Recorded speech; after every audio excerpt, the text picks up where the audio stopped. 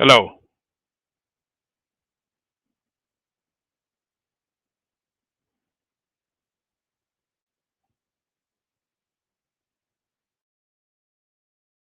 Another Savior. Holy, holy, holy, holy, Adimebujuku. Another Savior. Another Savior. Holy, holy, holy, holy, Adimebujuku. Another Savior. Well, this is Mobien. This is dedicated to the gallant heroes of the Nigerian Biafra War and IPO families all over the world. I remember the Nigerian Biafran War, in the thickness of the Biafra genocide. Hey, one man revived the vanishing hope to life. Let the great Biafran army to fight, and they were singing out, holy, holy, holy, holy, Olumewojuku is another Savior. They were singing out, holy, holy, holy, holy, Olumewojuku is another Savior. Holy, holy, holy, holy, Olumewojuku is another Savior. Many years after the genocide, whoa, yet another great leader has risen up now. Oh, and he's leading the Biafrans to victory. Inyamadika yabika kokwa namno. Hey, anamekele mazuche mefo. Manemo, it's an honor having you on board. When I'm singing along, holy, holy, holy, holy, Nnamdi Kanu is another Savior. Just sing along, holy, holy, holy, holy, Nnamdi Kanu is another Savior. When I sing along, holy, holy, holy, holy, holy, holy, holy, holy, is another Savior. Getting moving right and getting moving faster now. Holy, holy, holy, holy.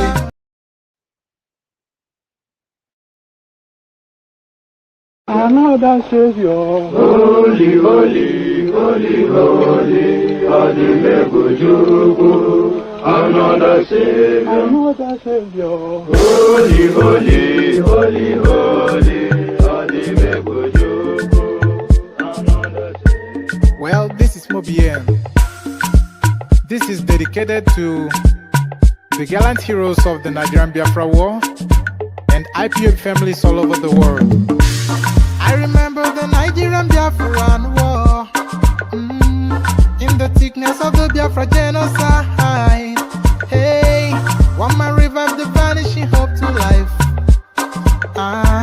Let the great Biafran army to fight, and they were singing out, holy, holy, holy, holy, Olumewojuku is another Savior. They were singing out, holy, holy, holy, holy, Olumewojuku is another Savior. Holy, holy, holy, holy, Olumewojuku is another Savior. Many years after the genocide, whoa, yet another great leader has risen up now. Oh, and he's leading the Biafrans to victory. Inyamadika yabika kokwa namno. Hey, anamekele mazuche mefo. Manemo, it's an honor having you on board. When I'm singing along, holy, holy, holy, holy, Nnamdi Kanu is another Savior. Just sing along, holy, holy, holy, holy, Nnamdi Kanu is another Savior. When I sing along, holy, holy, holy, holy, holy, holy, holy, holy, is another Savior. Getting moving right and getting moving faster now. Holy, holy, holy, holy, is another Savior. Holy, holy, getting moving right and moving faster. Get the freedom. Is another Savior.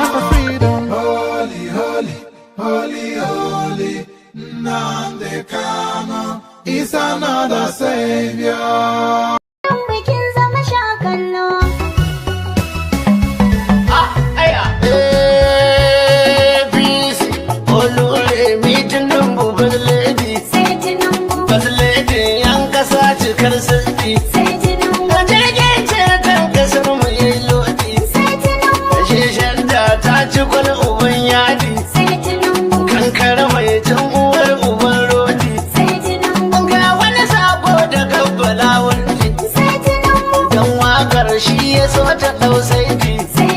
Kudin wakar ya biya a dimminti. Bauchi kira dai suke taho wunti. Mu sai bola Tinubu sai wunti. Kuma an sani kifi kifi. Mata mata mata mata. Mata mata mata mata. Ku tattaba. Dan taka. Ku dan juya. Ya bakwai ya tela na budar dinki. Nan mota sai ya bani mamaki. Direbobi dole sai da kutuki. Sarki ranar hawa ya hau doki. Ashe morewar kudi a kai banki. Idan za ka aje ruwa ka sai tanki. Ashe kuna za ta so a kai taki. Kuna ku daban ne. Mata da kuna ke ku gane. Kuna ku kullum da bari ne. Ladies and gentlemen, this dance you're about to see now is called Tinubu dance. Are you ready to give me that dance? Oh yeah, everybody go say Tinubu dance. We go the dance. Tinubu dance. We go the dance. Tinubu dance. We go the dance. Tinubu dance. We go the dance. Tinubu dance. Tinubu dance. Give me the dance. Tinubu dance. Give me the dance. Tinubu dance. Give me the dance. Tinubu dance. Oh yeah, Baba dance. Oh yeah, Baba dance. Say, oh yeah, Baba dance. Wait, oh yeah, Baba dance. Listen, Tinubu dance. We go the dance. Tinubu dance. We go the dance. Tinubu dance. We go the dance. Tinubu dance. Voila. Buhari is dead and buried in a shallow grave in Saudi Arabia. When you go to major parts, they live as if they are in the jungle. Lagos is Lagos. It is not jungle. You either obey our law or go to your own jungle.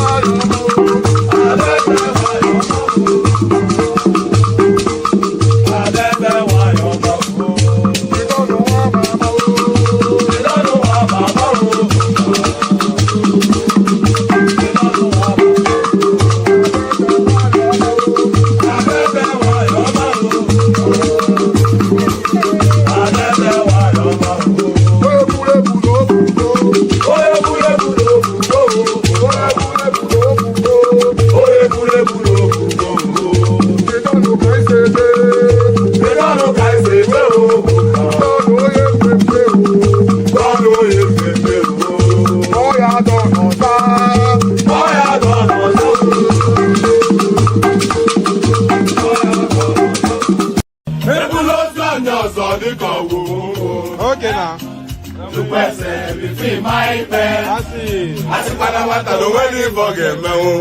Okay.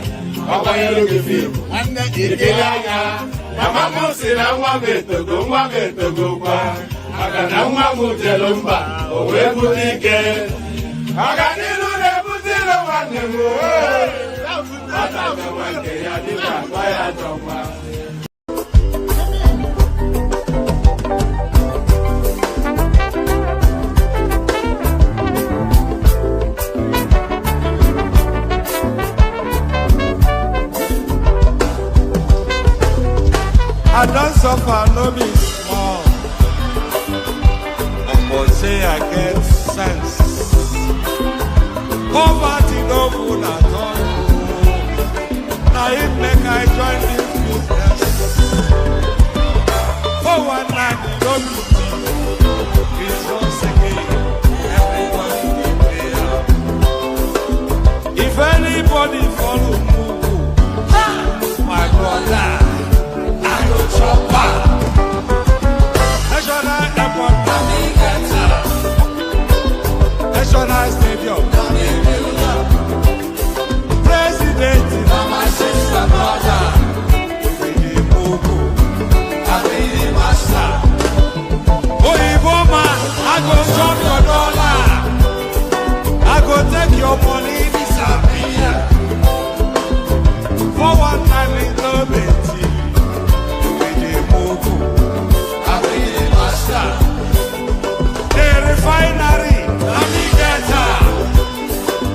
contract, now you wife.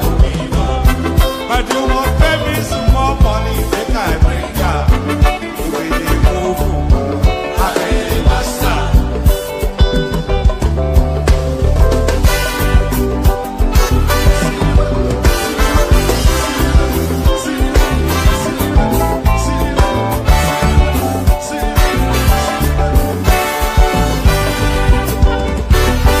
When know you go play why you that will say that you style. What country man do we go?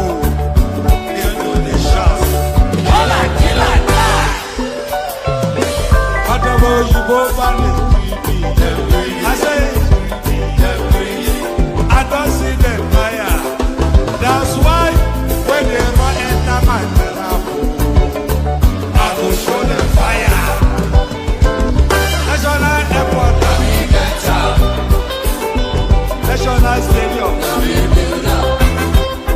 President, my sister, brother, you be the logo, I be the master. The refinery, the contract, now you wife.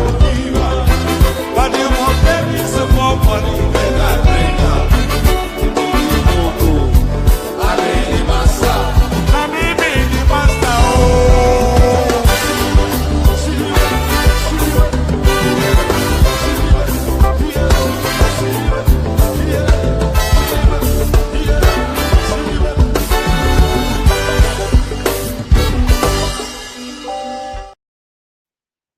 And there it is right there. So there it is right there. Never a point in time has that music been more appropriate. So it's the music made especially for this session. You be the Mugun and I be the master. So who are the Muguns? All of you, of course. And who is your master? Omoyele Sowore. Ó ti gbé yín ní handicap.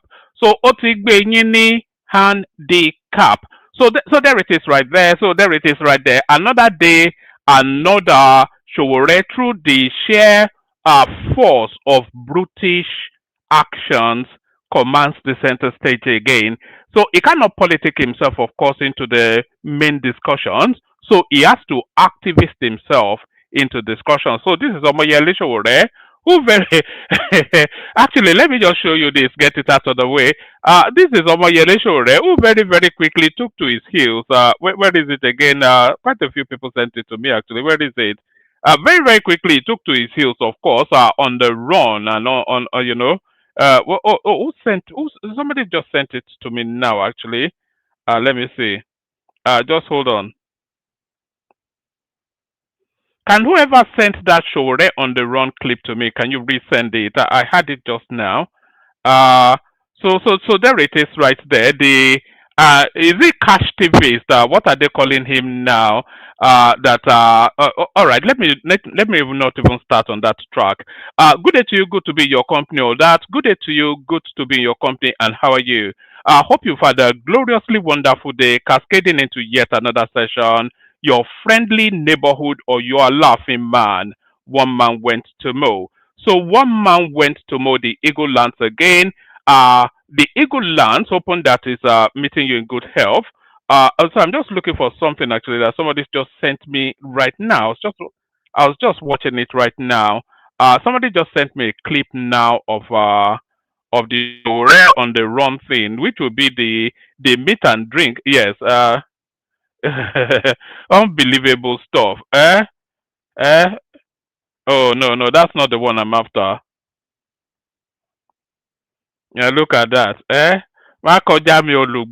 all that. So good day to you, good to be in your company, all that. The protocol remains the same. Click on the like button just as soon as I invite you to do so. Click on the like button. If you are not already subscribed, please correct that immediately and right now. Like and subscribe. If you want to come and join me on the screen, come via the hyperlink that says StreamYard. It should be the first line item in the comment section, so it should be immediately to hand. So click on like, click on subscribe, click on the hyperlink that says StreamYard. Share the links just as widely as you possibly can, and then super chat to us to streams.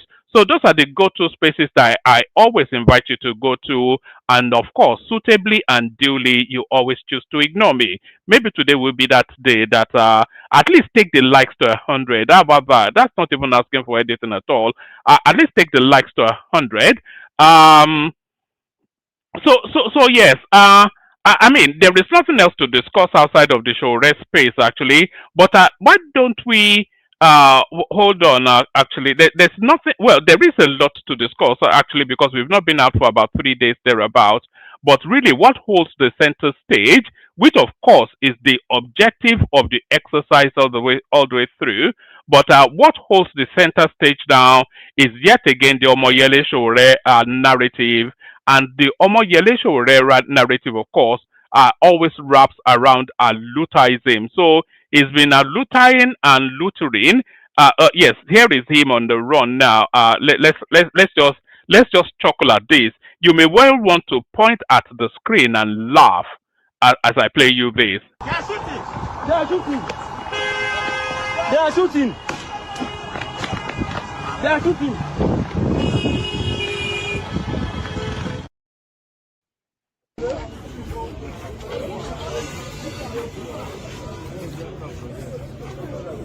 No, we are leaving now. We have already spoken. We have already spoken. We are leaving. What are you doing?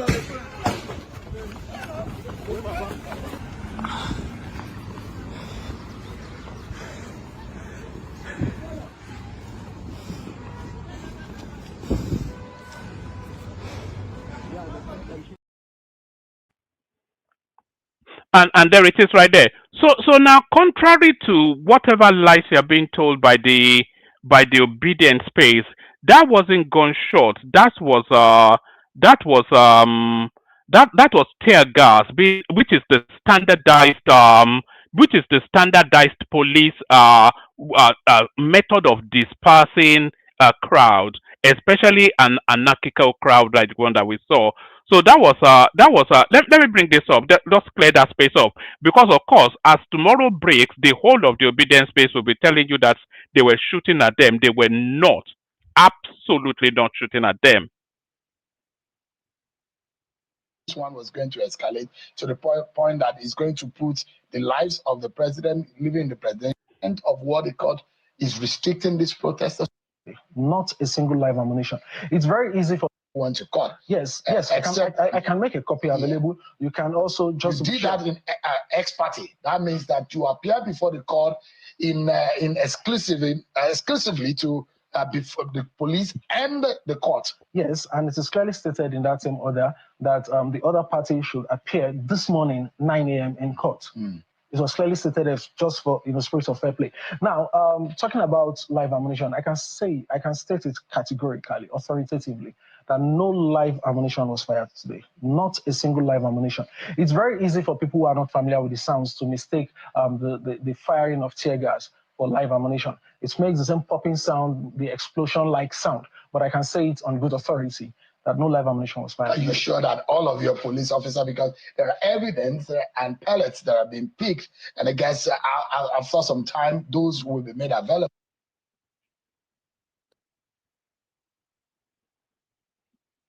Oh, all right, I'm not quite sure why that's that the live ammunitions and the pellets of the police were said to have been. All right. I'm not quite sure why that is glitching up all of a sudden, but there it is categorically from the police. There was no live, no live. I wouldn't describe tear gas as an ammunition, so there was no live ammunition fired at that incident. But as ever with the obedience space, they don't let facts get in the way of their narrative. So they'll tell you that they were shot at. They might even go grave digging to bring you bodies of the people that were pied and all that. But let's reverse back to the beginning and start this this sequence properly. We start the sequence properly and we kick it off with this. They are shooting tear gas. They are shooting tear gas. We outside. Holy, Nnamdi Kanu is another state. Say, October 2020, 2025. Free Nnamdi Kanu now. So on this particular one right now, Free Nnamdi Kanu protest is currently happening live right now in Abuja. And as I speak to you right now, SOWORE'S is currently on the run right now as Nigeria police and army actually came out to tear gas Nigerians who came out to protest for the release of Nnamdi Kanu. So massive protest is currently happening right now in every part of Nigeria and Abuja precisely. So I'll be showing you guys series of videos highlight from the protest from Abuja right now. So I want you guys to take your time, watch this particular video to the end, guys. So what do you have to say about this guy? Drop your comment at the comment section and don't forget to subscribe. Now water, tear gas na skincare. The Nigerian government needs to be aware that the citizens are no longer scared. They are now aware of our rights and we will exercise it to the fullest. We cannot be intimidated. We cannot be silenced. We are saying today, October 20, 2025, free Nnamdi Kanu. If you can hold meetings with bandits and so I should be for kidnappers and killers, why are you holding on to Nnamdi Kanu? What do I use the brokers do? Tinubu! What are you doing? No retreat, no surrender. We are not stopping. The goal is a SOWORE'S. We are going there as citizens, not as terrorists. Well, my brother. We are going there to tell the president our mind. And that is not through Nnamdi Kanu. Free Nnamdi Kanu. So the outside guys, the outside for the free Nnamdi Kanu protest. Yes, we have rights to educate. We have rights to protest. We cannot allow them to silence our voices, dissenting voices. We outside! Holy, Nnamdi Kanu is another state. We outside! We outside! We outside! We outside! We outside! We outside! Pied. Oh, he's on pied. No, he's on pied. We get outside. We fly outside. Free Nnamdi Kanu now. We get outside. Free Nnamdi Kanu now. Free Nnamdi Kanu now. Free Nnamdi Kanu now. Free Nnamdi Kanu now. Free Nnamdi Kanu now. Free Nnamdi Kanu now. Free Nnamdi Kanu now. Don't tear gas us. Free Nnamdi Kanu now. Don't tear gas us. Don't tear gas us. Do not tear gas us. We are ready to protest. Free Nnamdi Kanu now. Free Nnamdi Kanu now. Free Nnamdi Kanu now. Free Nnamdi Kanu now. Free Nnamdi Kanu now. Free Nnamdi Kanu now. Free Nnamdi Kanu now. Free Nnamdi Kanu now.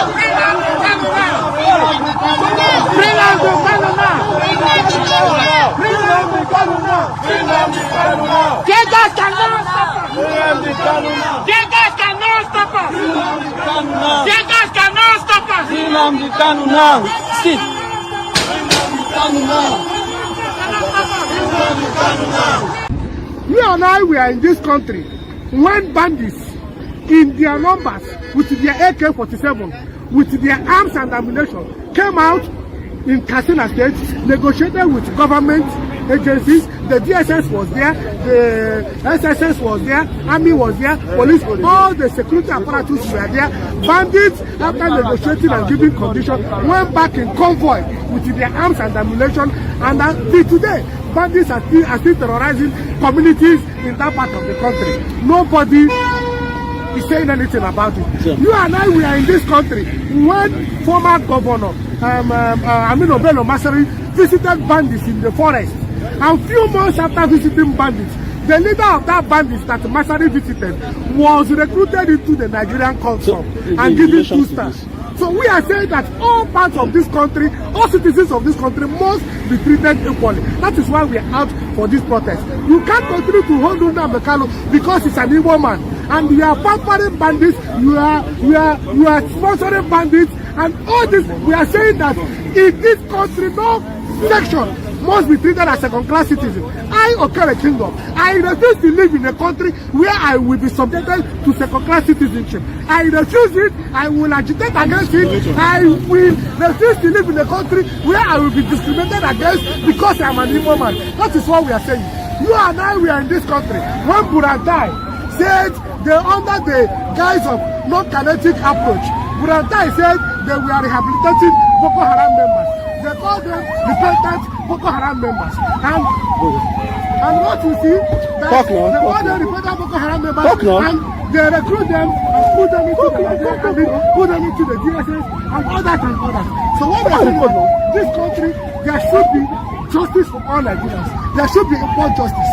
You can see we are here addressing the press, exercising our right to freedom of expression, and you can see what the police, what they are doing, and when they are intimidating us as citizens of this country. We are saying that Nigerians have had the freedom to express themselves, to freely express themselves. We have the freedom to condemn criminality. We have the freedom to condemn illegality. We will not be intimidated in this country. Now! Free Nnamdi Kanu now! Free Nnamdi Kanu now! Free Nnamdi Kanu now! Free Nnamdi Kanu now! Free Nnamdi Kanu now!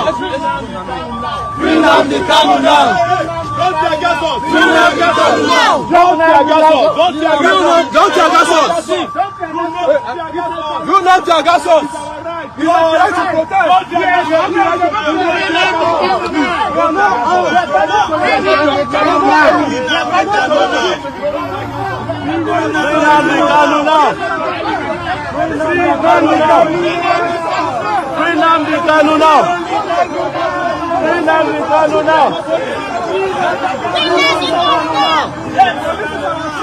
Nnamdi Kanu now! Free Nnamdi Kanu now! Free Nnamdi Kanu now!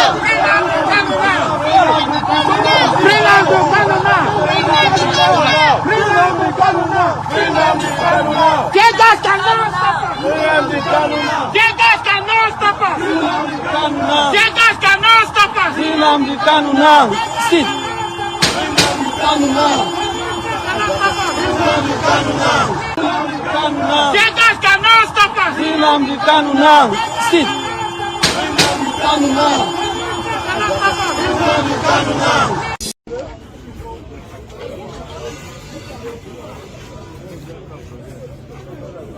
No, we are leaving now. We have already spoken. We have already spoken. We have already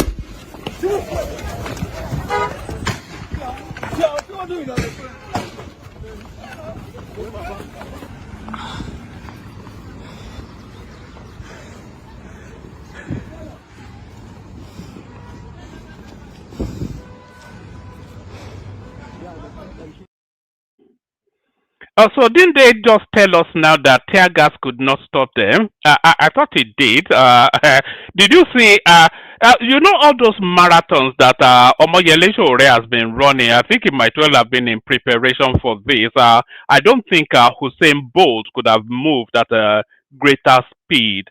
So there it is right there. Tear gas cannot stop us now, and then they took to their heels.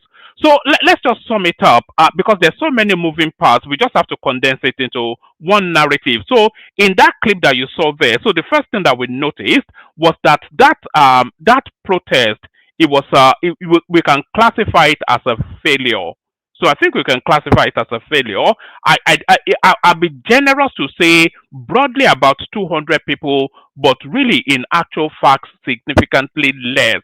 There were probably more security personnel than there were activists. So that's the one thing. And then the second thing is a good abundance of the people in that protest, because I could spot them, a good abundance of the people in that protest, they were vested interest participants. So you saw social media personalities, social media entities, like there's one boy they call C King, the one that wears his hair in a cornrow that is brown. You saw him there streaming as his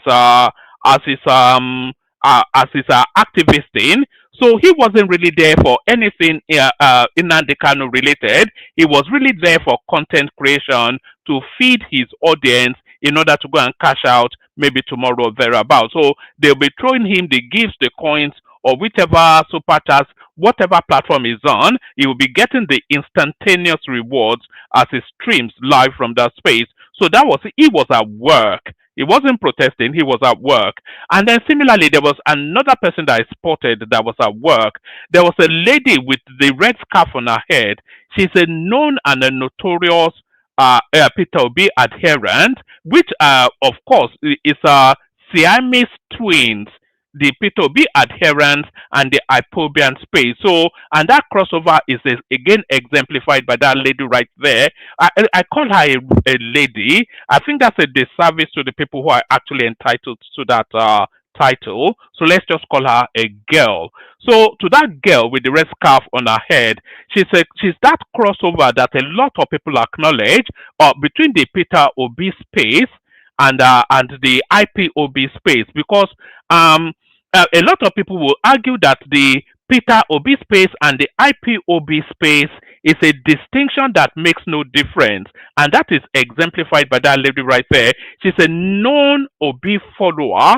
She's almost like a mini Aisha Yesufu, and she was also the one that went to attack Joe Ajero at the airport. Do you remember when they said somebody attacked Joe Ajero at the airport and she got arrested? It was that girl, that the one with the red scarf on her head. She was the one that attacked Joe Ajero and got arrested. And why did she attack Joe Ajero? She was acting on the enthusiasm of her support for Peter Obi. So that's that crossover between the Peter Obi space and the IPOB space right there. Not that there was ever any real distinction between those two spaces. So that's the next one. And then the other one, of course, which all made us chuckle, with is Sowore taking to his heels and running. That's another thing. And then another thing as well that really struck me was Nnamdi Kanu's lawyer participating in that protest. So that jarred me somewhat, and I even had to contact a legal expert that I know, that is this sufficient enough to disbar him, to derobe him, because that protest is actually fighting against the due process of law. That's what that process, because Nnamdi Kanu is in court and is undergoing a judicial process, and this protest now is seeking to circumvent that judicial process. And this lawyer that turned up for this riot, and by the way, I'll play you a clip in a moment. This lawyer now that came to participate in this riot, this protest, he's a key component, is a key actor within that judicial process that Nnamdi Kanu is engaged in. So how can he then be a frontliner in a protest that seeks to circumvent that judicial process? He's an officer of the law, that lawyer, but then of course that's not his first attempt. He previously tried to ethnicize the Nnamdi Kanu situation. Let me play you this. We are talking about somebody's life. Of course, as a matter of this thing, the Igbos are on trial. This is a war against the Igbos. Of course, you are here when the president ordered the police and the army to go and negotiate and have a discussion with the terrorists and the non-bandits in this town. And somebody that is exercising his right as given to him by the constitution, both local and international legislations, and you say that he should enter trial. Trial for what? What is it? What are you trying for? Do you have even jurisdiction? Does the court have jurisdiction to entertain this particular matter? Somebody that has been discharged by court of appeal. So we don't want to go into that. This is a trial. Again, the Igbos are on trial. This is a persecution, not a prosecution. And I stand by it. You see, so him describing it now that it's the Igbos that are on trial. That is at that particular point that the Nigerian Bar Association should have called him to caution and given him a strike, if not at least, at the minimum, giving him a strike, if not derobe him. But I've been made to understand now that even the president of the Nigerian Bar Association is a Southeasterner. So you see that we're locked in some sort of vice grip. So that's the Sowore narrative right there. So that lawyer, of course, that you saw, he was subsequently arrested. Let me bring you it from here. Where have I got it? That lawyer has been summarily subsequently arrested, I thought I had the article, but I don't seem to. I don't seem to have it. All right. So that lawyer has subsequently been arrested. What's happened to all my articles? Yes. So that lawyer has subsequently been arrested. Police fall free Nnamdi Kanu protest, arrest key leaders. So the one leader, of course, that they should and could and probably under different circumstances would have arrested Omoyele Sowore, but that isn't exactly what he wants. Because he wants, if they arrest Omoyele Sowore, then it will continue to become a recurring decimal within the political discourse, because that is his only claim to attention. He cannot politic the attention, so he uses this brutish force to try and get the attention to himself. And I think the system already understands what his game is, and they don't seek to satisfy that. Police fall free in Nnamdi Kanu protest, arrest key leaders. Right. Security operatives on Monday foiled a planned free Nnamdi Kanu protest in Abuja and arrested key organizers, including the detained IPOB leader's brother, Prince Emmanuel Kanu, and his lawyer, Aloy Ejemako. So I wonder what led to the arrest of Nnamdi Kanu's brother. I mean, just for the balance of it, they are entitled to protest, and the police is obliged to provide the security so for that protest to take place, but and not to disrupt day-to-day living, everybody else that is going about their daily business. So that's just what the police is there to do. They could have just formed a cordon around that protest and let them shout till they go hoarse, and then let them go home. So protesting is not against the law in Nigeria. So quite why they were arrested, I'm not quite sure that I can give you an answer to that. Security operatives on Monday foiled a planned free Nnamdi Kanu protest in Abuja and arrested key organizers, including the detained IPOB leader's brother Prince Emmanuel Kanu and his lawyer Aloy Ejemako. The protest, convened by right activist and publisher of Sahara Reporters Omoyele Sowore, was aimed at pressuring the federal government to release Kanu, who has been in the custody of the Department of State Services DSS since June 2021. So let's pause there for a moment and reflect on that. So Nnamdi Kanu has been in custody since June 2021. So June 2021 to 22 is 1 year, to 23 is 2 years, to 24 is 3 years, and then June to June 25 is 4 years. So Nnamdi Kanu has been in the custody of the DSS for over 4 years now. And the maxim in law is to say justice delayed is justice denied. And the reason why they say justice delayed is justice denied is because the law presumes innocence until there's a conviction otherwise. So that's the British legal system. That's the common law system that we've adopted in Nigeria. Under the French system, you have to prove your innocence. Under the British system, which is our adaptation, you have the system has to prove your guilt. So when they say justice delayed is justice denied, then that is to say then that for as long as you are held in the grips of the judicial system, you don't have the fullness of your liberty, and for as long as that is delayed, then you are denied the justice that you're entitled to. So that's what that means. So why am I doing all that roundabout? Nnamdi Kanu has been held in DSS custody since June 2021, which makes it 4 and a bit years. So why has it taken that long? It has taken that long entirely because of Nnamdi Kanu's antics. There is no other reason why Nnamdi Kanu has been in custody without a conviction or a release for 4 and a bit years. There's no other reason outside of Nnamdi Kanu's doing. So when Nnamdi Kanu was first arrested and arraigned, he was arraigned almost immediately. 14 count charge, they whittled it down to 7, and they were preparing to start the case. So Nnamdi Kanu first started off with a no case appeal, that he has no case to answer to, and that the charges should be dropped. So they went through that phase, and that lasted for quite a few months, going on a year. So after that phase, he went into battle with the sitting judge, Justice Binta Nyaku, and he fought her then for about 2.5 years until eventually the woman decided to recuse herself from the case, and then they put Justice James Omotosho in charge of that case.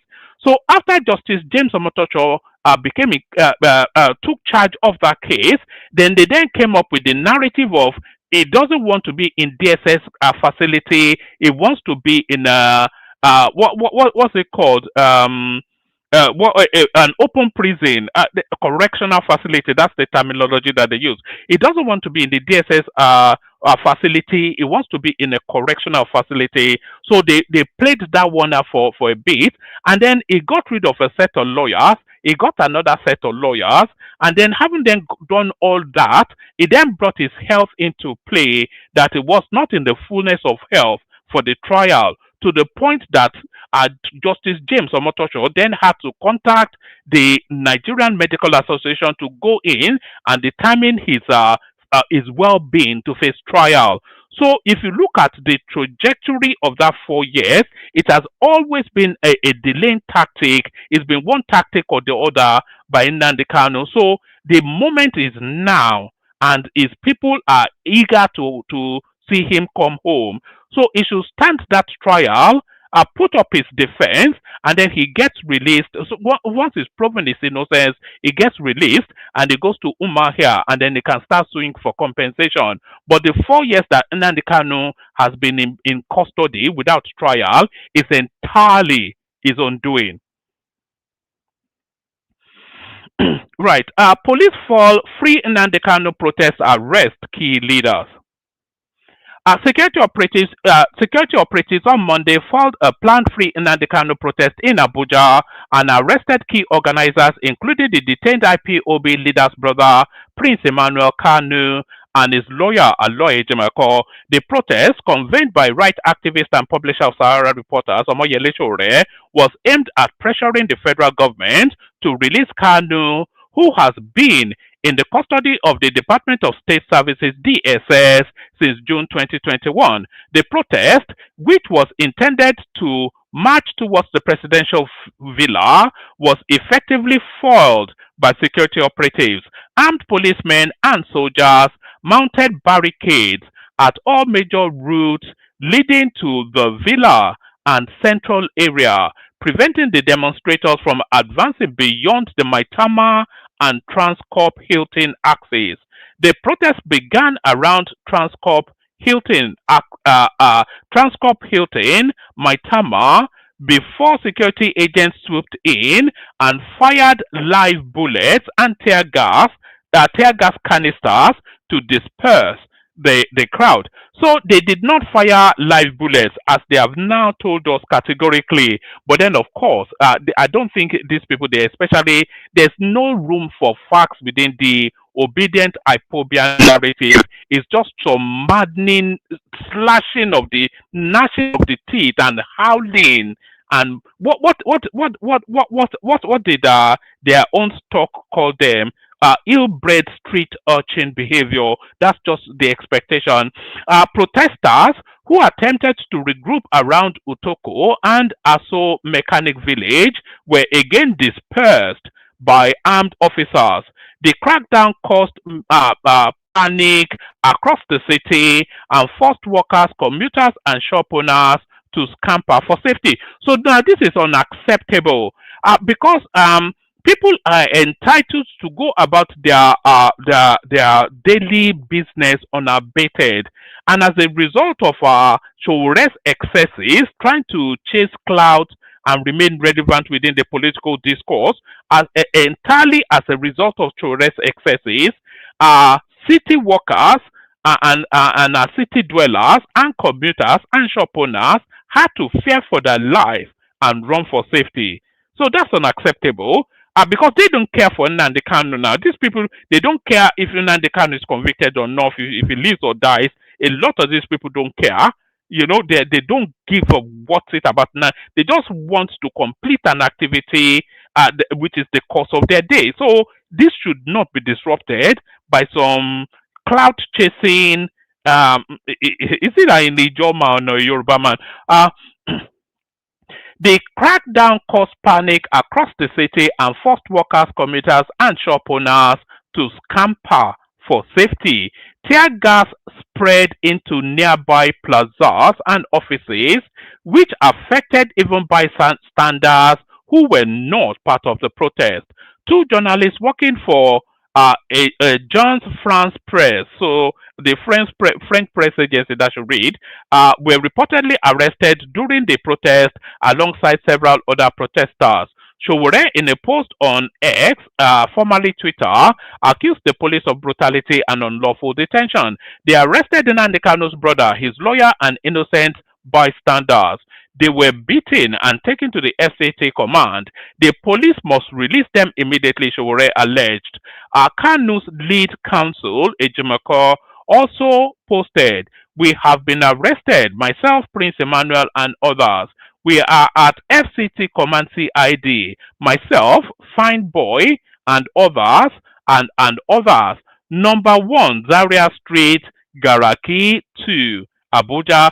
So by giving the address, then he's signaling then that they should come and storm the the FCT command facility, the CID facility. So I wish they had hearkened to that call, because it looks as though nobody chopped bullet in the course of this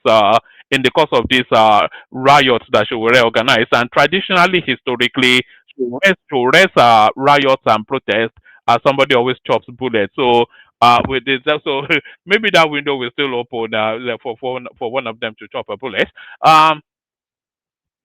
So yes, let's bring this home. Kanu's lead counsel, Ejimako, posted, "We have been arrested, myself, Prince Emmanuel, and others. We are at FCT Command CID, myself, Fine Boy, and others. Number 1, Zaria Street, Garaki 2, Abuja." The police had earlier warned against holding any demonstration near key government buildings, whilst citing a federal high court order designating certain areas as no protest zones. Police spokesman Benjamin Hundeyin said the restriction covered Aso Rock, the National Assembly, Force Headquarters, Court of Appeal, Eagle Square, and Shehu Shagari Way. Citizens are free to express their opinions peacefully, but not in areas designated as restricted zones by the courts, he said. As of 11 a.m. Abuja, which had been under near lockdown, had begun to calm down, though security presence remained heavy around the central business district and other areas. However, a handful of protesters were still gathered around Akko Mechanic area, defiantly chanting and waving placards despite the heavy security presence. Kanu is facing terrorism-related charges before the Federal High Court in Abuja. So there it is right there. I suspect that they might not hold them today, or they might not hold on to them for too long. Or even though I want that Kanu's lawyer to serve the fullness of his sentence. So here is Sowore now, priming and peacocking in the aftermath of it all. So we pick it up from here. Because I cannot imagine that in 2025, under a democratic government, I will be tear gas for participating in peaceful protests. Yes. No, I don't fight so that people will appreciate me. I fight because my conscience tells me I'm doing what is right. You understand? Even as I'm speaking with you, the lawyer to Nnamdi Kanu is being pushed into the cell. His younger brother is being pushed to the cell. And we are warning the new commissioner of police, because I heard he was brought purposely to come and do this, that he will be disgraced like those who came before him in this application.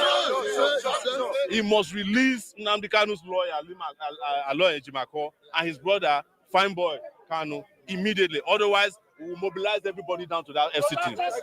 And it will be very, very unfortunate if he doesn't do that. Free Nnamdi Kanu now! Free Nnamdi Kanu! Free Nnamdi Kanu!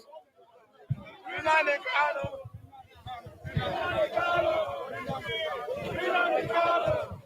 Yes, that's why we are here, and Well, today was massive success. The only thing is that we are going to announce a new date again. And that one will be, they have seen now that we can shut down this Abuja. And you know Abuja. So what's the objective of that exercise? That you can shut down Abuja? Abuja is Abuja goes beyond Nigeria. It's an international city. It's one of the very few. It's one of a handful. It's one of 3 purpose-built capitals that work successfully. It is and it's the first capital city that was entirely, at least in West Africa, is the first capital city that was entirely built by the indigenous people. It's the pride of the black race. And this guy now is, I mean, what exactly is the object of the exercise? What are we seeking to achieve? That you can shut down Abuja because somebody that has committed a crime, and we all know the crime that Nnamdi Kanu has. There's no one person that cannot tell us that Nnamdi Kanu is being held unjustly. Okay, I didn't even intend to play this. Let's watch this. And I want Lagos Airport to be on flames. Breach the perimeter fence. Go and burn down Lagos. Anybody, if you have double barrel, if you have pistol, anything you have, give it to them. Let them go and kill them. Penetrate the. So nobody of any brain function can describe Nnamdi Kanu as an innocent man. In fact, that's just, I can play you 1 million of those now, and I can play you, and we all know the consequences of his actions. His actions have thousands, not hundreds, but thousands of victims, and the consequences of his actions, the negative impact of his actions are still ongoing. So nobody can say Nnamdi Kanu is an innocent man. Not even the most ardent Southeasterner can, in the fullness of his conscience and in the quietness of his own mind, say Nnamdi Kanu is an innocent man. Nnamdi Kanu is not an innocent man, but he has been arrested and he's been given the full process, the full due process of law to answer the charges being leveled against him. So what is wrong in that? What is wrong in that? So why are you shutting down Abuja for somebody that is a notorious criminal, we have to say, because all these actions, a good example, saying to burn down Lagos, burn down Muritala Mohammed International Airport, pie policemen and all of these things, and then you have people reporting back there, they have done as he has directed. That's a criminal act. That is an egregious, felonious, criminal act. So nobody can say he has not done anything. Nobody can say he was arrested or detained because he was agitating for Biafra. We all know why he was detained, and he's been given the courtesy that he did not extend to his victims by standing before a judge and explaining to the law why his activities is acceptable. So there is nothing going on there. So what's the protest about is the question. And if you are saying he's been incarcerated for a length of time, we all know why. He's been pushing it back because he knows that there's an abundance of evidence. So rather than you doing this, you should be going to Nnamdi Kanu's home to protest and force him to let justice take its due course. What arrant nonsense. But then, of course, you have to be a special kind of retard. Your retardation has to be beyond redemption for you to think that SOWORE'S is doing anything for Nnamdi Kanu or anything. You have to be a special kind of stupid. You have to be stupid beyond redemption to believe that what SOWORE'S is doing is anything to do with Nnamdi Kanu. SOWORE'S is at the center stage of national attention and is leveraging it for political cachet, and you can see it just playing out in front of you. So Nnamdi Kanu's narrative is no more than a necessary tool for SOWORE'S grander political ambitions. Not that would amount to anything, but if anybody, if you have to be beyond redemption stupid to think that SOWORE'S gives a hoot about Nnamdi Kanu. But let's go on from that to another clip. Let's go on from that to another clip. Most of una know the year word. You know, this is the funniest protest I've ever seen in my life. So scanty, very, very scanty.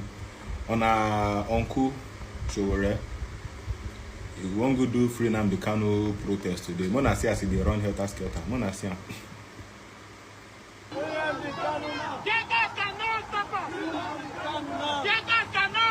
Nnamdi Kanu now. See.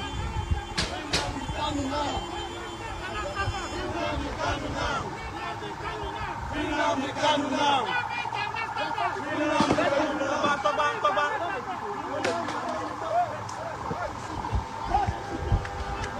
Let's go to beggar.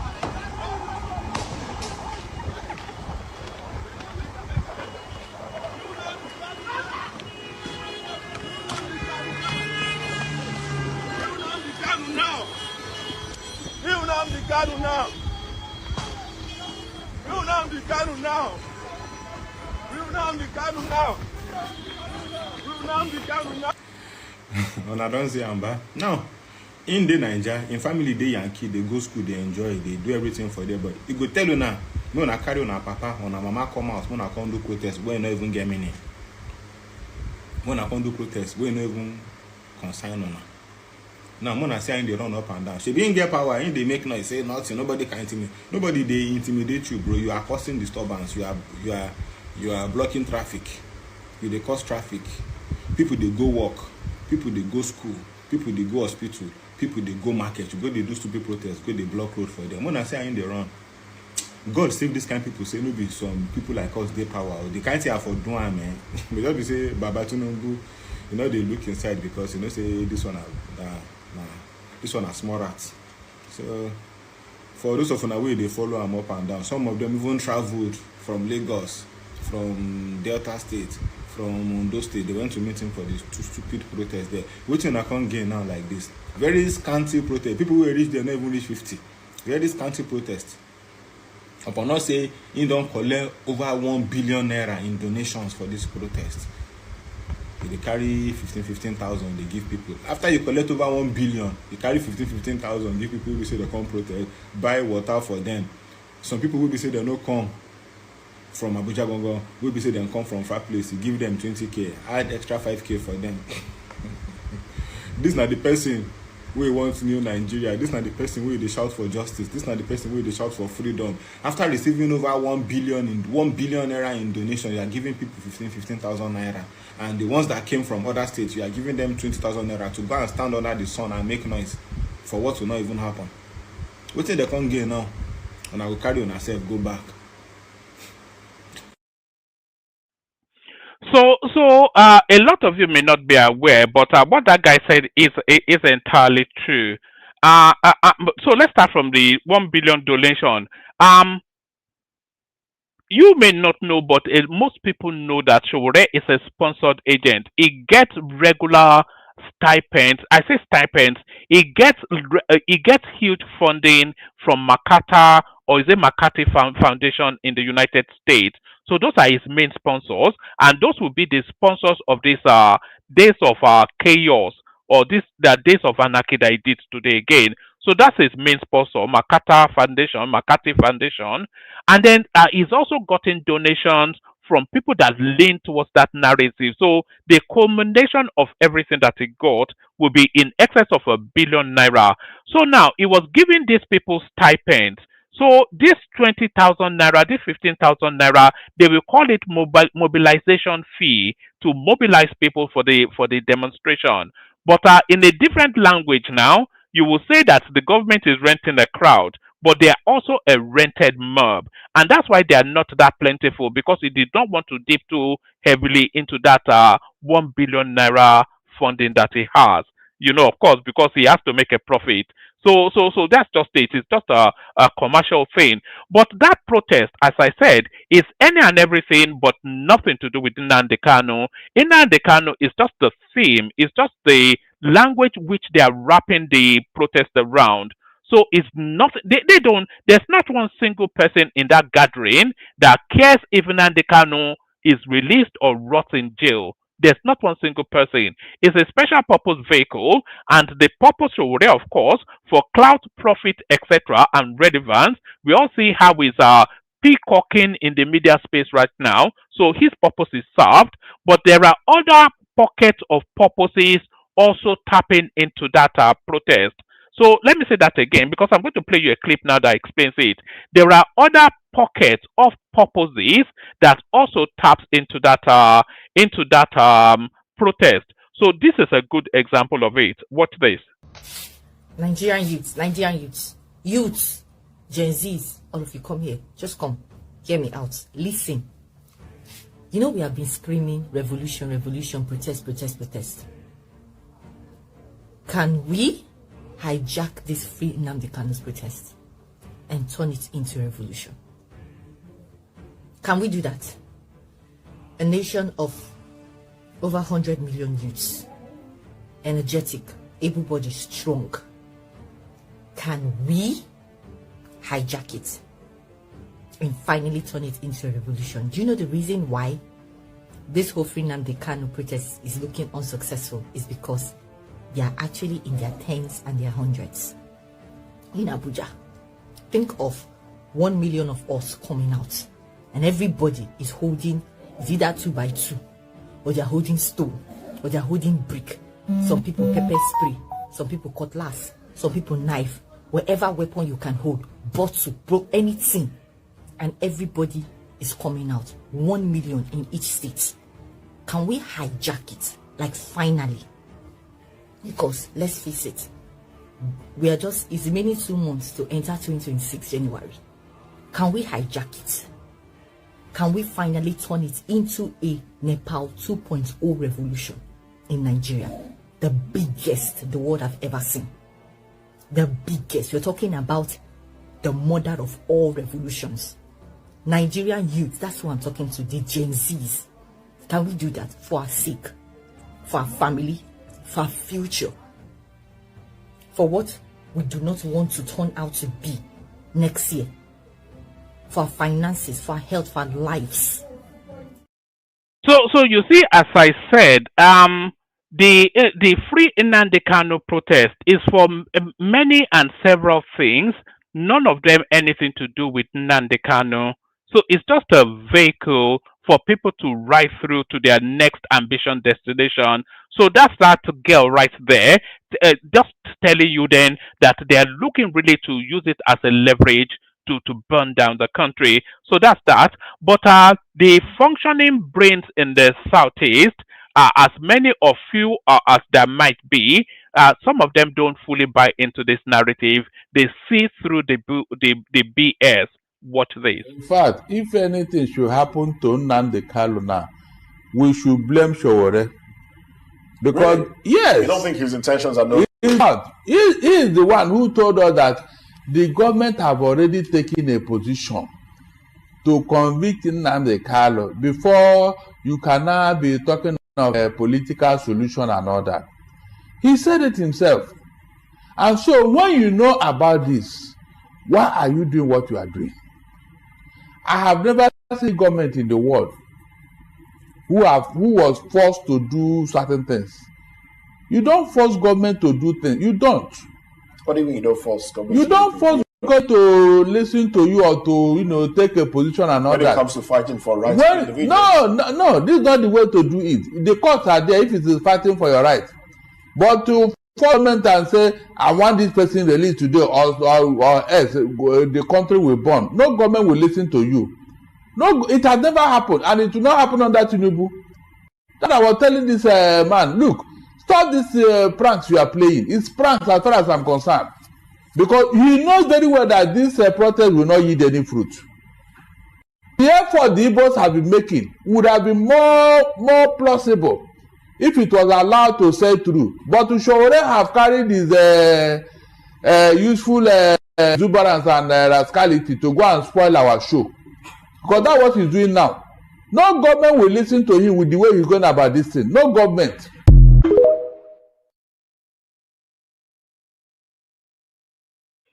All right. So there it is right there. So there's functioning brains in the in the southeast outside of your randomized Chinedu on the street. So don't you know? So thank God there's still people that still have somewhat. Although that guy is a very right wing Biafranist in his everyday pronouncements, but he also, because it's so obvious that what Showore is doing is BS. So it's very easy to see through, unless of course there are some randomized Okechuku just from the back or beyond. So now let me play you one last clip that sums up Showore succinctly, and then we go on to other topics. 2019, you Showore, now you be AAC national chairman, and at the same time now you be presidential candidate. If na Tinubu do that thing, not be only criminal you will call him. If you will call Tinubu terrorist that time, but now the same act of terrorism you do for inside AAC, you Showore. Now me they talk to you. Now me, Freedom Ashepoyi, Mr. Jollof, now they talk to you. 2019 I contest with you and you see my organic crowd.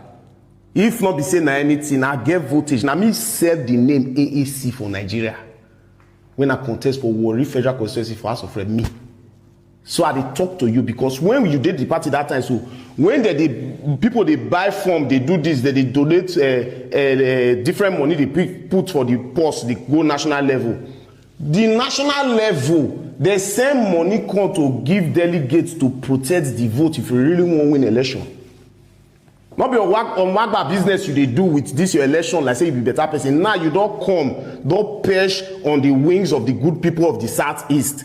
Release Nnamdi Kanu. Oh, the Southeast people, Nigeria don't offend them and all of that. Oga, Nnamdi Kanu or the people for Southeast not relate with person for Southwest. Fight for your people for Southwest. The leaders of Southeast, they negotiate, realign, they package with Mr. President because not be Tinubu arrest Nnamdi Kanu. Who arrested don't die. Most of these defection where they see people they call for APC today, so you did most of the negotiation. Just take and say not be verified news, but if you look very well from a political angle, you go see most of the leaders now because of Nnamdi Kanu now make they come APC. So now the people for Southeast, they will call it the mainstream politics. So if they talk now, they get better stake. You don't understand? Because since Tinubu come, peace, stability don't come Southeast. Let me hear you say hallelujah. Hallelujah. Yes. So you now Showore, waiting you they come outside now say release Nnamdi Kanu. Anything where you they do tomorrow, say you they do as in a protest, you won't disrupt the peace, the stability of this country. And I want to call on the Nigerian Security Agency. If una see Showore tomorrow, una apprehend them. Una apprehend them because they constitute nuisance to the society. And if una all say, una answer and say, the time when they do election 2019, where's your love money? Where's your love money? Because you need to come and give proper account on how the money was spent in 2019 election. You they call people criminal. You know who send me email, breakdown on how you take spend the money. You they come say release Nnamdi Kanu. You won't carry your own take spoil the Nnamdi Kanu one. You know what they do? They want to release the Nnamdi Kanu now. You won't cause protest now because they say let them keep this Nnamdi Kanu again more. You won't carry your own cause spoil the man. Day your day, may day. You be American citizen. Donald Trump, not the feel they do America where. Go to America and be leading protests there. I mean, you they fear gun violence there. When you see strong tea, you run, they come here, because they want to do the bad punk, what they do other thing. Baba, behave yourself, fool. Behave yourself. You should already behave yourself. Because if you want to build your political points, don't build your political points with the people, the good people of the Southeast. Everything you don't have to be political about it. What be your point? What how you want to be better president? You dey come, they do like say you be better person. When you dey contest that time of 2019, you dey stay radically blue where the room gets step. You invite me come there now. And even as a presidential candidate self, when you see person wey get voltage or this self, you did not even support me financially. You leave me small boy wey get clean mind, carry my money when I suffer get still dey do election. Who even know say you fit dey clean all of us sef. Say you be better person. You Sowore, they need to check you for this country, and the proper way to check you na to carry you go give army. May they give you deep tissue massage because you are getting out of hand. You are getting out of hand. Not be threatening with the threaten you. So make you all know before you come, they say, oh, they have used one of their social media dogs to come and attack me because they sabi run people down. Because I say they come, I don't come off for party, they talk, say they don't explain me. Party when I leave, failures. As I see the way they already do, collect money for election finish, then they just leave people, make they go vote like that. All right. So there was a minute more of that, but I just stopped it anyway. That Nigeria is a very curious place. The people actually advocating for this for the betterment of Nigeria, according to them, they are probably one of the worst criminals that the country has. Take Peter Obi as a classic example. Till today, as I'm speaking to you now, till today, they have still not rendered the account of the donations they got for the 2023 elections. The Peter Obi that is always talking about transparency, accountability. When they asked Aisha Yesufu for account, she brought some A4 sheets that she scribbled some nonsense on, and that was the explanation for however many billions that space got. So they've not rendered account. Sowore is not rendered account of his own AAC. The guy is telling you there that there was no stipend sent to to on-field participants for them to be able. They had no polling agents, and he did not release the funds for his people to be at the polling agent, and it tells you that the election was rigged. So what happened to all of the money that he got if his own internal person is telling us that there was no funds released for them to be able to prosecute that election properly? So can you see, is the chairman of the party, the presidential candidate, and the T-boy, every single position in the party, he's the occupant of it. But it tells you about democracy. Do you see how ridiculous it is sometimes? And these are the people, and they tell you that they are fighting for the betterment. How can Peter Obi fight for the betterment when he cannot render account of his own party? A tiny little party that got donations, they can't render account. Sowore can't render account, but he's calling everybody else a criminal. Can you? It's like a parallel universe. It's like we are walking in lockstep. You know, they say there's a universe running conversely to the one that we live in now. So maybe they are revolving anti-clockwise to what norm and order is. It's unbelievable stuff. He says it's coming out again. Maybe it won't stop until he gets arrested, though, because that is really what he wants. So let's go on from that to this. Sowore threatens to occupy FCT police command over arrest of Nnamdi Kanu's lawyer. Human rights activist, publisher Omoyele Sowore has demanded the immediate release of Barrister Aloy Ejimakor, counsel to the detained leader of the indigenous people of Biafra IPOB Nnamdi Kanu, following his arrest by the police during the #Free Nnamdi Kanu protest in Abuja. Ejimakor, alongside Fine Boy Kanu, a relative of the IPOB leader, and several others, were reportedly apprehended by officers of the Federal Capital Territory Police Command during the protest on Monday. So aluta continua, as always is the case. So aluta continua. Let's go from so we're just excuse me, because we've not been out for about 2-3 days. We're just going to touch base with some of the storylines that in the course. So we're just going to touch base with some of the storylines that we have missed out on in the course of. But this particular storyline, I wonder why it's not seized center stage in the Nigerian political discourse.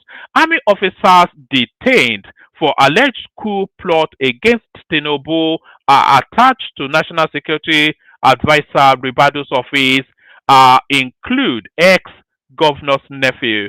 So the alleged, I think there was somewhat of an attempt of a coup. I think that's the general consensus. The Nigerian army officers who are currently in detention for allegedly planning a coup d'état to overthrow President Bola Tinubu are attached to the Office of the National Security Advisor, Correspondent Gada. The Office of the National Security Advisor is led by Nuhu Ribadu, a lawyer and retired police officer serving as National Security Advisor to President Tinubu. The staff in the office are usually drawn from the Nigerian intelligence, armed forces, security, law enforcement, and paramilitary units. Our correspondents earlier exclusively reported the arrest and subsequent detention of senior military officers led by an army brigadier general for planning a coup on October the 1st, Independence Day celebration. So they said the cancellation of that ceremony is primarily linked and due to this alleged purported attempted coup. While the Nigerian military, in a statement a few days ago, claimed the detention of the officers was linked to repeated failure in promotion examination and perceived career stagnation, top sources had revealed that they were actually arrested over a coup plot. According to a senior official of the Defense Intelligence Agency, I'm not seeing any super chats come through, by the way. Can we see the colors of some super chats, please? At least 5. Let's say 5 super chats in quick succession. According to a senior official of the Defense Intelligence Agency, those arrested were planning to stage a coup and take over government from selfish politicians. He added that the coup attempt was thwarted after an intelligence gathering by the DIA and sister agencies. The 16 officers were planning a coup. The military authorities were just being diplomatic in the statement released by the spokesperson. They had started doing secret meetings on how to overthrow the president and other top officials. Apparently, allegedly, it was meant to be a violent coup. They were going to take down Tinubu and Shetima at the independence celebration. That's what is being suggested. They are all officers within the rank of captain to brigadier general and are still in detention at DIA as we talk. They were picked up recently at their various houses around the country. Their main objective was to overthrow Tinubu and announce a military government. Yes, they were arrested for planning to stage a coup and take over the government. That was the main reason why the Independence Day parade scheduled to hold on Wednesday, October the 1st, as part of activities marking the country's 65th independence anniversary was cancelled, another source said. Giving an update on Saturday, the senior intelligence official told correspondents that the officers, mostly northerners, are attached to the National Security Advisor Office. He identified one of the alleged leaders of the plot as Lieutenant Colonel Al-Makura, who just returned from a special combat course in China. The accused officer is a nephew of Tanko Umar Al-Makura, a former governor of Nasarawa State and current board chairman of the Universal Basic Education Commission. The ringleader of the coup is Lieutenant Colonel Al-Makura. Don't be confused because we have 2 Al-Makuras in the army. 2 brothers, both are lieutenant colonels. One is the commanding officer of 343 Artillery Regiment in Elele.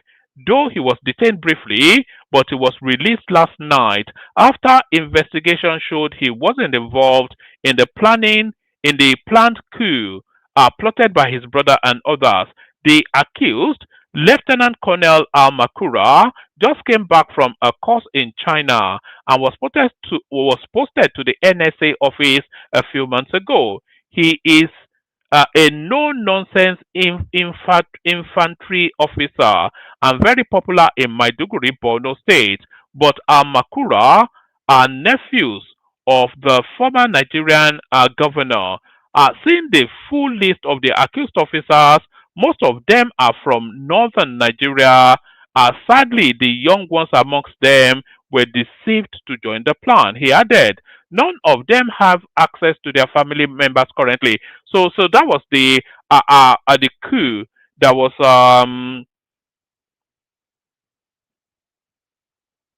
So that was the coup that was being plotted against Tinubu. We thought we'd gone past that phase of military coups in Nigeria. Nigerian Defense Intelligence detains Brigadier General, other officers over alleged coup plot to overthrow President Tinubu. So the ADC comes to speak to that space. ADC breaks silence. This is the Atiku camp speaking to that space. ADC breaks silence over alleged coup plot intended to overthrow Tinubu. The African Democratic Congress ADC has issued a stern warning to the federal government, cautioning against the use of an alleged coup plot as a pretext to repress opposition voices or stifle political dissent. In a statement released on Monday, Bolaji Abdullahi, the ADC National Publicity Secretary, said the party condemned any attempt to undermine Nigeria's democratic order. So that is somewhat of a flimsy condemnation of an attempted coup. So they're just a feeble, weak condemnation of the coup, but they are really going to leverage it to try and attack the government. However, he stressed that the government must not exploit the situation to instill fear or gain political advantage under the guise of safeguarding national security. The ADC has been following reports of an alleged coup plot involving some arrested military officers and claims that a former southern governor is under investigation for allegedly funding them, the statement reads. So if we look into it, I suspect that southern governor might well be Rotimi Amechi. I won't be surprised if it is. I don't know for a fact that it is, but because it's the most aggrieved of all of the political losers within that 2023 cycle, is the one that pain seems to cut deep with the most. Abdullahi expressed deep concerns over the potential misuse of the allegations, warning that they could be weaponized to justify political witch hunts, suppress dissent, and manipulate public opinion. While we strongly oppose any action that threatens Nigeria's constitutional order, we are equally worried about the possibility of using such allegations to justify political witch hunts, suppress dissent, and manipulate public opinion. So that's the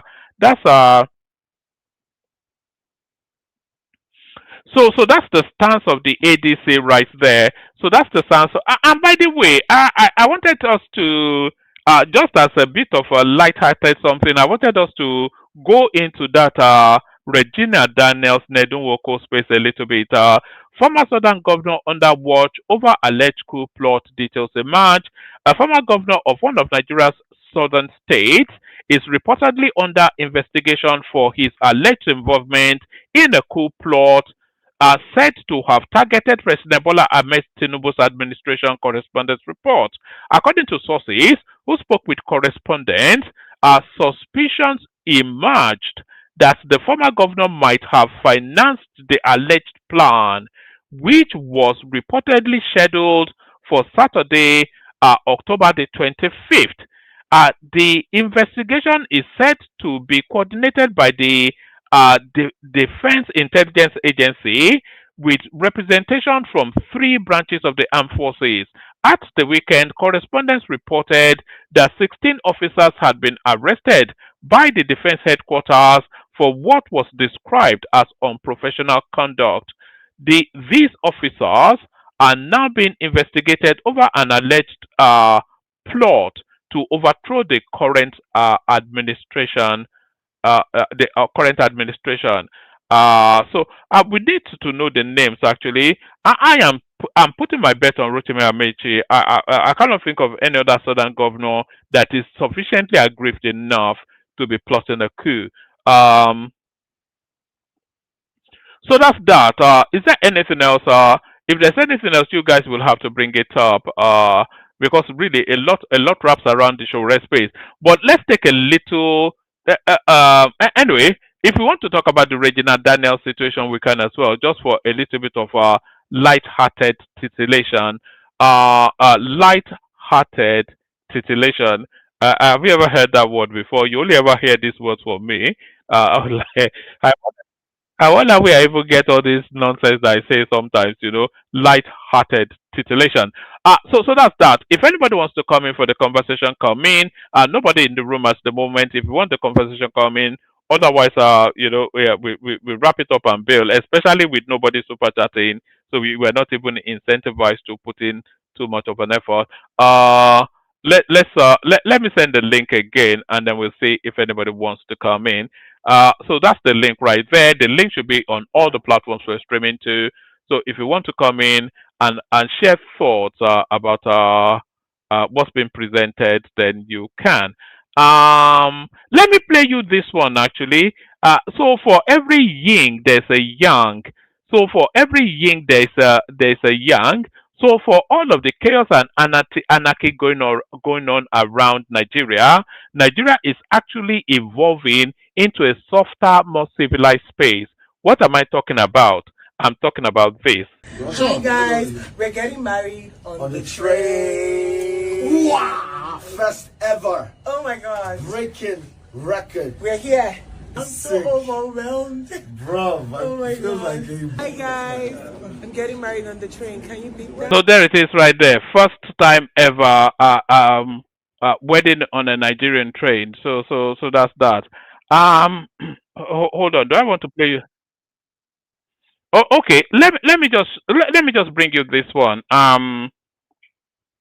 Let me just bring you this one. I'll only be brief with this one, and then we'll play the K-Guys music, and then we'll see if anybody turns up. Yeah, this one tells us that some southeastern politicians, businessmen don't want Nnamdi Kanu out. So this is coming from Nwayawu, not the famous one, of course, it's passed on. The national chairman of the Zenith Labour Party, Dan Nwayawu, has alleged that some top politicians and businessmen in the southeast are backing the continued detention of pro-Biafra leader Nnamdi Kanu. Nwayawu spoke on Monday during an interview on Channels Television's Politics Today, claiming these forces in the southeast are afraid of the organic love for Kanu, who is the leader of the indigenous people of Biafra IPOB. So I don't really think that they are afraid of his love. I think they are more in trepidation of his unwholesome influence. Yes, I think that's the best way to put it. I think there is in trepidation of his unwholesome influence over that space, because they don't have love for Nnamdi Kanu, they have fear for him in the southeast. Nwayawu spoke on Monday during an interview on Channels Television's Politics Today, claiming that these forces in the southeast are afraid of the organic love for Kanu, who is the leader of the indigenous people of Biafra IPOB. There are some top businessmen who are involved in business in Abuja, oil and all that, Nwayawu said in a current affairs show.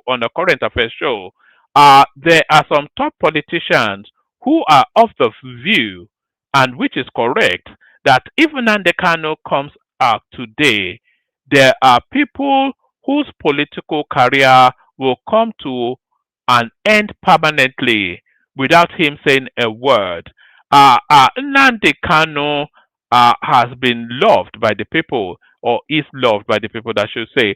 The one politician in the southeast that I think will be trepidatious, if I can extend that, of Nnamdi Kanu's release will be Peter Obi, because Nnamdi Kanu will cut very heavily into the Peter Obi space. So I can see where, because it will then, but because Obi holds preeminence over the southeast at the moment, if Nnamdi Kanu comes out, it will hold an equal but opposing eminence within the southeast, and those eminence will clash for prominence.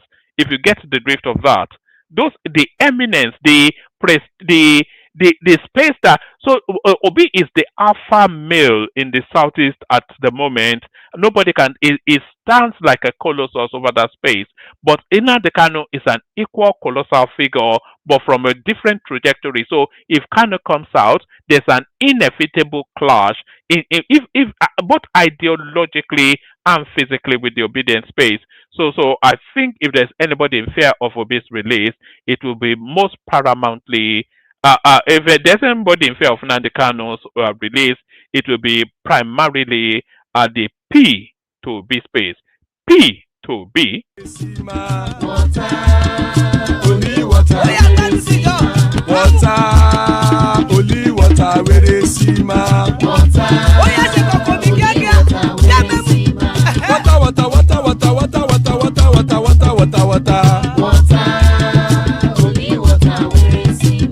Hapa o naido.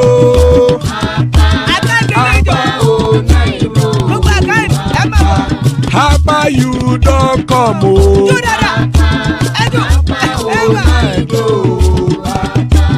Hapa o naido.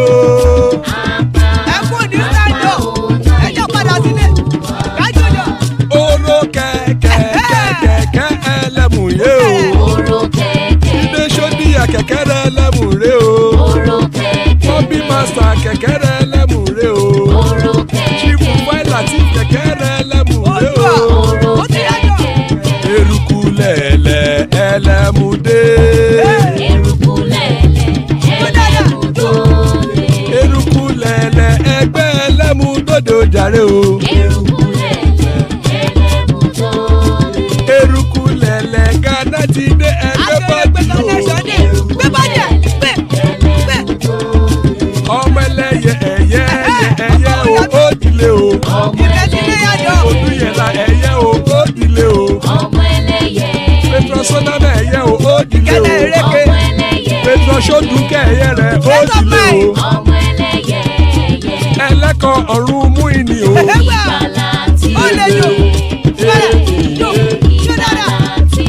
Àkùkọ ọ̀run mẹ́kọ̀.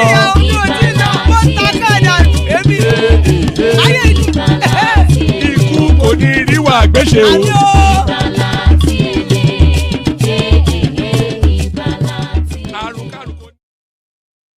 And there it is right there. May death have nothing to do with us. So amen to that on behalf of myself and you, my friends. Amen to that on behalf of myself and you, my friends. Joining us, Ogbeni, after a period away. It's always a delightful session anytime Ogbeni is here to keep matters ticketable or ticketable. There's General Thomas right there. And to keep match with the highfalutin intellect of the conversation that is about to come. We have Hassan joining us. Always a delight when Hassan is here. And to bring in the drinks into the conversation, there's Dewale right there. Iyalaya Awobi is his new appellation. So still plenty of spaces. Anybody that wants to hop on, hop on. So anybody that wants to hop on. So there's not that many of us, so we can meander through a little bit. We start it off, kick it off with Ogbeni, who joins us. So Ogbeni, only have this only. With all my noise making, is falling asleep. Ogbeni. All right. Let's start it off with Hassan. Then, can anyone hear me though? Is my voice coming through? Hassan, are you there? Yeah, loud and clear. Can you hear me, woman? Yeah, I can hear you. All right. I think I can hear Hassan. He's making the necessary adjustments to be ready. Are you ready? Can you give me 5 minutes? Let somebody go, then I'll come in. All right, let's start with Dewale then. Hopefully he is ready. So Dewale, your man from the creek. It is too early for Dewale now, one man. Dewale doesn't talk too early. Let me start, one man. General Thomas, how do you know? Why are you trying to shortchange me? You always like to come at one man first called the big one. He refused to answer his call and then he decided to call me. Yeah, go on. No. I was calling in the order that people came in. I was just joking. I know some people in there. I was just kidding now. Adewale, one man. please, can I ask everyone this question, please? Is it fair for Nigerian government to let these people do this protest? Why do I say that? This guy they are fighting for, the most people that will be in that protest will be IPOB. Most people. Nigeria has proscribed IPOB as a terrorist group. So can we say Nigerian police in the framing of you can exercise yourself by protesting? Can we say Nigerian police and Nigerian government hand over Nigeria to the terrorists to come to the capital city, capital of a nation, and protest? Just digest it, and we can deliberate on it, one man. Because go on. Yes, I've landed because I was just thinking. Yes. Before you answer this question, I think that those people also, they have the right as a Nigerian to protest, whether in Abuja or any part of Nigeria. They have a right to protest. But you see, when you know that this kind of protest is organized in such a way that the benefit of it is one. We can't actually establish what it stands to benefit those people who organize it, especially the SOWORE'S. Now, this guy has been standing trial for a while. I think that the proposition of taking the protest to the SOWORE'S is where they actually, to show that they actually missed the point, because if you are going to protest, why must you take it to the seat of government? Gone are the days when the government seat was in the Dambara that was easily accessible. So anybody taking protest to SOWORE'S is just more or less trying to waste his own life, because to even get to the seat of power, you have to undergo, like 6 checkpoints before you can even enter into the villa. Yes, they can protest, but the argument was lost at the beginning because they chose to choose the place where they know that they will probably never get to, and because being the rabble rouser, they decided, okay, they're going to create that frenzy so that people will feel like, oh, well, this is an opportunity for them to hijack. Just like that video one man played earlier. So one man, you can come back in, you can come in now and I'm only really coming in to agree with what you said. You can't deny them the right to protest just because they are IPOB or whatever. Because you can't even identify that they are IPOB. They will tell you that they are concerned Nigerians, concerned about the judicial process and the way justice is not being served quickly. So that would be, so they can protest under that banner. But then the police has to really make sure they cordon them. It's a failure in policing actually that it degenerated that much. So what they could have just done was to cordon them, and then so the police will flank them all the way through, and then they can do their shouting in a procession, and then when they've exhausted when they've vented their spleen, when they've run out of saliva, then they can just go home. So that could have been a better way to manage it. But should I say they are coming out again? But I don't really understand why the arrests were made. That's what I don't understand, because the news is still filtering through, but I'm not aware that it got especially rioters or any form of anarchy took place. So if it wasn't rioters or anarchy, then why was that arrest made? Why were those arrests made? And I think they will be released up quickly. But yeah. We should. Yeah, one man. Okay. Let me just. Hassan is okay. Let's Hassan go ahead then. Yeah. Why were the arrests made? Let me bring your attention back to the Palestinians' action in the United Kingdom. What do you think? Is that rational for people who are protesting against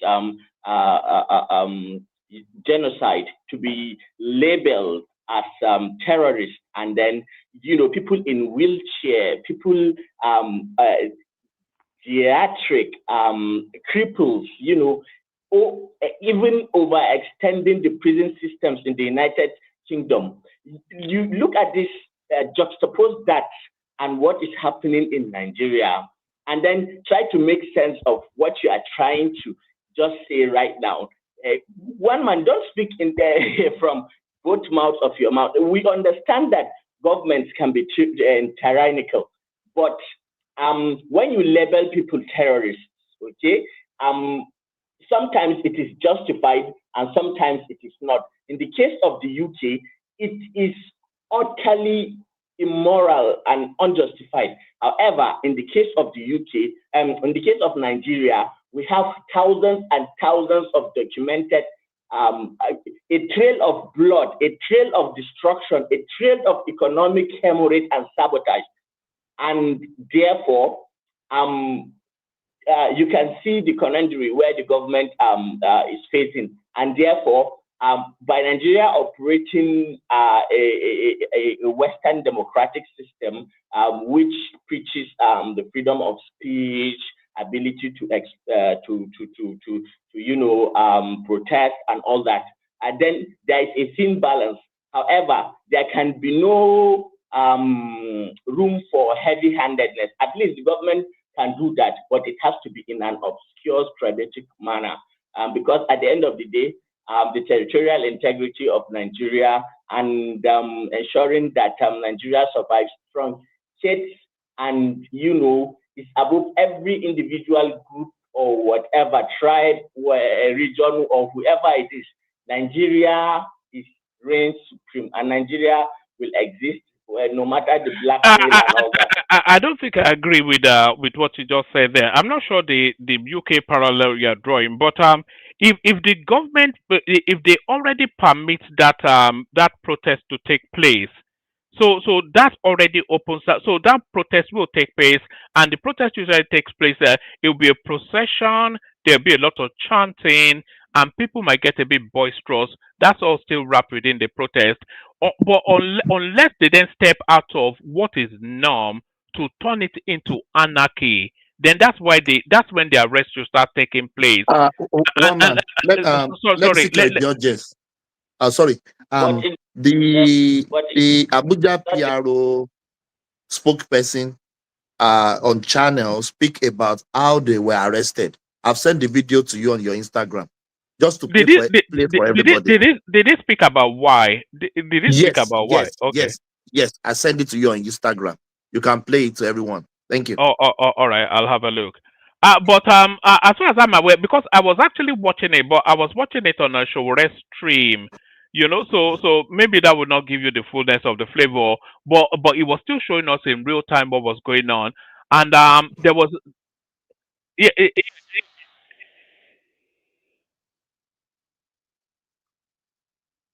actually carry on. I'm going to download this and play it, but I'm not sure that there was anything in there that suggested why they should be arrested. That's just the thing.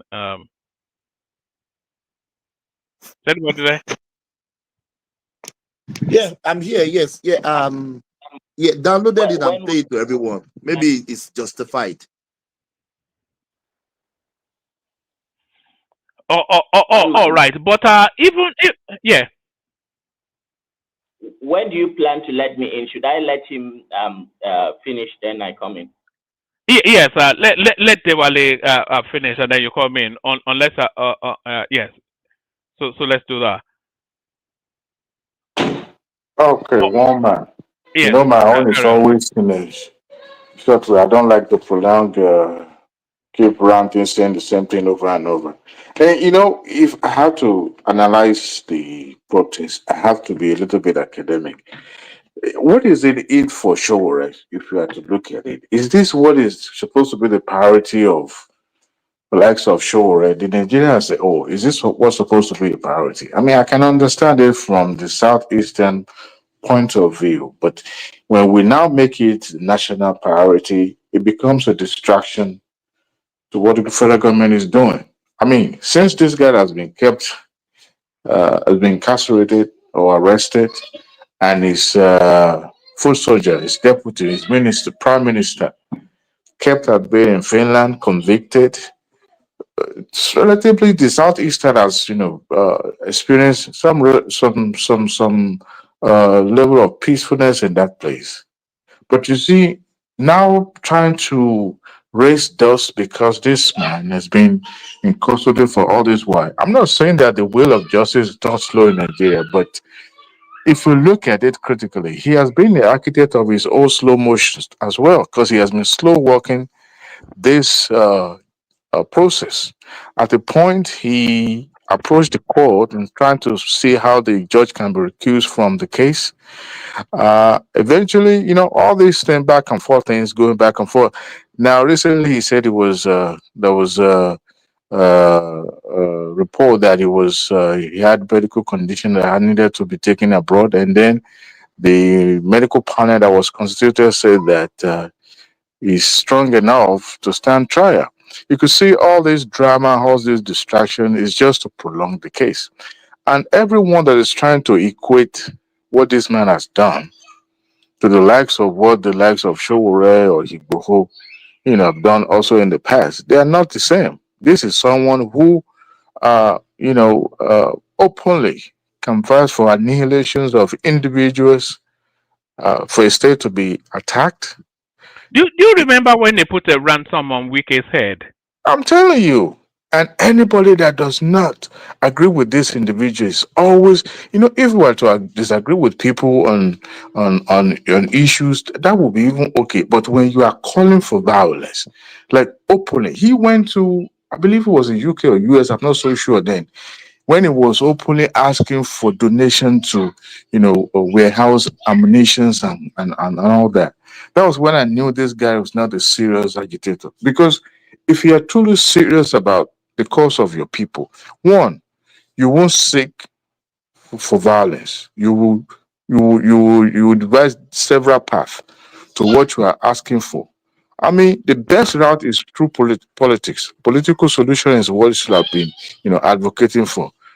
But it shows the violence. And then the way they are making him to become like an hero of Southeastern. To be honest with you, I pity Southeastern part of Nigeria because they don't deserve a non-entity like the likes of Nnamdi Kanu leading the cause for them. They don't. Now, what is the need for Showore? Showore is probably strategizing to garner sympathy from Southeastern because this same set of people that were sympathetic to his movement before this obedient one night came to the came to the limelight. They were very sympathetic to his cause. Majority of them were those who form his core followers.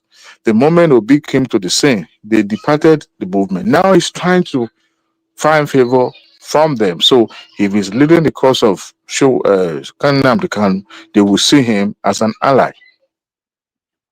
Now, I also think it's so evident that Showore is a paid puppet from the foreign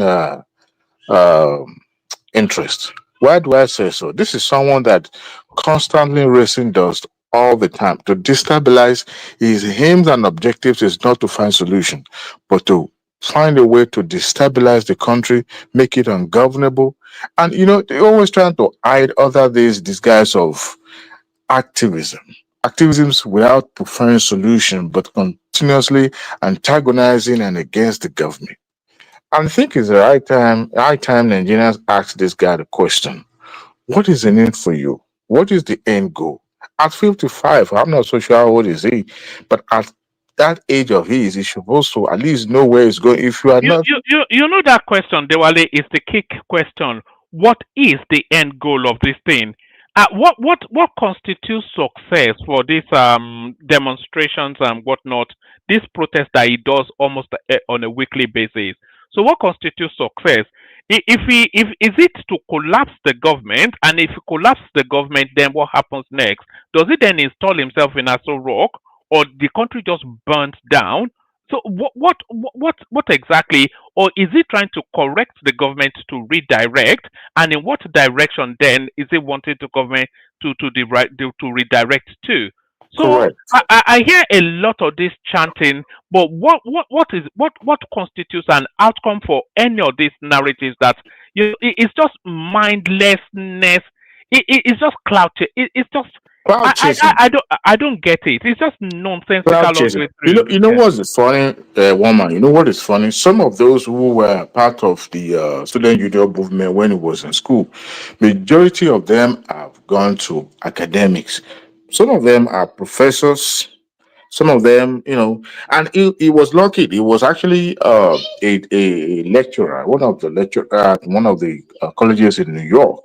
You know, and was teaching, I believe, African studies and all that. Some of them gone to academic to mold people's mind, in a way that you'll be able to, you know, teach generations coming behind you your core values, your beliefs, and all that. But when you continuously putting your life at risk, jumping hoop and running away from common tear gas, and you begin to wonder what is in it for this guy. Some of those who can consider an activist in the past, they've decided to join the foray by making themselves available to contest for or public offices. Uh, did you see the Jardine statement on is it Twitter or Facebook? I saw it on Facebook. He wished Sowore good luck, but he said he will never, if the protest does not attract a billion movement, that he's not going to put his life on the line again, simply because of protesting. He says he's not going to do that, and a lot of people were saying, "Oh, because you got married now, your eye don't clear," But that is a wise person, because one, what is the point of having those street urchins behind you running away at your age? At your age, it's just a effort in futility. What has he achieved with it now?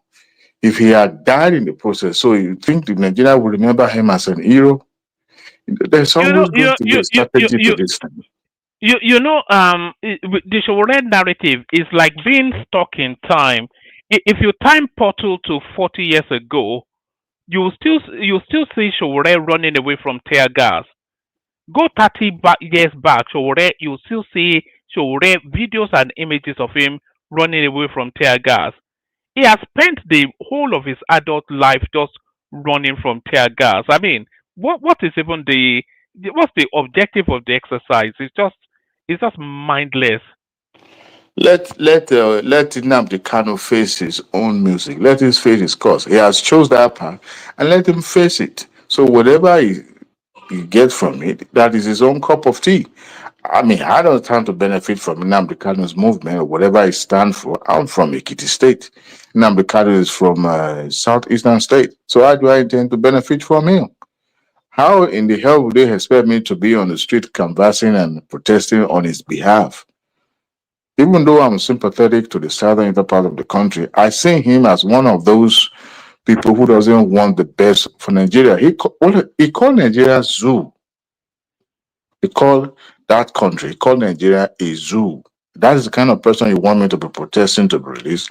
That is his own cup of tea. Look, Anita Kosile Agboni, he will face his own music. Now he's facing it. He's been there since 2021, right? Then let him face it. The government has declared him as public enemy number one. And I don't see the path of freedom for that guy. The level of arrogance he has shown, even in the media, since he has been in incarceration, has not shown that he's remorseful or he's willing and open to chart a new course, a new path to his agitation. So for somebody who is as rigid as that, look, Nigeria is not a place where one solution is required. You have to find different paths to the market.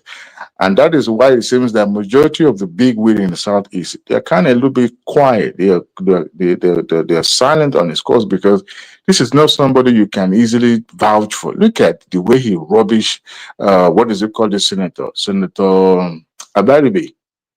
Abaribe almost got into trouble because this guy jumped bail. And the excuse was, oh, the state was after him. Look, if you are being investigated and they found you capable of running ammunitions or canvassing for, you become a dangerous person, and they won't leave you to tell a story after. They will go after you. See the way they chase Ibuku out of the state, of the country. Look, you can You can agitate for the liberation of your people, but you have to go the route, different route, for you to be able to, at least you want to bring your people to the mainstream of Nigerian politics, Nigeria issues. Yes, you can do that, but to be canvassing for violence to take place in another that is involving another tribe, bro, you can't get away with it. Let Showore continue. One day, I hope he's able to get towards the end of it. It's just a matter of time. I mean, before you know it, will be too old for him to be running a skater on the street. As for Regina Daniel, is that not the name of the young lady? Yes, and I don't Yeah. go. Yeah. I read that Nwoko said young girl. That's the number one trending before Showore came, you know. Yeah. You know, it's just like, have they broken up permanently now? Is that what it is, or what's going on?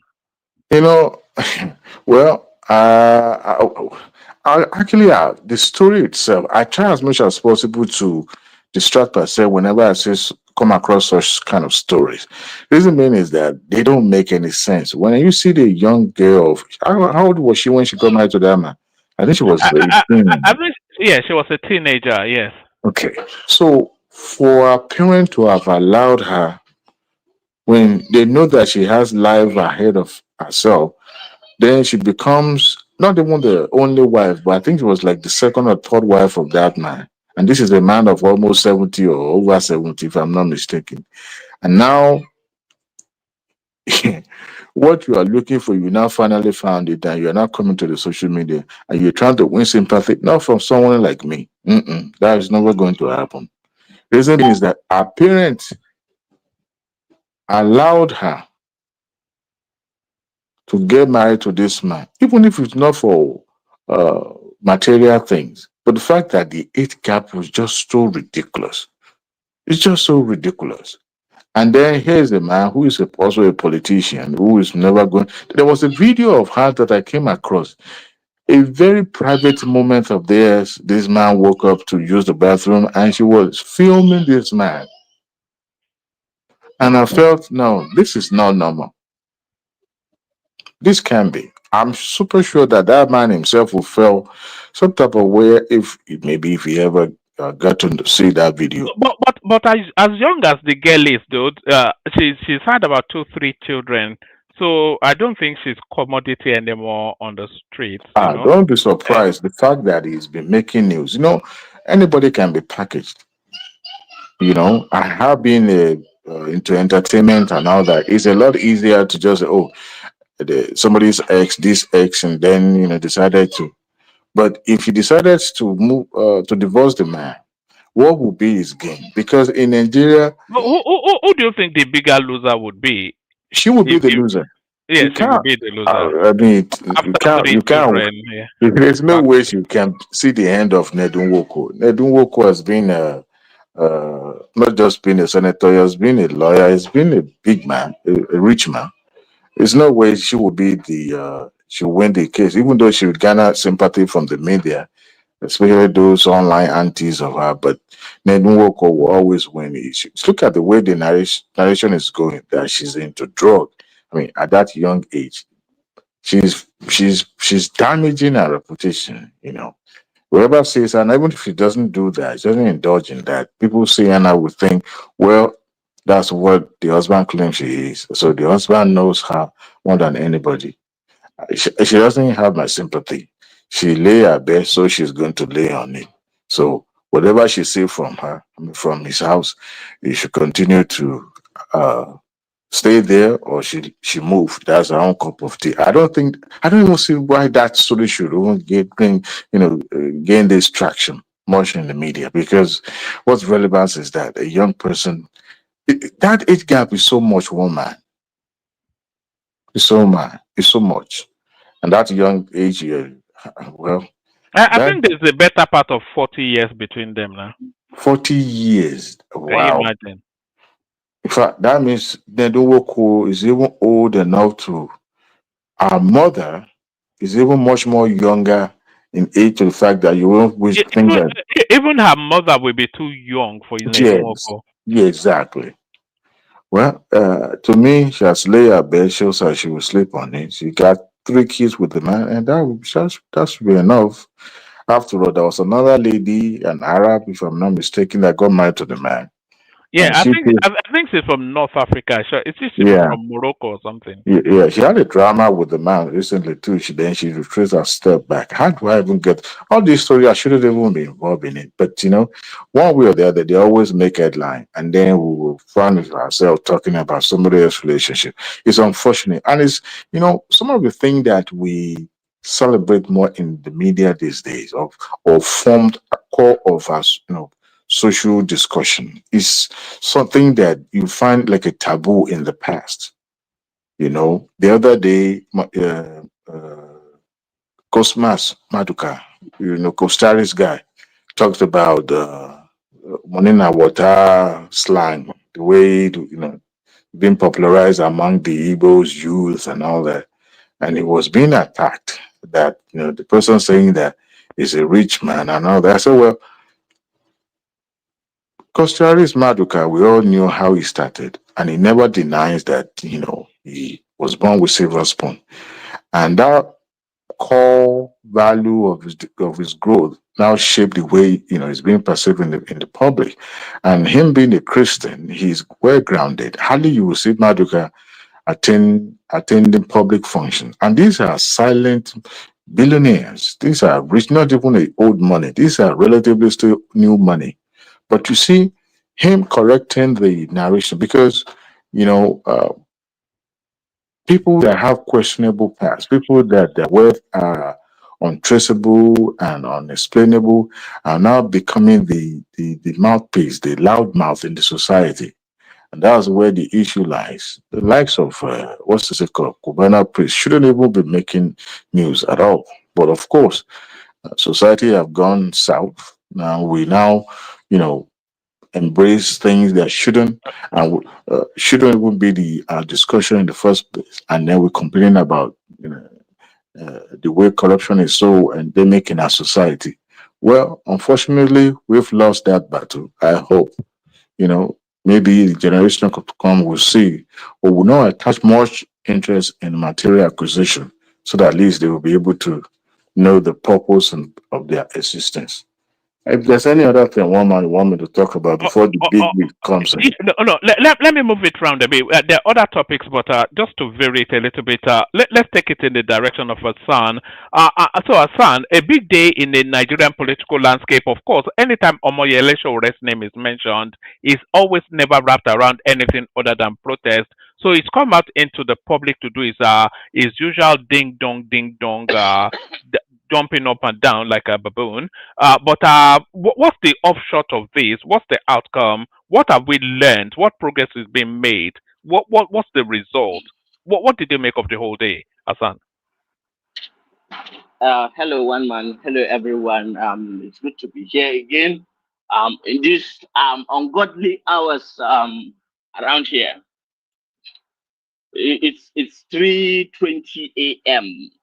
As it is Very here, apologies. Yes, it's the same time here. I think we're on the same cycle now. Sorry about that. yeah, but yeah, it is worth it. Like being here is always I'm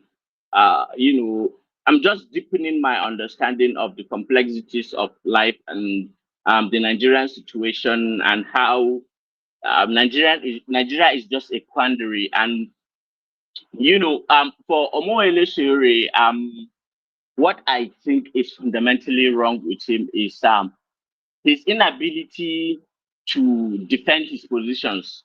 Now, when Omoyele Sowore decided to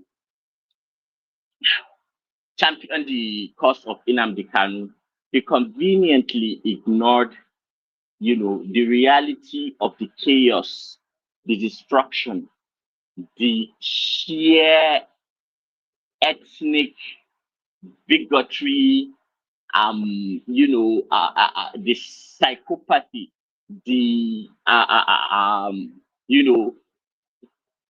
I do not see any difference between Shekau and Nnamdi Kanu. Let me just state this in no no uncertain terms. Like, it is clear to me that, in fact, Shekau might be even more more of a human being than what Nnamdi Kanu represents. Because Nnamdi Kanu, Sorry, Shekau is ideology led now. Nnamdi Kanu yes, is led by anarchy and just greed. It's just greed, salacious. Yes, money. He stands for money and women. That's all he wanted now. Nnamdi Kanu is not led by anything outside of money and women.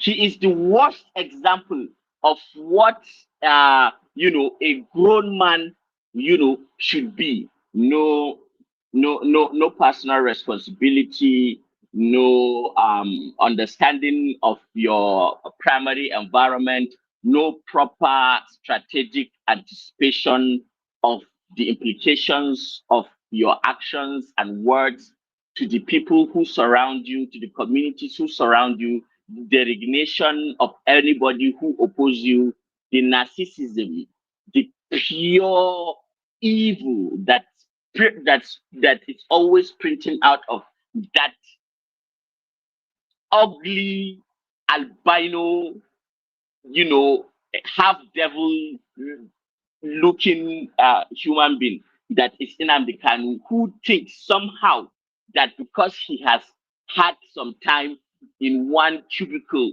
in Manchester or wherever they held that radio, that low budget, unintelligible radio that spews out Nazi-like propaganda all the time. When I listen to Nnamdi Kanu's broadcast, and I don't know whether a lot of you have had the opportunity to actually go and listen to a lot of his Would you describe it as an opportunity or a misfortune? As anybody has the misfortune of listening to Nnamdi Kanu is more the question. Asan, as you carry on, I want to localize you because you are in Nigeria, so you have a first-hand, and you're in the northern part as well. So how is this being digested where you are? What are they making of it? Let me finish my point. I don't know how many of us have access to information in 1994, 95, and during the Rwanda genocide, and what happened with the Tutsis and the what the other Hutu. Yes, Hutu. Yes. Do you know that what was used essentially to carry out that genocide, what carried over 75% of the blame was radio broadcast consistently of hate. Now, if you listen to what Nnamdi Kanu was saying during the Lagos protest, there was no different from what the Hutsis were blaring out during that genocide. Kill them, find them, destroy them, finish them, kill the army, kill this, kill that, do that, do that. How bad, how morally decadent have we been as a society to do not have any moral compass to now say that this abomination is somehow the paragon of freedom fighting? I spit at the idea that someone like that would be compared to Nelson Mandela, Gandhi, other freedom fighters, that have, really, stood up for their people. And here we are, Sowore. I don't know what his logic is. I don't know what his calculation is, but no matter how political expedient something is, there is such a thing as morality, and morality should always guide our action. If we fall into the pitfall of saying that whatever is suitable and it's in our immediate political interest, Nnamdi Kanu is not even about the political interest pocket. He's a cheap charlatan. But then, if you operate at that level, then I do not think that you deserve anything other than woe. And for the fact that his hand is all bloodied in the death of his own people, and the constant duration of stereotyping the Northerners, the Fulanis, and somehow have this entitlement ideology that he has infused in, the space where he where he is insinuating that he's trying to bring them out of chains. But one man, what chains are we in? Like, look at what we live in here in the north, and look at how what southeast people look like in their primary environment. What is so different? The southeast even have it better. Look at all the human development indices, and maybe look at the economic indices, and you will find out that a lot of what is happening in the southeast far outweigh what is happening in the north. And yet,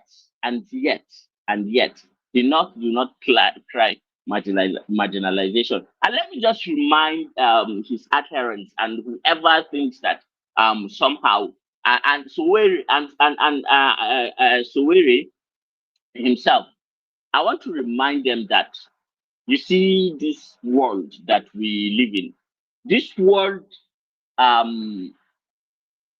takes notes and has a generational memory, and that generational memory, is passed down from generation to generation, and there is established interpretation of the attitudes, the hostility, and the inability of certain groups and to interact and participate in the political process effectively without alienating people who are supposed to be allies.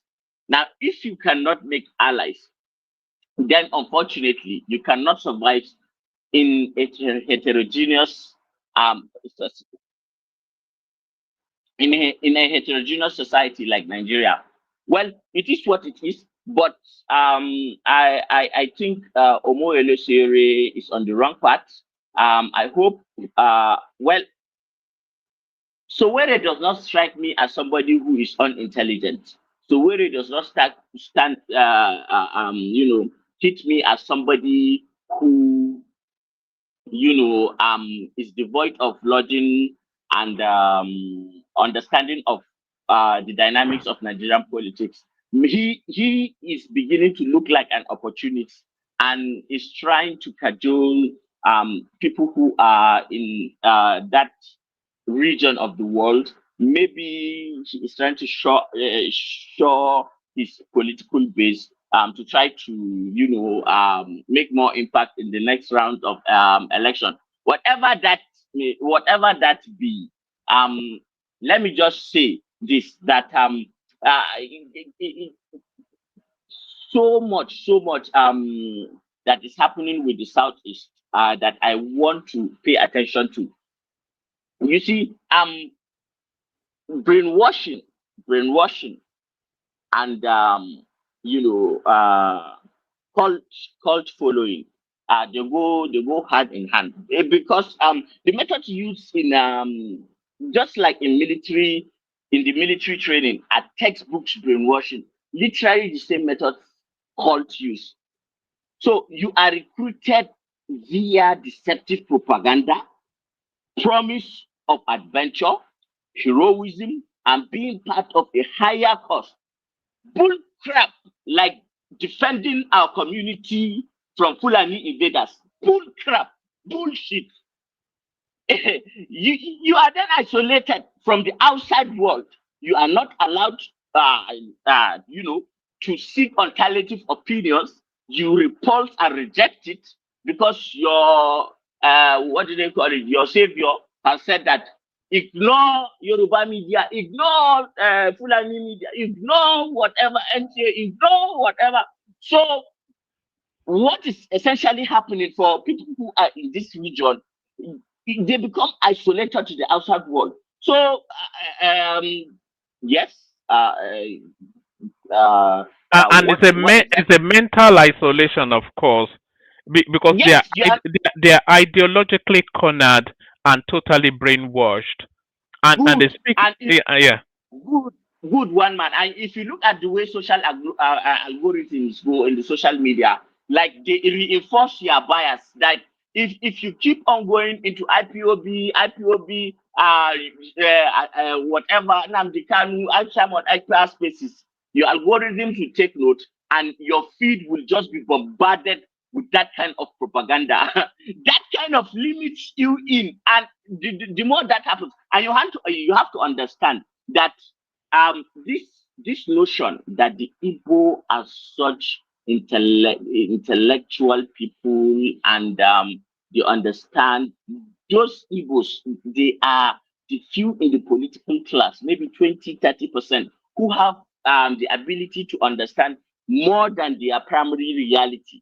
The remaining, the remaining are the people like Gentle, the people like what do they call it? Also, the one that died, and Nnamdi Kanu says he has to bury how many heads with him? 2,000. Yeah, just yes, 2,000. And what they do is like when you are isolated from the world, you are not allowed to leave that echo chamber, and any contact with other people who might enlighten you is forbidden, except as a reward from your superiors. So your superiors will reward you by bland, useless wordings, and say, terrorism, we must reclaim our terror, and well done to our ESN fighters, who enforce what do they call it? Monday stay at home, and all that. So what I'm trying to say is, psychological conditioning, basic training has nothing to do with preparing you for combat. So when you see these people carrying AK-47s and killing people on the streets, all that cannot prepare you for combat.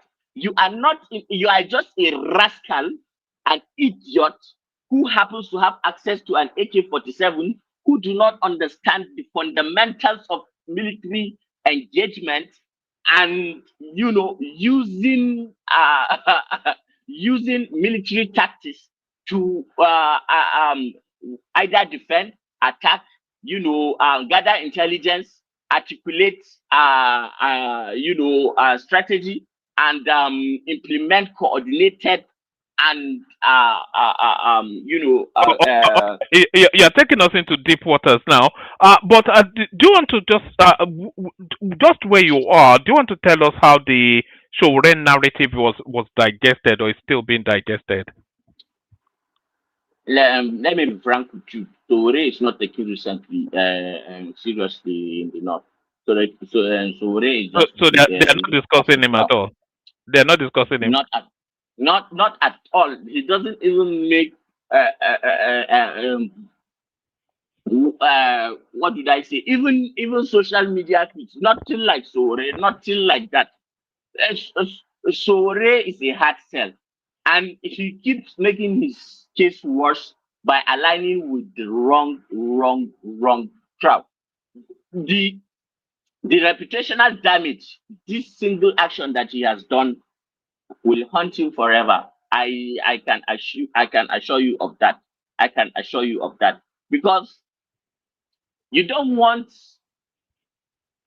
you don't want like what do I say? You don't want like 1918 states, a block, counting you out and seeing you as some rascal of some sort who thinks he's a narcissist and that thinks he's always right. Narcissism, if you look at Sowore, he appears humble.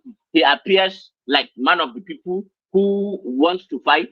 But you have to understand that at some point, when behavior, okay, from when you are a kid and you go through your socialization process, there is a stage where the basic traits and behaviors and your personalities and your routines are formed and deep rooted in your personality.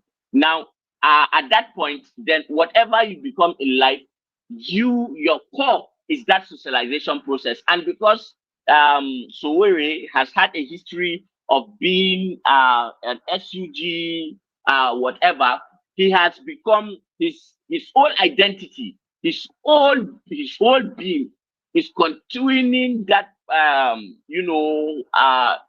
he lives in the past. He's 50 something year old who believes he's 23 and in the university fighting SUG. And that is just unfortunate. So unfortunate that I wish he has had people around. But if you look at the people around Sowore, have you ever noticed they are just young men? Most of them look ragged, like frustrated. They are the ones that follow him. And unfortunately, what was that phrase that Kenneth Okonkwo used? I can't remember. I do not follow Kenneth Okonkwo myself. Street urchins.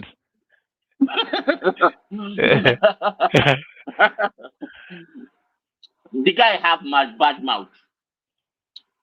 But do you think that the obedience space and the Sowore narrative, do you think that it highlights a worrying gap in terms of value, education, and orientation within the vast ways of the Nigerian youth? You know, because when you look at those spaces, the Sowore space, the Peter Obi space, especially etc. etc. There's no resonance of independent thinking, intelligent thinking. It's just a herd mentality, HERD, like a sheepish sort of follower. So just one shout, and then all of them rallies around it, and then they start to echo and ricochet it. And these are very young people. So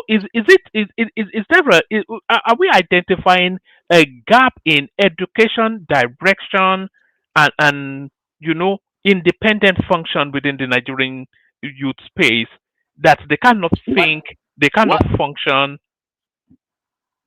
What I would argue, one man, is the fact that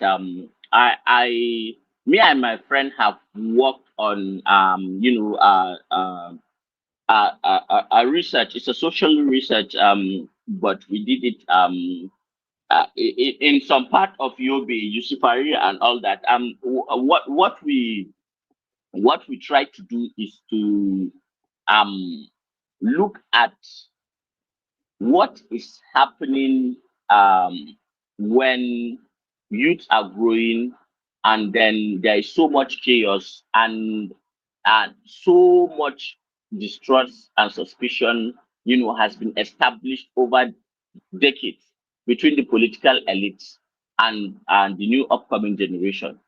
Now, the problem is that there is such a disconnect from people who, come from these settings and are not in the elite cycles. The problem is that I think we have is a shortage of role models. A very, very, very. You mean it's not? We don't have a shortage of role models. So we have a short. Hold on now. Sowore is a role model. Nnamdi Kanu is a role model. Peter Obi is a role model. What we have is a shortage of the right type of role models. Yes, and when I say role models, I'm implying of the positive. I'm not implying of the negative. And you are taking me to the negative. The whole concept of role modeling has a positive connotation. And if you look at it even in the dictionary, that is what it entails. Somebody who takes you, guides you, and counsels you, and ensures that you go through the right path. Whatever it is, whether in politics, whether in trade, whether in whatever field you are going to, sciences, whatever. So this role model thing, we have dealt with it in northern Nigeria, I think in northeastern Borno, exactly, because the past 15 years, and when we're trying to recover and rebuild, we discovered that even though we provide schools, we provide all these things and all that, when kids grow up and look at their immediate environment, and who they see is only, a KK driver, a tailor, and say a carpenter who does menial jobs, or somebody who grinds pepper and all that. That is so well and good. I'm not trying to put down anybody's legitimate business, but we have to be sensitive to the era that we live in. And as we graduate these children into adulthood, we want to see that, okay, this is Dr. Bakari, Professor Bakari, consultant surgeon, and who has published 16 different books on colonoscopy, and who has done several surgeries and all that, and who has put himself out there to inspire the next generation and mentor them. Put himself out there. Okay, there is an aeronautical engineer, there is a software engineer, there is somebody who is doing robotics, and then we are trying to what you're saying, Hassan, is not peculiar to the north. It's a Nigerian Malays. If you look at the southern part, who are the people being looked up to by the southern youth? They are looking up to Davido, E Money, White Money, X Money, Kubana, Digada. So these are the people now. And here was I thinking that the South has gone far beyond. But I'm forced to to fall back on to the earth when I see people like Nnamdi Kanu, Sunday Igboho, the extremists that kind of held sway, and and sometimes you see, I see South social media personalities like I'm going to cause a lot of flags, and if you think VDM is some sort of and then I have no apologies to you. Maybe you too, you are going astray. And I think that this kind of people. Sorry, Hassan. Sorry, Hassan. How many minds do you think VDM is shaping? How many minds? Hard to tell, but I think the core of his base is I think that guy will be shaping. He'll be shaping close to. Sorry, Hassan. I think he'll be shaping close to 7 to 10 million minds in terms of the people that follow him. He'll be shaping close to 7. So can you imagine as those people? So morally shallow. What is the driving factor for our youth? Exactly. Such an intellectually deficient, immoral pornographer, for God's sake. Oh my God. We are in it for one heck of a future, man. I don't know what happens, but first I've decided that I'm going to homeschool my children. Even talking about that with my fiancé, and we are building a model that will work for us. I think what is coming next is for us to look out first for ourselves, and then the moral decadence that is staring us in the eye is only going to get worse. I don't know what will happen. I don't think you can cocoon your children from the wider influence of society. because at some point they'll still leave the comforts of your. So all you can hope is that you've impacted on them sufficiently enough, but the Yes. pressure, that's what I'm saying. That moral decay, it might well be irreversible. The impacts of the likes of Nnamdi Kanu. Do you know that the average 23 to 35-year-old Southeasterner is a somewhat either overtly or a closet Nnamdi Kanu adherent? Just you see them everywhere, now just howling everywhere. So those people are gone now. How do you reorient those sort of people into any form of mainstream thinking? They are gone now. They are lost to the world. Well, uh, there is no simple answer. But what I know is that well, change, social change, happens gradually. It does not happen overnight, but it will happen gradually. But the problem that I have essentially is in the manner in which well, I also have to concede that the elites of Nigeria do not actually participate in what is happening, underneath them. For the rest of the people of Nigeria who are making ends to meet, it doesn't really concern them. So they live at a higher echelon of society and do not even interact. Sorry, Hassan, the elite of Nigeria, they are actually, I think we have to start to make the mental readjustment to acknowledge that the elite of Nigeria, they are actually international people. Nigeria is just a business center to these people now. These people live on an aeroplane. They are except when they are working. Look at the average state governor. It's a good example of an elite in Nigeria. The average state governor in Nigeria, in whichever state, they live in Abuja, and then they manage their states remotely.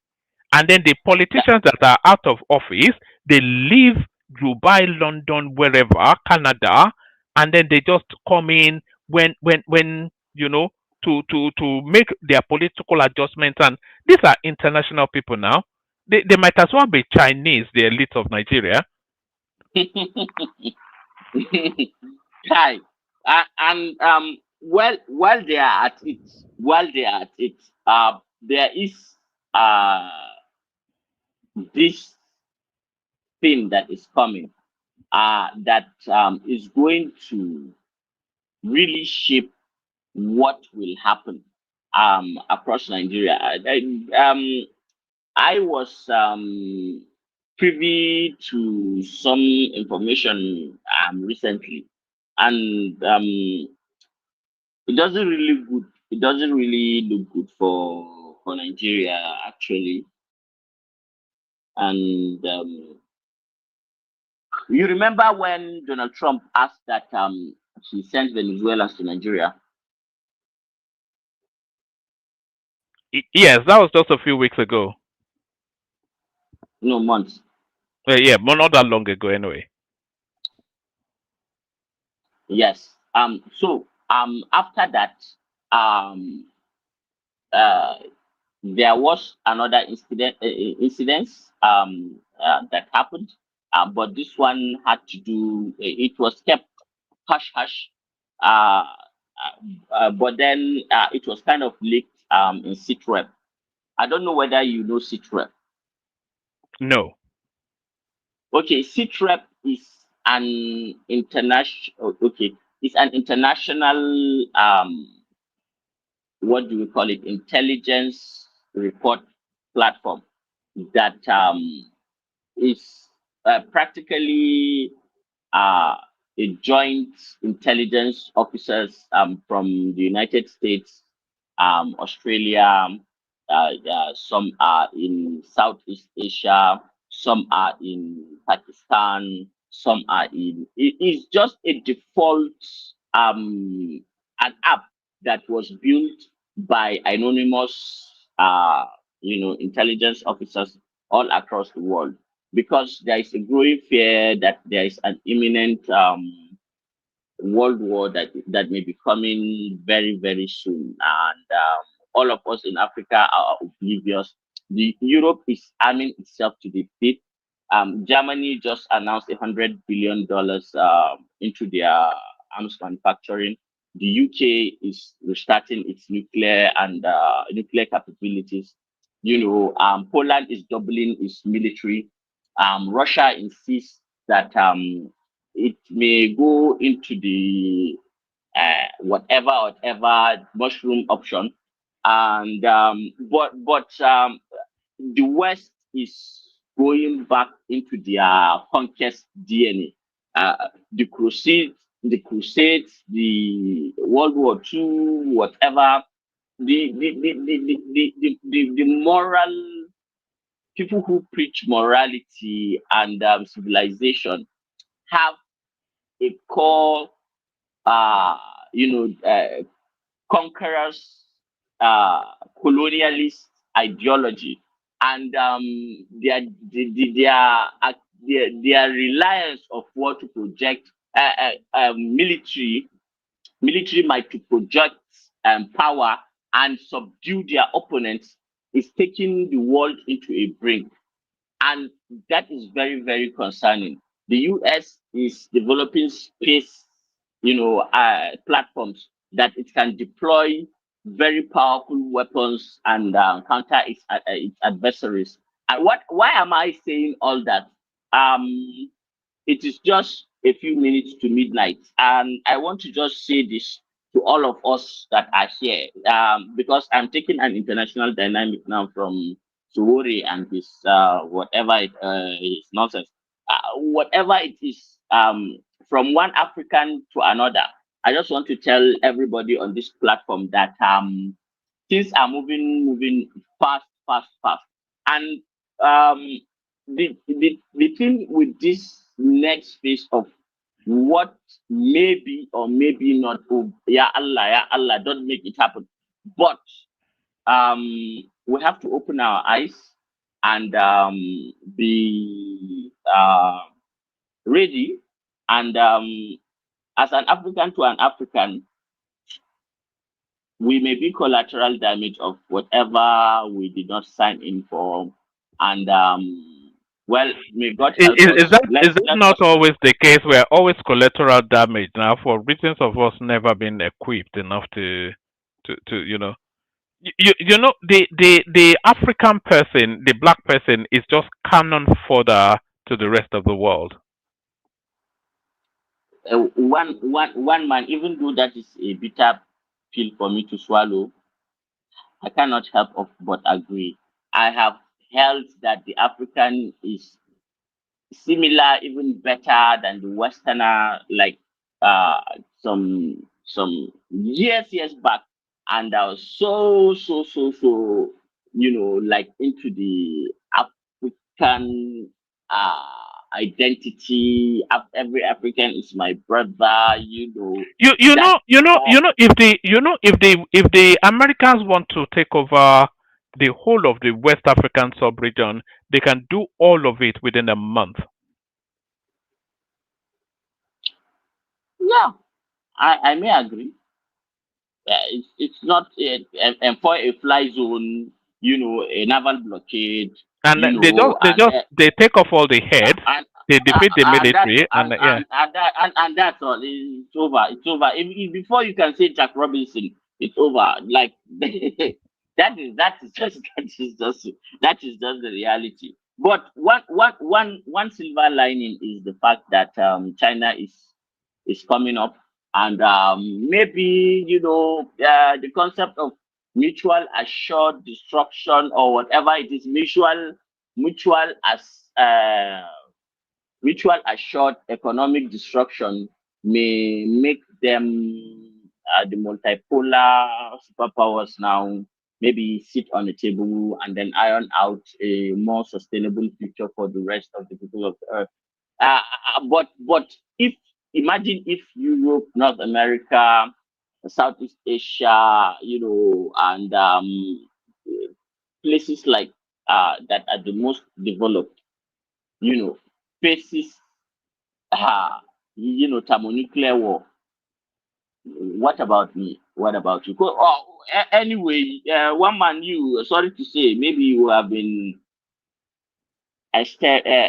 quotation marks pulverized by that because you live in the enemy's territory. But us in Africa, maybe we will inherit uh, toxic toxic radiation, and maybe the sun will be blotted out by all the sediments in the atmosphere, such that we'll not be able to farm for years and years, and then we'll die a gradual death in Africa. But the whole thing Do you is that remember when an Italian company was dumping toxic waste in Nigeria?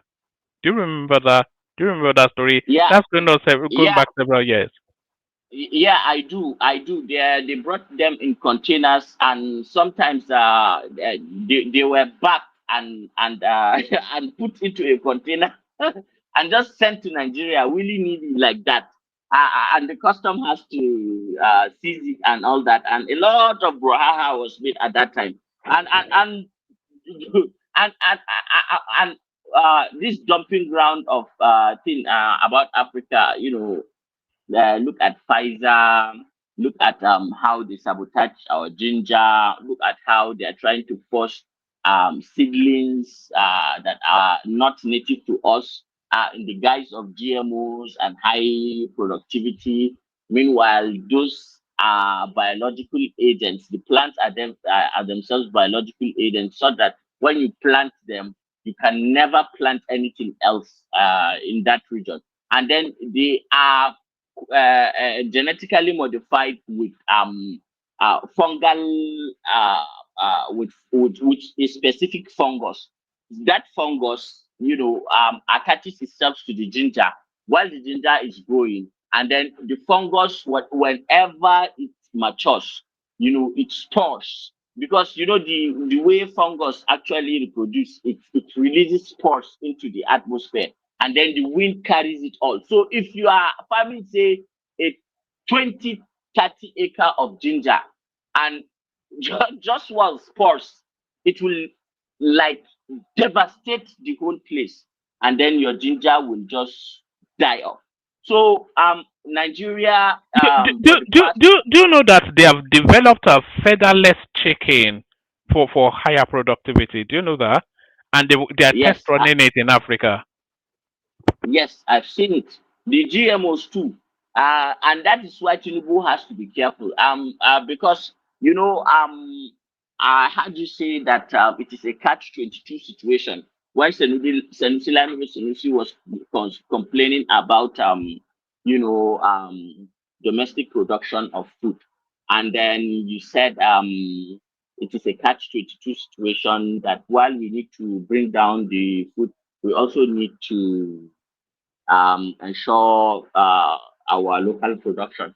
Well, I have news for you. We may not have that time, because the moment we keep importing these siblings, we are rendering swaths of our arable territories to the control of Monsanto and Bill Gates and all those people who are doing genetically modified stuff. And what they intentionally plan to do in the next couple of years is to control 95% of all agricultural value chain, such that there will be monopoly for food. No, all right. Afran, let's see if we can bring other voices in. I think Ogbeni may have fallen asleep on us. Ogbeni, are you Thank there? you, Ogbeni. I'm sorry for my ranting. Guys, thank you very much. Bye-bye. Yeah, you can stay with us for as long as you can, unless you have to hit your bed, which I can understand. It's 4 a.m. already. So if Ogbeni is not there, then let's go to BT, who joins us. So BT, we were talking about SOWORE, and it's yet another.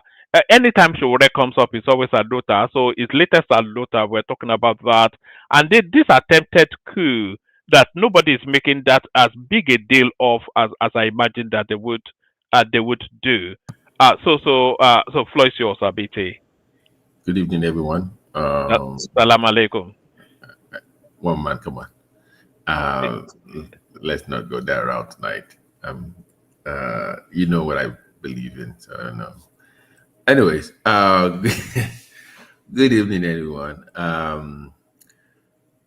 Let me just start by first say, do we even have journalists in Nigeria, like investigative journalists, because I've been watching some shows in America here, crime shows, and there's no documentary on Nnamdi Kanu from the Nigerian media, like investigative, where they produce documents, they give you the backstory to all these things.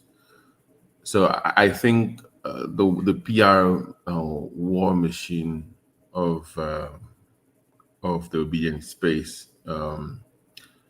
is what is still keeping the man alive in prison. I won't talk so much about SOWORE'S so-called protest. We all know what that is all about. One man. I don't have to explain anything. I mean, that should explain itself.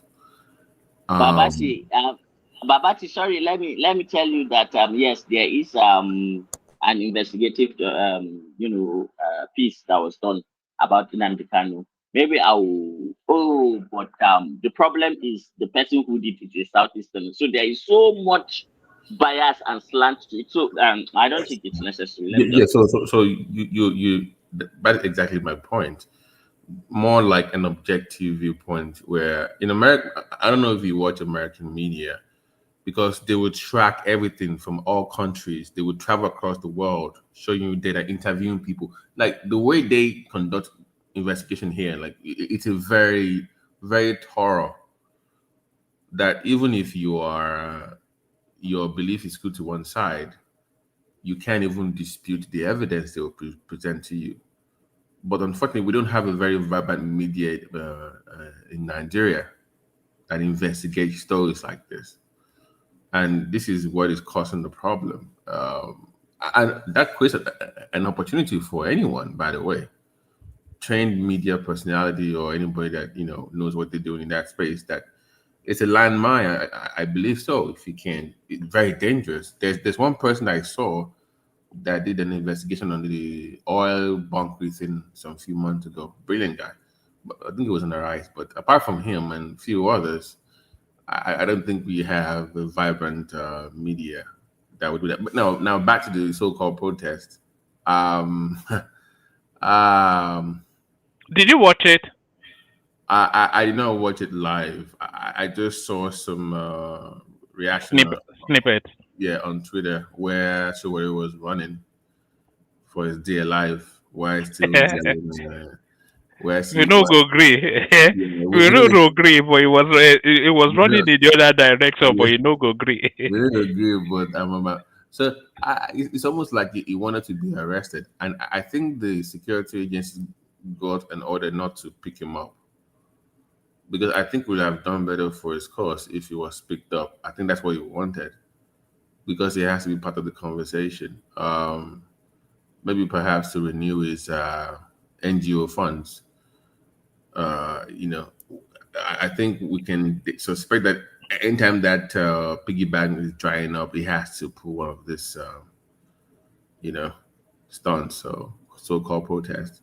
And I think people are starting to see through him and his charades, and it's becoming obvious now.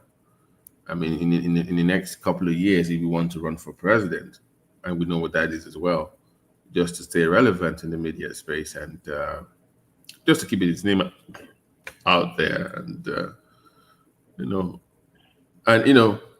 it wasn't even the media. It wasn't even the darling of this obedience space a few months ago. I mean, for years they hated him for what he did. They alleged that he did to Jonathan, and now it's their darling, and that tells you the mentality of that space. They're very gullible.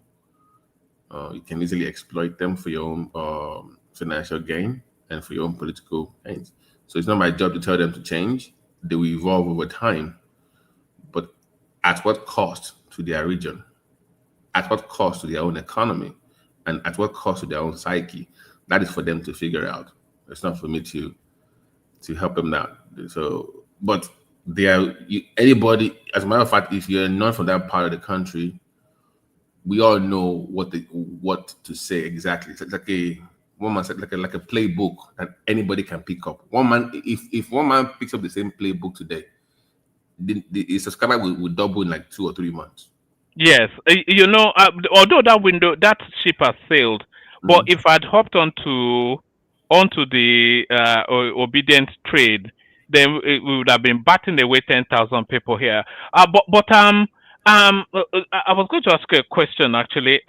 Do you think the wider Nigerian space, do you think they want Nnamdi Kanu freed, or is it just a vocal minority that seems to be agitating? What do you think the wider Nigerian space wants in terms of Nnamdi Kanu? So that's the reason why I brought the investigative journalism angle to it. Like today when I was driving back home from work, there was somebody that was playing the old clips of Nnamdi Kanu calling for the head of Obasanjo if anything happens to him. He said in that audio tape that if they ever pick him up, that his followers should wipe out OBJ's family across the world. So people are reacting based, I would say they are mostly uninformed about the fact about what this guy really is and what he did, and the damage is done to the country, especially to that part of the country. So I think people are reacting based on limited information about the true activities of IPOB and ESN and all those kind of mobs. So I think government perhaps may need to start releasing some of this information to the general public. If you have to pay foreign media that can do a good job in actually producing these things for public to consume, I think it would be a good start. But I think, to your point, yeah, more people want him out, but it's not because they truly understand the true nature of his crimes. It's because they tilt towards the propaganda, because that space pretty much controls the narrative for now. And it's more like an anti-government reaction, not generally based on the facts. So that's where I'll respond to your question, man. It's not based on anything substantial, by the way. It's just based on what people claim. Oh, it's fighting for his people. Yeah, he just wants to guide. The whole narrative of what he wants to secure his people, his region away from the Fulanis. He's fighting for their rights. Yeah, I mean, at the beginning, that's what we all thought. Do you think his trial should be televised?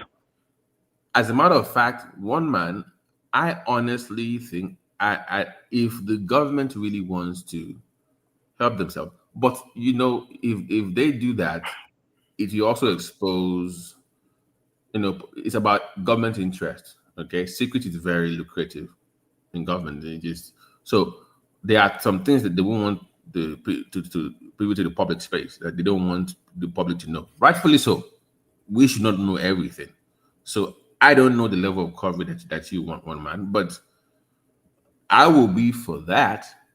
But I'll be very cautious, because you don't want. You're not going to expose security. Because I feel that a lot of people don't actually know the true depth of what this guy did. Exactly.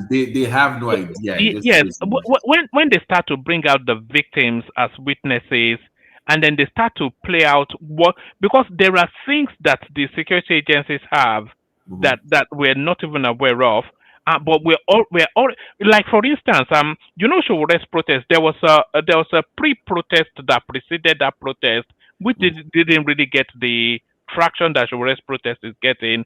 There was a protest that preceded that preceded that, which was organized by Ijele. Ijele Speaks that we've had there. Yeah.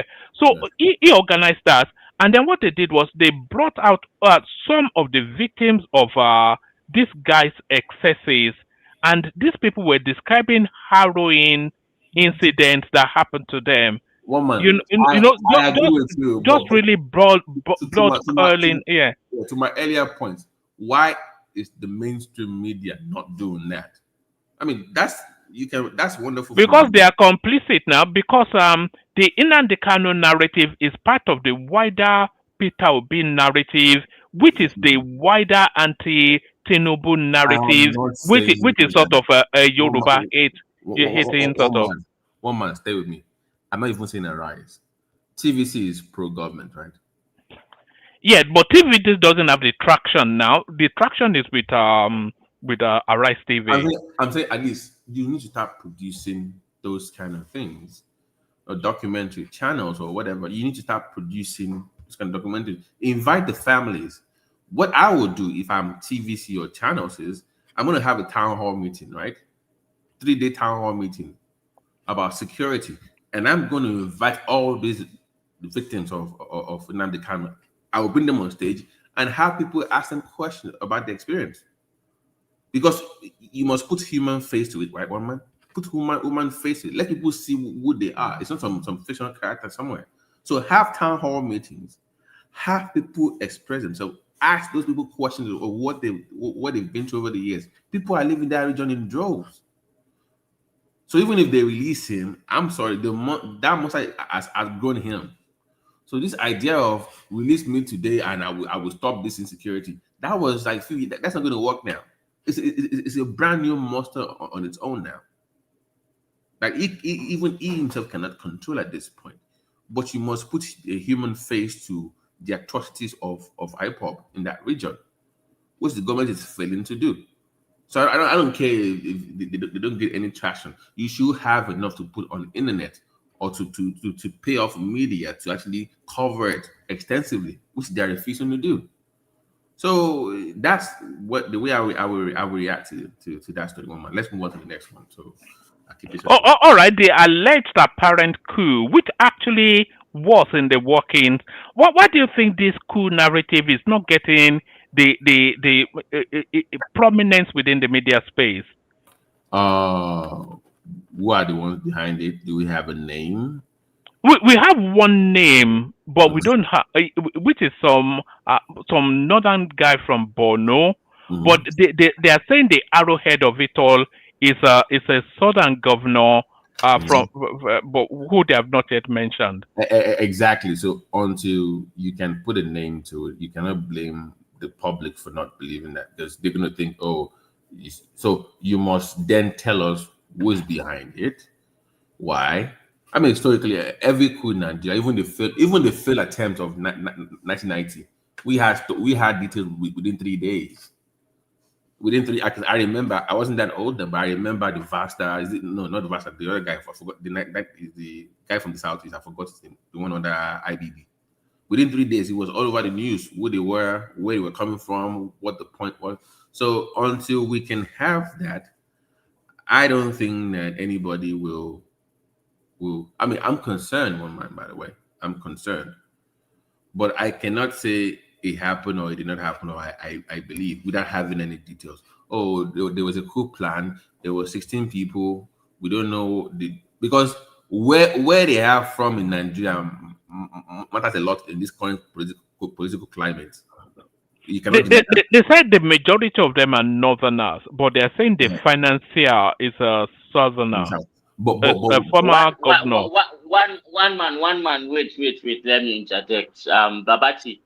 The truth is of the matter is that everything you hear up until now is just conjecture, speculation, and whatever the traditional media are trying to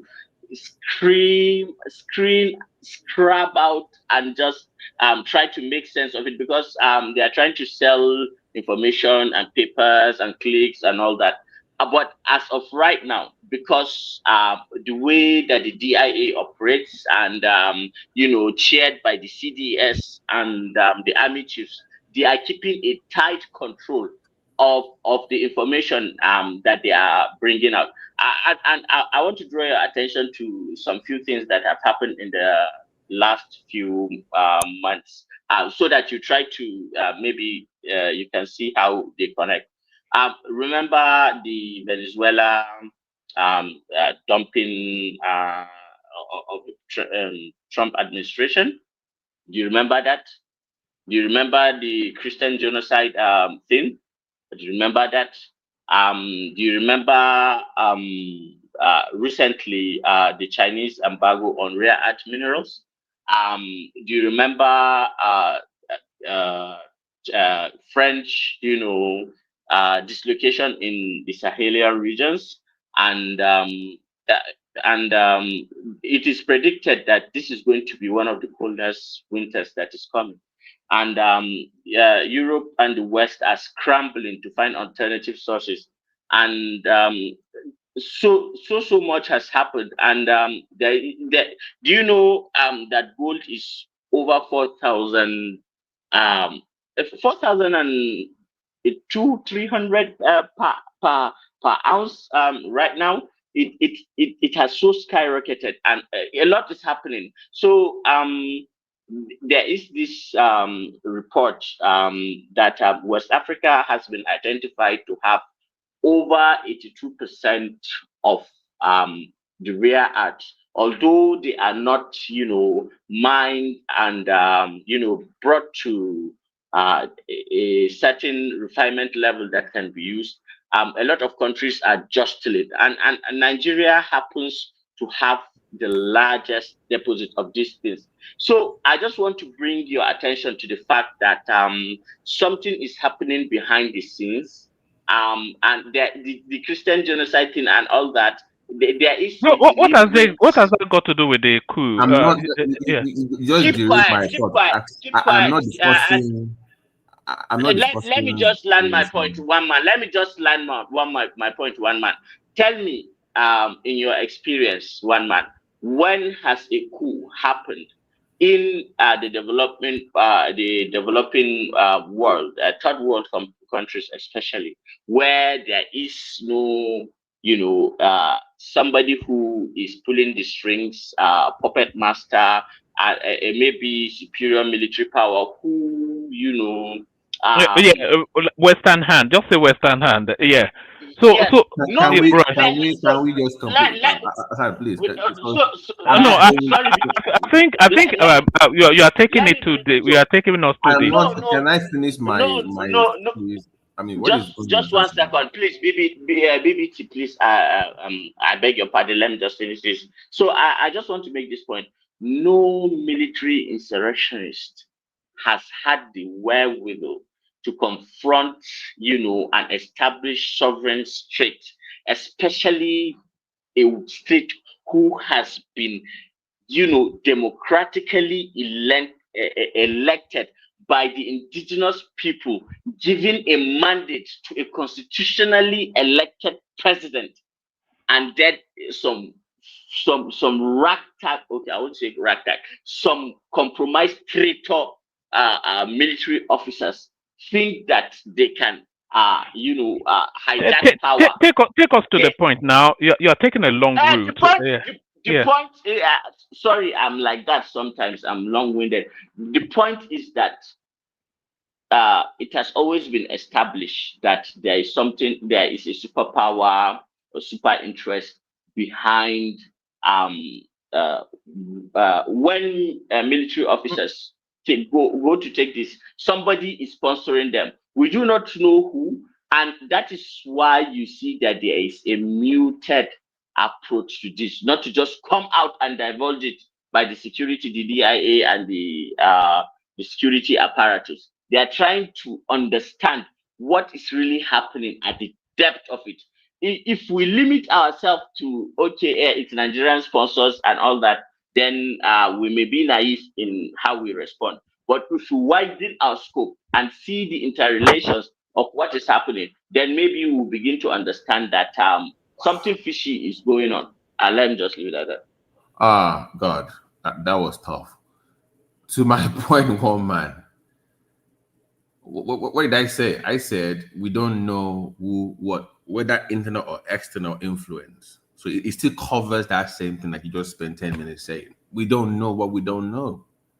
So it's not about who did or who did not do it. What I was saying is we don't have any information as the general public. I don't know what Hassan was. One man, can I just? That was tough. Do you think the coup actually?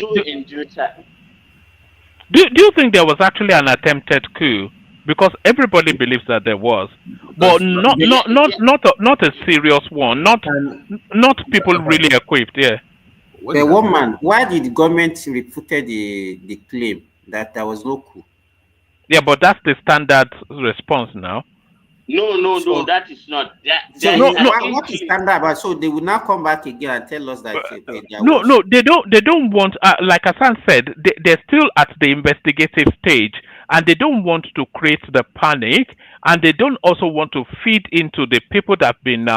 Do you remember when the obedience space went in front of the defense headquarters and say "Army take over"? So they don't want to feed into that and give them. That will boil. They don't want that to boil them up. Well, they shouldn't come back to the public and tell the public that was in. That is emphatic. You understand? They shouldn't be emphatic about it now. They should. They weren't emphatic or they were ambiguous. They said that it was a disciplinary matter.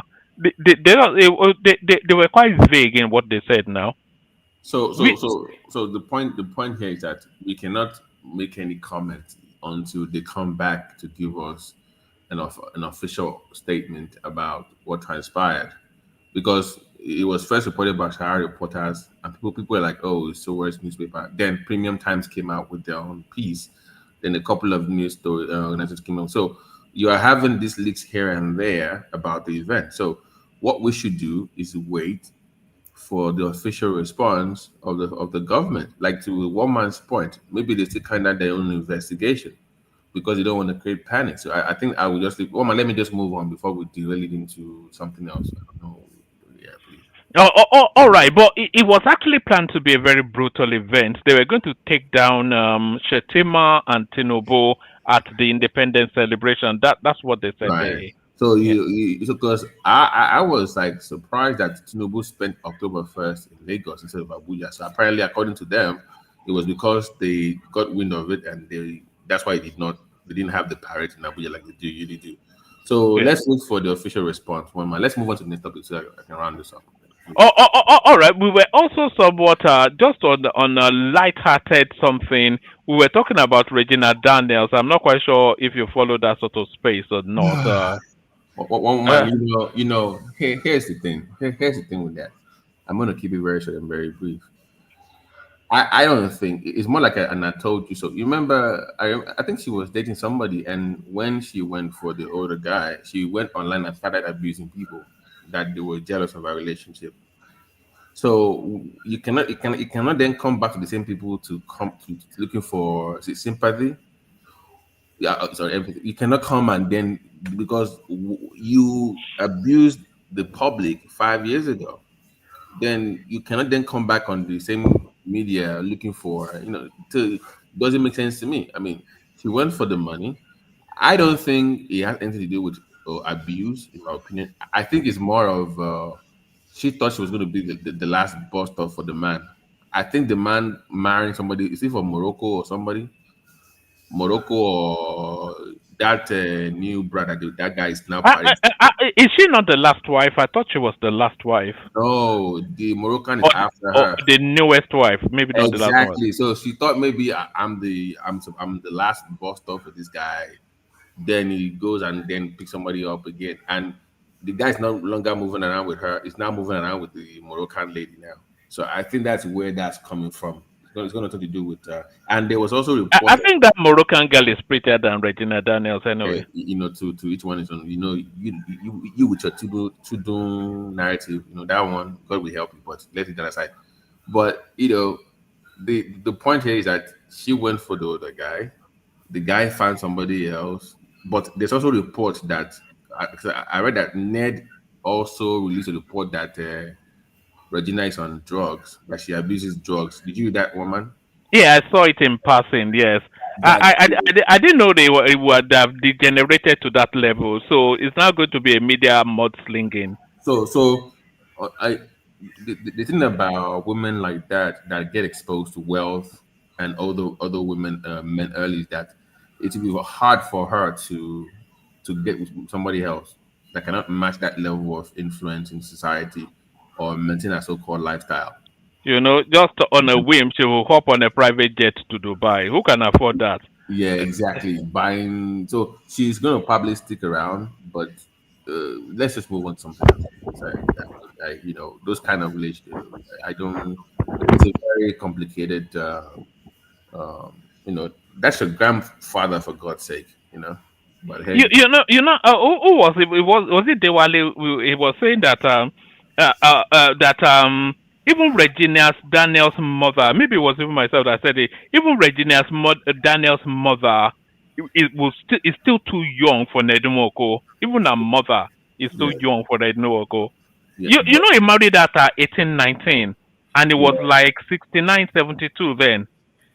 yeah. So, like to my earlier, I think that she thought she was going to be the last bus stop for him. So, I think he's still out there. He's still very active, and he probably marry somebody else after this Moroccan as well.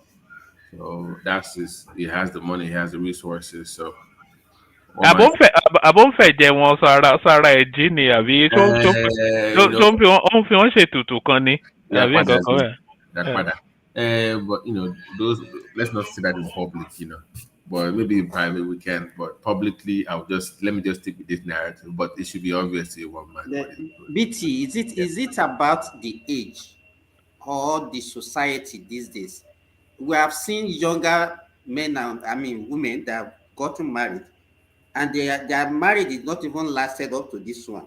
So why are we linking the problem to the age difference or whatever? No. What I'm saying is that if she had married him and said nothing in public, nobody would care. The issue I have is that she was lambasting people publicly for questioning her choice. Remember, she was dating somebody publicly. She was like a fellow actor or whatever. And when she dumped that guy publicly, by the way, people were making fun of the guy that, oh, you are broke. We don't complain. We know, but she went for it. So people are supporting her doing that. When she got with the rich guy, she started abusing the public, like, man, shut up, blah, blah, blah. But BT, at a time, you know that. Sorry, Simba. Ṣé kí n fi lẹ̀ kí n lọ sùn kẹ́ ẹ ṣọ́ọ̀tẹ̀ dáhùn tẹ́ bá ṣe tán? Simba, do you have the admin thing? Yes. Yeah, it does. So má bínú jọ̀ọ́. All right. So everyone. So I'm going to take my leave now. I leave it in the capable hands of Simba and BT. Dewale is here as well. Hassan, but Ogbeni is here in body but not in spirit. I think he's probably dreaming of some Russian girl with long legs as we speak now. You know those dreams. I'm sure BT still has those dreams. No. What woman do you? That was the topic, right? Any other topic that I missed or something? I think that was pretty much. No, we were wrapping it around pretty much those spaces, but I know you will have something on Ogun State, or I'm sure Abiodun suddenly turns into a hero. Woman, I have issues with you, but don't get it twisted. The only reason why I don't bring up roads in the West is because we know. By the way, there's a new twist in Ogun now. We have a new contender now. Because everybody kept saying yeah, but guess what? Somebody else is in the picture, and they have now introduced, for the first time in Ogun history, they have now introduced religion into Ogun politics. I'm a Muslim, he's a Christian, so that's also playing. Maybe in a few months we will talk about it more on the platform. But historically, you've always had a Christian governor in Ogun State. Yeah, no, but I'm saying that historically, it's never really been an issue that somebody is Christian or Muslim, but because the guy wants to. The guy's from. Is it that Murik guy again that is causing trouble? No, I forgot the name of the guy. It's a former ambassador to the UK. I forgot his name. He wants to run for. So he's a Muslim and he's introducing this. But he's very conservative. Yeah, so he's bringing that dynamic into politics, which I think will not work. But one man, go to bed. Let me leave you. Let me let you. All right. Let me play you guys a couple of clips. Maybe it will stimulate some form of conversation. You know they were claiming that they were shot at the. No, actually, this explains why Nnamdi Kanu's brother and lawyer were arrested. You arrested Nnamdi Kanu's brother, Emmanuel Kanu, yes. And you arrested his lawyer too. Barrister Aloy, yes. Why? Because they insisted on making way to the restricted areas. And not just two of them, 6 others were also arrested around Transcorp for this same reason. So we arrested a total of 8 of them. They are currently at the state CID. And once we conclude our investigation, just like we said in our statement, that anybody who violated that court order would be arrested, diligently investigated, and prosecuted. So once we conclude that, which we should tonight, then they'll be prosecuted immediately. In less than 24 hours, they'll be facing the court. So now, people are going to be prosecuted because they're exercising their constitutional rights. No, you're getting it wrong. The question is that are they aware? Would any citizen be prosecuted for an offense he or she is not aware of?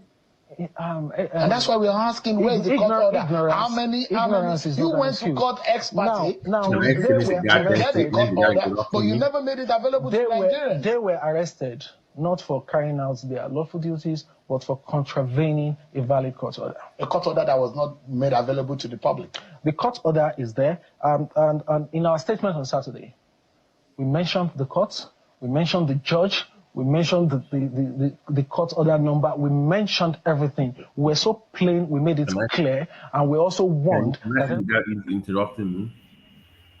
Oh, sir. No, sorry, not you, sorry. So that was that. So that explains then why Kanu's. I wonder if they'll put Kanu's brother in the same DSS facility as him. At least that maybe they can be speak. One man, why should Kanu lawyer be on the street instead of going to be in the court fighting for him? That was my question. No, I was asking Ogbeni that. Yes. I was saying, Simba, that it's enough to strike him off because the matter is in court. Is an officer of the court, that lawyer, and these people are protesting then to try and impede the legal process. No, woman, you know what? Let me take that my earlier coming back. I think I agree with you now. They should make this court hearing. They should make it public. We should. I think Nigeria needs to for it to be a public, like the broadcast should be made, like is it live or what? What's it called? Like, yeah. You know what, woman? I agree with you. But BT, you think that Nigerians are not aware of the? They are not. No. Trust me. They are. Let me tell you. Wait, BT. So sorry, Simba. Let me drop quietly. Thank you, everyone. See you tomorrow. Carry on. Okay, BT. Let me tell you this. You know, if you look at the way these people work, if I tell you this marginalization that the Southeasterner has been crying about has been there since 1938. They normally use it as a political weapon to get more, whatever, whether infrastructure or more allocation to their own side. They've been using it, so it's a political weapon. Now they've been saying it and they have been passing it from generation to generation. And now even people that doesn't even know what happened in the past now sympathized with them, and that's why you see some Yorubas that will sympathize with that kind of story. But this one also that we are talking about, Kanu case, because there have been still fear in people. The way he carry out his activities, there is still fear. People are afraid of coming out to say the truth, and that is why it seems as the people that are in support appear to be more, because they can speak boldly because they are covered, than the people that speak against. So if we put it into an election, you discover that majority of people actually not comfortable with activities, but they cannot come out on social media or whatever because they are scared of their life.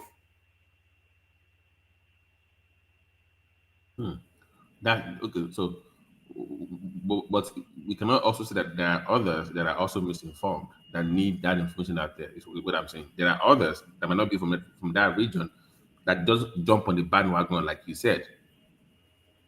Those are the people that I was talking about. That they have no clue. All they know is we heard that some freedom fighter is fighting somewhere and it's being held by the government. The videos are there. People are sharing it every day. There's one I heard today on X. You know, people have all this recording that it was people. That one even shocked me. The guy was even calling for the head of Obasanjo, that if anything happens to him, is IPOBIA members to unalive all OBJ family members across the world. They were playing the recordings. You are forgetting when he put a ransom on Wiki also. So, you know, I'm like, that, you cannot tell me that's freedom of speech now. Imagine in America, somebody says, puts bans on Trump's head, and it goes up and you see that on YouTube or whatever. They will have picked that person up within the minute.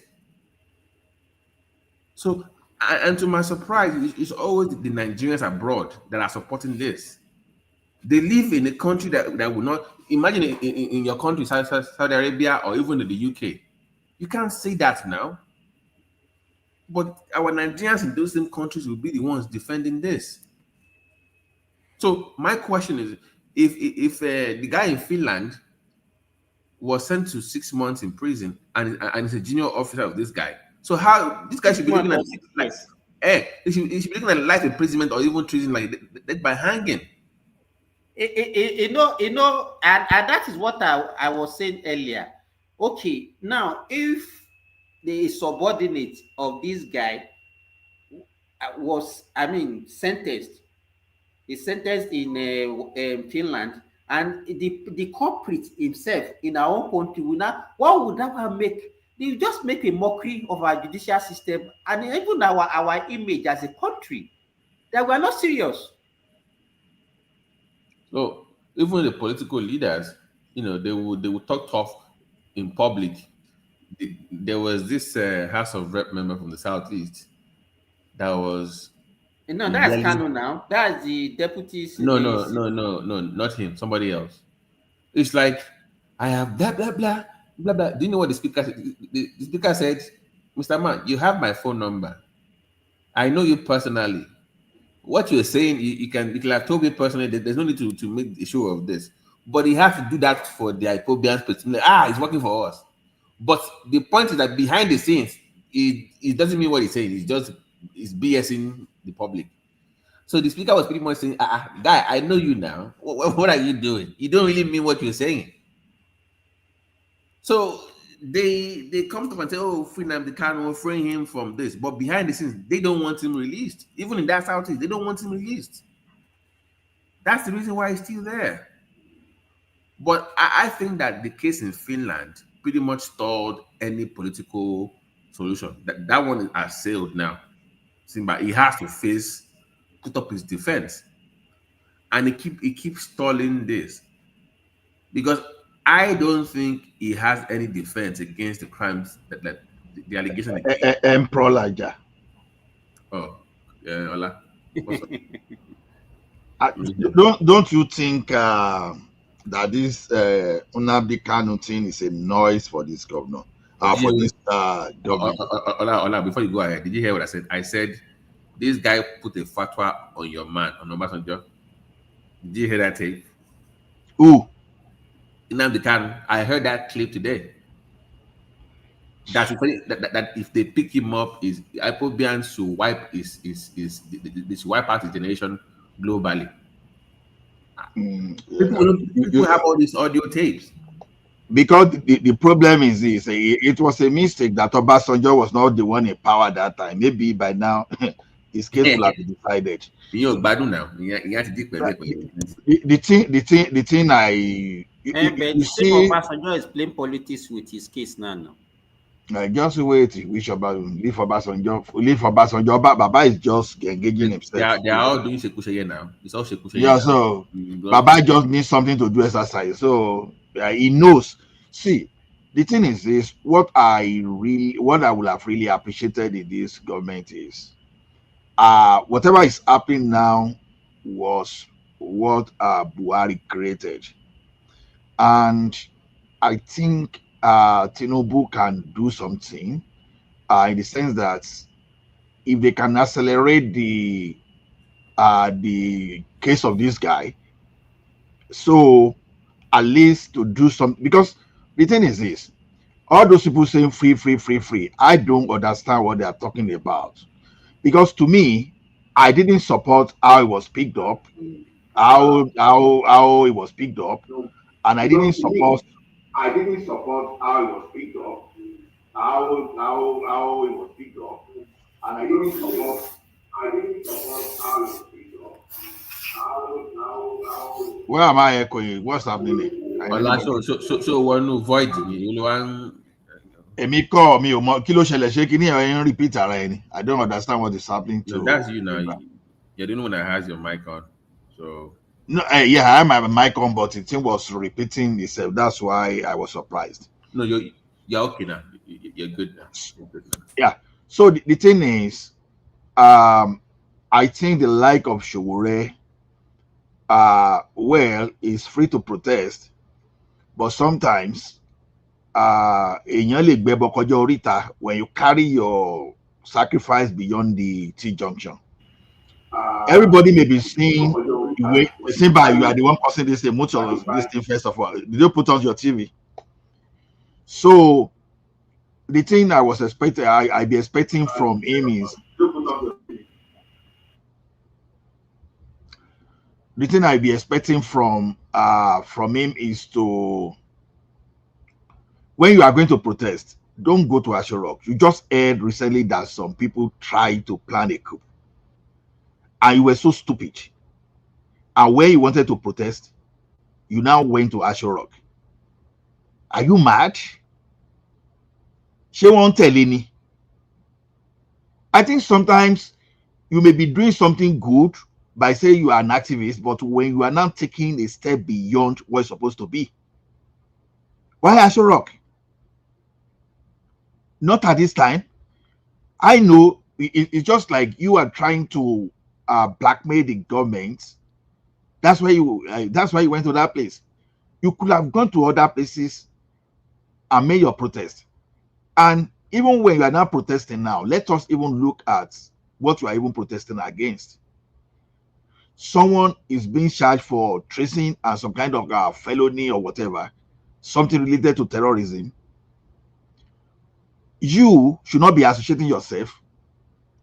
The best you could have done is to mount pressure so that the judicial, the process, the court can speed up the process and pass whatever sentence, even if they are going to free him.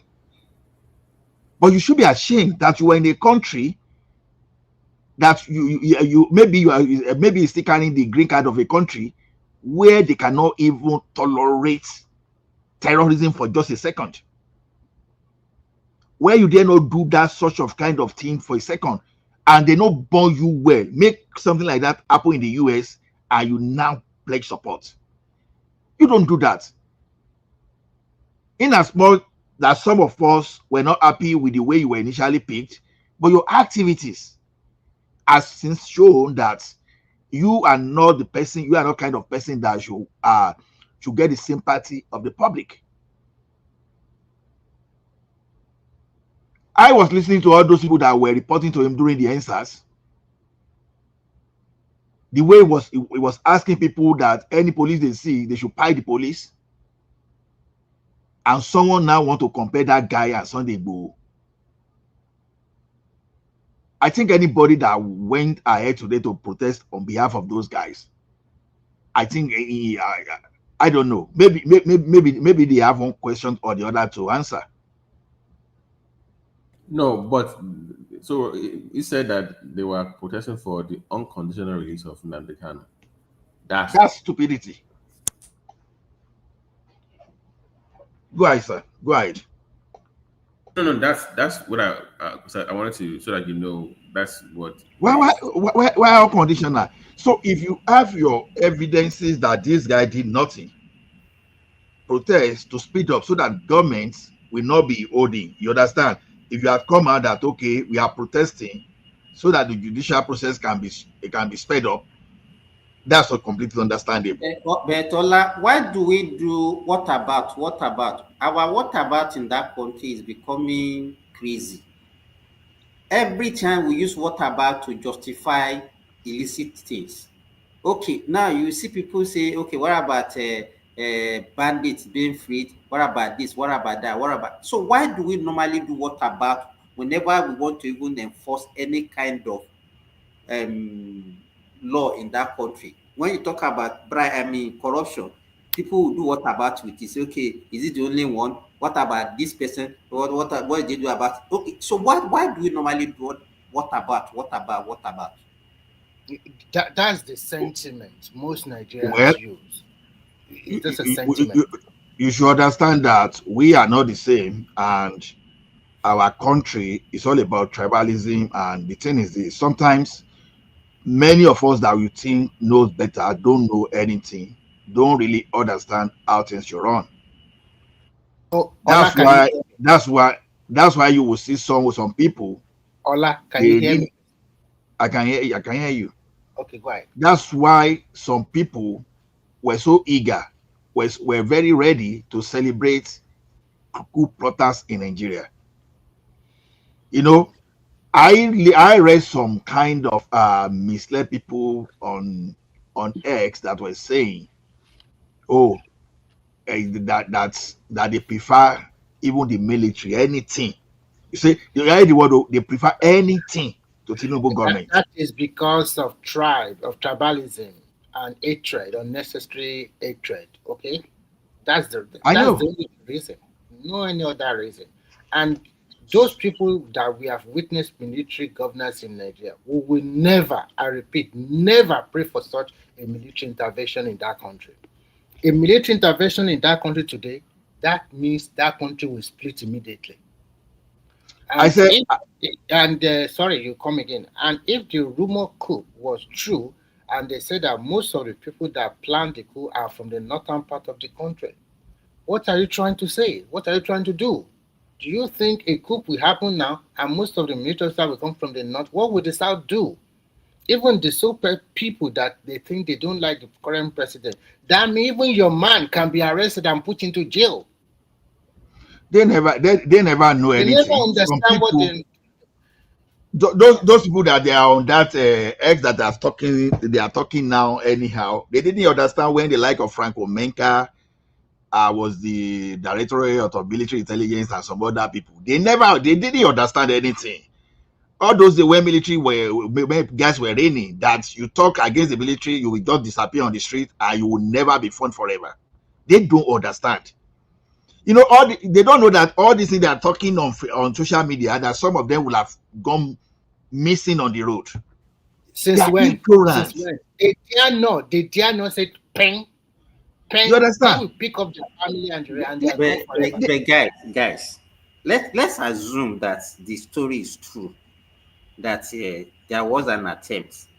It was true. Don't even say whether it is true. Okay. Now, if it is now, let's assume if it is successful, you know, it will be like that January 1966 coup, because what they will do, they will bring some Yoruba guys in to give it some kind of coloration, like what happened in 1966 when the so-called the Igbo coup that they now put some maybe one or two Yorubas there, and they so that you can give it like, okay, it has a nationalistic coloration.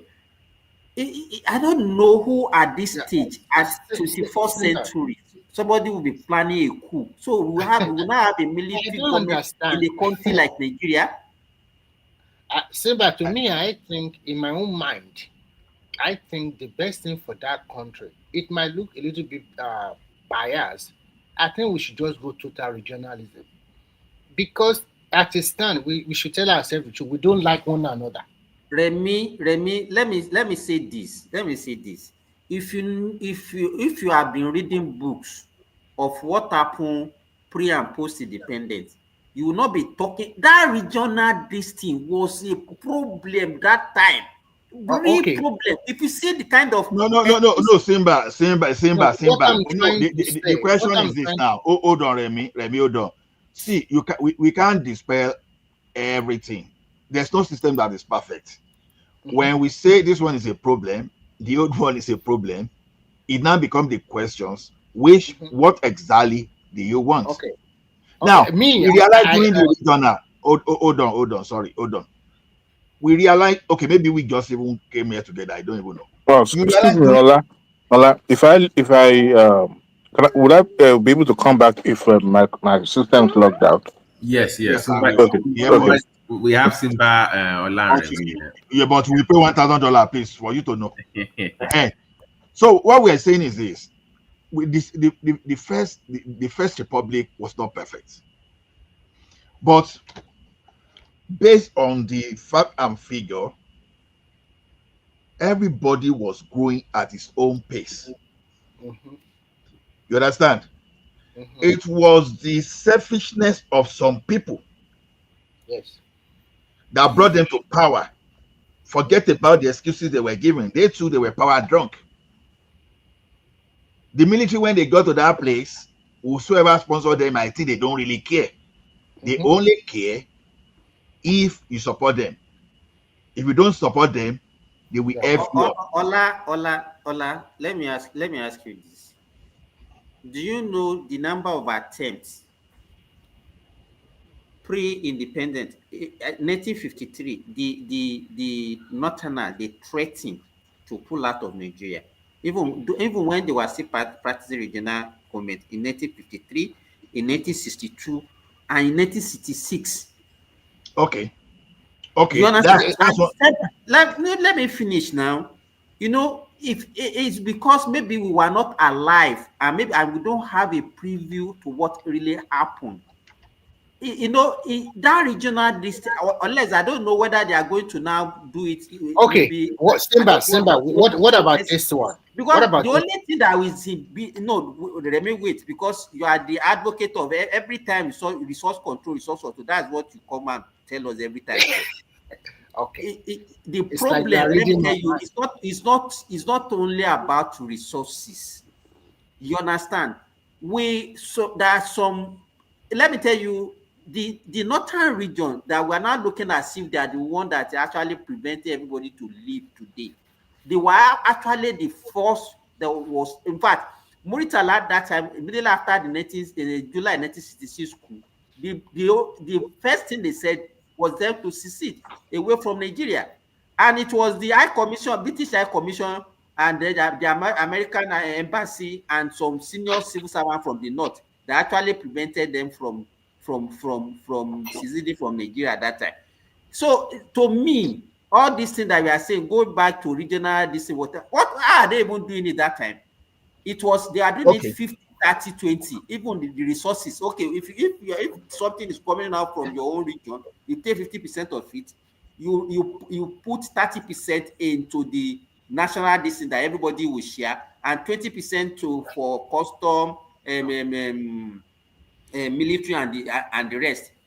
You know, so how do you now want to do it differently now that it still when we say regional, you understand? Because there are some things now that are coming down that even make a person like me favor the regional government more. Look at the military recruitment now. People from the south, they don't want to enroll. People from the north, they are enrolling. If things continue this way, the southern part of the country we cry foul tomorrow that, oh, marginalization. Why are the people from the south not joining? They said, okay, whenever they recruit them, they will carry them to the hottest place so that they go pay them. They will say the northern counterparts, they begin promotion. That's the kind of rumor excuses in the marketplace. So when we look at that, when we look at that, and I said, okay, what about going regional? We are still the same. Should we say we want to be the same country, but let us go regional. Let every region have their own military structure in such a way that the South will not have more military than Southwest. Will not have. Where is that practice? Where you have? We are just talking. The fact that it's not practiced does not mean that you cannot involve something. Something is not practiced. Do you know the danger of that? See, no matter Why? the. Okay, no, we that we are discussing state police here. Wait now. It's just a suggestion. I'm not saying they are going to do it. I'm just. That suggestion should not even come in the first place now. no such thing that no suggestion should not come in. You know, when you are in a some brainstorming session and you start giving idea, people will be discussing the merit and dismerit. So no such thing as it should not come, no matter how stupid the idea may be. So what we are saying is this: all I'll be speaking to is just to make sure that one region does not dominate the other, because it was the fear of that domination that Sir Ahmadu Bello said no, not will go, that they were not going to join Nigeria. It took Awolowo and some people to persuade that, look, we are going to put in a system that will not make a particular region be subordinated to the other region. So Awolowo favored federal system. Maybe let it just call it some kind of the confederation, you know, confederation federal. Then the southeastern part, just because they were the one dominating, obviously, in the civil service, they believe that it has to be unitary, because to them, they were looking at their own side only. They were downplaying the downplaying the strength of others. Because one thing in life is this: when you are dealing with human, no matter how position you are, never downplay someone that you think is senseless. The fact that the person is not well-read like you, that the person you think is not positioned like you, does not mean the person is empty, obsessed. Okay, we had a federal system, and you know that region that created that thing, they will still come to you today. They will tell you that, oh, it's federal, all those kind of things, but your leaders miraculously escape while you pie other leaders, and you want people to AB, come into the room, don't shout, come into the room and come and engage. So don't be an armchair commentator. Let us come to this forum and let us speak. So what we are saying is this: they crash the system thinking they will continue to dominate. What happened? Those people you look down upon, they took over. Right? They took over. That's telling you that there's no system that is perfect.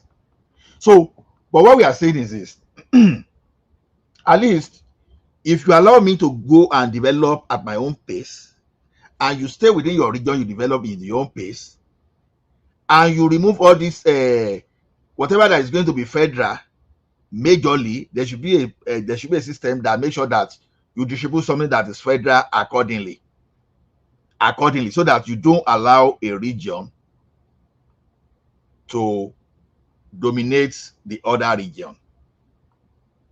So that's what we're saying. So now you have university within your region, you control. You have your civil service, you control. You have your port, you control. You have your land, you control. You have your dam, everything, and your electricity, you control everything. That's what I'm saying.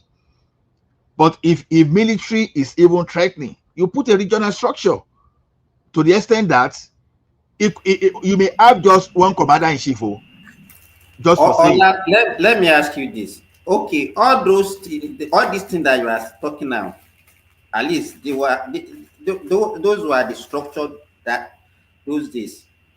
Why did you not think some people will not come and say, okay, they want to make it a unity government instead of a regional government? Why did you think they did that? Because that's what they wanted before the independence. That's what they wanted. So it's just this idea of trying to dominate. You see what we are saying? They wanted that thing before independence. But you know, there were three regions. Right? 2/3. One. Okay, the North wanted to go, but Awolowo and some other people persuaded. Azikiwe insisted on unitary. But you know, the two regions agreed on federal system, the regional structure we had. So there's no way one will just move. But don't forget that during that time too, who were dominating the military in the within the officer cadre? The same region. The same region. So they technically believe they were in control. So they use that military strength just to dominate. For those people that are talking of the military now, because they don't really understand. If military take over now, they'll be the first to shout that North is dominating them tomorrow because they are not even looking at what is on ground. So that's why I'm saying that it is so simple. Okay, like correct me if wrong. As far as based on what I read, the military those days too was regionalized. But what I'm saying now in this instance is that if we can have the regional structure for military, even you can still call it federal, but make sure that no region dominate the other region. The way we are going to structure our military, that's what I'm saying. Don't let any particular region dominate the other. No matter whatever the way you mark it out, but the key point is this: don't allow a region. Which region are we even talking about now? We have 6 geopolitical zones now. And don't forget that they created some kind of development for each geopolitical zone. It's still based on geopolitical zone now. That's what I'm saying. What I'm saying is this: if you have 3-star general from South. Ola. Okay. This is the issue. We keep using geopolitical zone is not constitutional. So when they're sharing all these positions on paper, they don't consider what we think they should consider. So we are the ones saying southwest, southeast. It doesn't exist on paper. It doesn't. Even if it doesn't exist, you can make it exist. That's what I'm saying. Yeah. But this attitude of they did not give Southwest this one, they did not give Southwest this one. When the sharing formula, everything does not reflect what we think it should reflect, then that should be what we should be advocating for. And also, by the way, people like the people from Kwara and Kogi should decide where they belong. You know, I've always said this, Ola. You know, months ago, I have friends from Kwara who tell me, "Oh, we are one North because of Yoruba doesn't matter." They are the ones claiming they want to join us now. Let young fly deep no, I don't want to infiltrate the law in Kwara State to join us. Let them stay where they are. Let them stay. But my point is, we are not religious fanatics in the Southwest, so let them stay where they are for the religious fanatics. But now, so because they might bring that so my point is that they should have a say. No. So excuse me. So if you are talking about Kwara, you are equating Kwara to Ilorin. Is that what you are saying? Oh, yeah, we let know. Okay, that's a correction, but okay. But Ilorin is one of them. The point I'm making is that those in that part of Nigeria, they are stuck where they are considered Northerners, but when it comes to power sharing, then they become Yorubas. So they're in a lose-lose situation. So they should be able to. I don't care the kind of. You know what Ola is even proposing. How can you be proposing regional with their military? You've already you created country. They have created country, so there's no need to say that. Immediately if you do that is the end of Nigeria as a country. Because we know, like I've always told you, creating some form of regional government is a stepping stone to breaking up the country, but a more peaceful pathway, which I want, by the way. That is a more peaceful pathway. AB is from Ilorin, AB is from Kwara State. Yes, you can go and join North Central, no problem. We don't want fanaticism in South. AB, listen, you know, AB. Agbayani, don't mind him. We're not discussing your part of you can join them. T1 answer, not you. So nobody is discussing AB. So don't mind. But I'm saying that people like AB at least should have a choice to decide where they want to stay. Is my point. They should be the one with the referendum. Like, who do you want to stay with? Are you not? Are you? So they should be able to decide.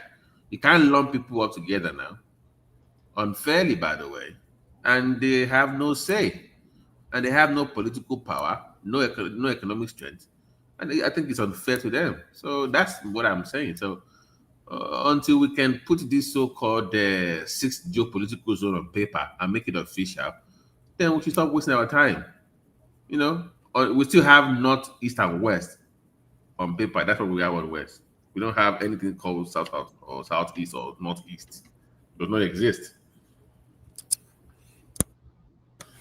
But to the Nnamdi Kanu thing, but Nnamdi Kanu is not the one saying they should free himself now. It is the people. Okay, the question that he does not want to. No, Simba, it's been stalling for 4 years now. Over face trial is my point. Eruba, will he win? So if he knows that, okay, so his supporters, why are they now saying that he should be freed? No, then because what does somebody like? I think SOWORE'S is using it to strategize for his political future. So what they were hoping for is that it will stall, then they will find a political solution where they will say, take him home, you cannot move, you know. But after the case in Finland, that political solution is over, because there's no way Samuel Ekpa goes to prison for 6 years and they let you go in Nigeria. Will it possible? So that window is already closed. Exactly. So now resulting to this whatever they are doing now in Abuja. And he's not only even asking for Kanu now. He's also talking about Igbo marginalization. Your brother now, SOWORE. Don't mind him. I think it's not the sentiment. Brother, the man says, say only Jolo. Babati, it's not the sentiment they always use. If you look at which region is the luckiest Nigeria, they are the one. Because when you consider so many factors, when you consider they have had all the political posts in this world, they even had more. And when you look at everything, they enjoy more. When you look at the Obasanjo regime, during Jonathan regime, even when you talk about all these, when we have all these military leaders, there are so many of them in power also. And when you look at in terms of landmass compared to the rest of the region, they are enjoying. And most of their people, they don't always stay at home. They always live they are about the same size as Oyo State. What I'm just trying to say is that look at it this way. They are the one that they move around throughout the other region of Nigeria to do their business. That's correct. To settle there. And when you are there, your children will go to school, free education, or whatever thing they are doing in that state. They will use the state resources like hospitals and the rest. But when you now go to the region, how many people from other regions are they moving to the southeast? When we continue to checks and balances, you will discover that they are the luckiest one, and they always use this sentiment. They are Uncle Remy, that's why I want this regional thing. You see why I want that thing regional is this. If you are from Southwest region, because this is the way to send people to the region and go and develop their region so that they don't create problem for other regions. If you are from other regions, if you want to come to university in Lagos State, where someone that is from Southwest, we pay 100,000, you will pay 1 million. You will pay 1 million. Now, I will stop there. I will go and do this health insurance. Health insurance will be for the people of that region. So if your governor is investing your money and you are looking away, but you are coming to Lagos, you are coming to Ogun State, you are coming to your state to fight. You understand? When the indigenous of those places are paying absolutely nothing because of the health insurance, if you don't have in your state, you will pay through your nose. We have to set some kind of detriment that will force every region to develop. This may sound like, oh, this guy is stubborn, this guy is, it's not wickedness. You just have to force people to be sensible. When you have people that don't know how to hold their leaders to accountability, that only what they do is to blame and blame and blame and blame others for their own problem, you need to put a system in place as a detriment. It simply means so you see this idea of indigenship and all those kind of story we are saying, you know, that's why we should not even encourage all those kind of silliness, all those kind of stupidity. Because what really matters, they are not running after all those stuff.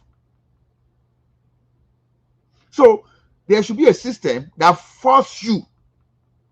force you to go and tell your leader to do the right thing. All the six geopolitical regions should be competing.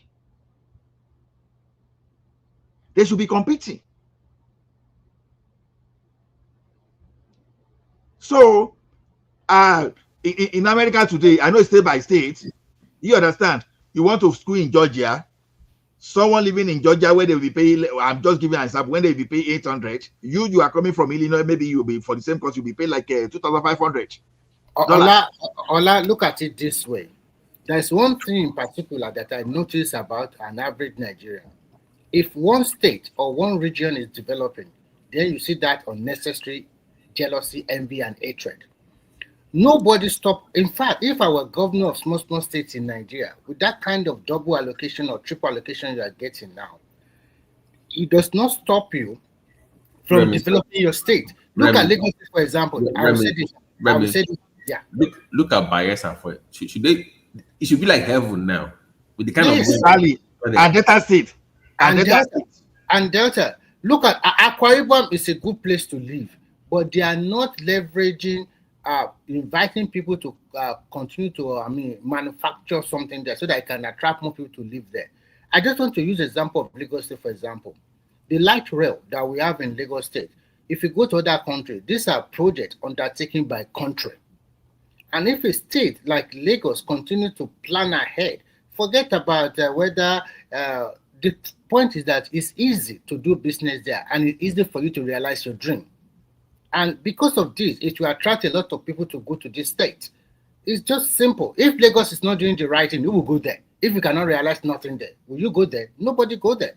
So as more people are trooping in there and they are leveraging the revenue they are making, see, they are done with blue right lane. In the next by next year, they will finish the old stretch of blue line. They will start the green line, maybe early next year or maybe before the end of this year. They will start that one. So sometimes when I look at a state like Oyo State, what are you leveraging against this state, against Lagos? At least you're supposed to be at 50% development of Lagos State. Ogun State is supposed to be like 75% of development of Lagos State, which we have not. So I'm still pissed. Let me finish. I'm still a little bit not happy with Ogun State totally, but we have wake up, but we have not done more than enough. So when you continue to not just oppose them by one after another, it's a shame. Remy, all those states that you mentioned, what is their development plan? Did they have That's exactly what I'm trying to say. That because they don't have a stable political distance. Remy, let me say something about that of your state you said. Maybe the governor Makinde should, if he can hear us, or someone can just say the guy should be ashamed of himself. You understand? Someone that is telling us that guy is brilliant and say all those kind of things. I'm ashamed. The guy lacks. He might have done well to some people. He lacks critical thinking. What did he say? Okay, he didn't say okay. Now, when he was engaging with Umai on this kind of cost per kilometer just to get popularity, all those stuff, I said if I happen to be from Oyo State, I would have questioned this guy. Now, but Ola, 4 days later, they were hanging out in Ogun State now with Dakpo. You know, Dakpo is mom turned 90 years old. They were all hanging out 4 days. I'm not talking of Dakpo. I'm talking of Makinde. No. Makinde was there too. As a matter of fact, they had a picture on Twitter tagged the civil engineer the Guinea engineer, they were hanging out, they were all laughing. So Makinde, Umayi, and Dakpo. No, Babati, here what I was even going to, it's not even that, I'm going to something. Now, you know, Ibadan happened to be the center of Western region power those days. So in Oyo State, we have at least we should be having at least up to 3 to 4 dairy farm. Then we have a lot of dams, both federal and the state. Now, this is the question. When you look at people like Makinde that is talking, if the guy really have kind of sense of how to be productive as a governor, you have at least 4 good dams in Oyo State. My question now is this: are we now planting maize around the year today? Are we planting rice 365 days in a year? What I'm saying in essence is this: what has it done with those dams there? If there was anybody that was supposed to be fighting when Buhari wanted to hijack all water resources in Nigeria, a person like that guy should be fronting. Because you see, those dams, because when we say we should be controlling resources, I've told people, I've said it over and over here. Resources to me is not oil, all those stuff. You understand? This is the type of resources I'm talking about. You have dam there, but you are not producing. Ibadan should be leading in production of corn. Let me call maize, rice, all those things, because you have water resources for irrigation. If people are taking over all those places as those farmland that were earmarked by the government before, when the military was there, you understand, relocate them, clear that place, restore that thing for the purpose it is for. Ola. Yeah. What do you think is responsible for the GDP of your state? Well, you tell me. It's agriculture. Okay. You understand? You might say that he's not doing enough, but in the the southwest, or your state is the agriculture hub. Are we now planting corn 365 days? I made specific example. Are we planting rice 365 days? Ola. We cannot. You cannot be talking about when you talk about agriculture. Our land is not for rice. It's not for rice. You can't be talking about. You should be talking about what we have advantage. That is not true. Don't go there. Allow. Listen to I'm hearing you like that. In economic and business, what is the first rule? Focus on your strength. Exactly. You can build rice, but what to be planting rice, planting sweet potato, planting cassava, that is your thing. That you can dominate the market. Remember, it's a global market now. Don't make a mistake. I just made the example. Ask yourself why did the like of a federal government and Awolowo, why did they put all those dams in place? First of all, you should go and ask for all those things, just for us to be sufficient when it comes to food production. Now, because I mentioned rice, I mentioned all those stuff, doesn't mean I'm limiting. Are we talking of tomatoes? Are we talking of pepper? Are we talking of other things? I will say we're doing our lower time. Simba, hold on. Ekiti plant rice. All this our land is not for rice, all those kind of things. Don't tell me. Go to Igbemo Ekiti, go to Ire Ekiti, go to Ekere Ekiti. I don't tell people what you don't know. All those if we are talking about agriculture in the west, in the southwest, we should be even be talking about revamping of our cocoa, cola nut, and all those things that we have. That is not. I'm asking you, why did Awolowo and Co build Ogbese River Basin? Why did they build all those dams? Why did they build all those? So the red dam is for rice. They built it because of rice. Guy, just stop this story. Just understand. I've repeated this thing. This is why argument can be funny sometimes. When I mention rice, it doesn't mean I just say crop. Just mention crop. Yes. Crop does not mean that it's only rice. Just say crop. I will just an example.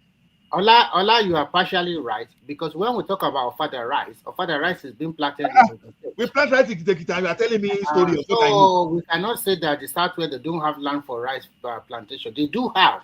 But maybe we have jettisoned it. We don't normally. Actually, what happened to the Southwest is this. Sometimes when you are too educated or too exposed, sometimes you might think that some things you are doing before you don't want to do it anymore. And that is what happened to us. Because we're enlightened and exposed, we leave all those, we think farming, even if my father is a farmer, why would I touch that? I want to work in the office. Unfortunately, there's no office job like before. It's not about skills and what you can and creativity. So if you can use your creativity to generate, to come up with a good idea about business, fine. I think what we should do is that most of our people that live in interland, there should be kind of support for them so that they can go back to the farm and till the land. At least if we can. Let me, let me tell you, when you talk about protein in Nigeria, that three major proteins that we produce in Nigeria. We produce meat, which can be in form of cow meat, sheep, or goat. Then we produce fish, and then we produce poultry. When you look at poultry, you understand the two states that produce most of the poultry that we consume in Nigeria is Ogun and Oyo State. The only breeding companies that we have in Nigeria that breeds all these broilers and all these pullets for egg and the cockerel, you can only find them in Ibadan, in Oyo State.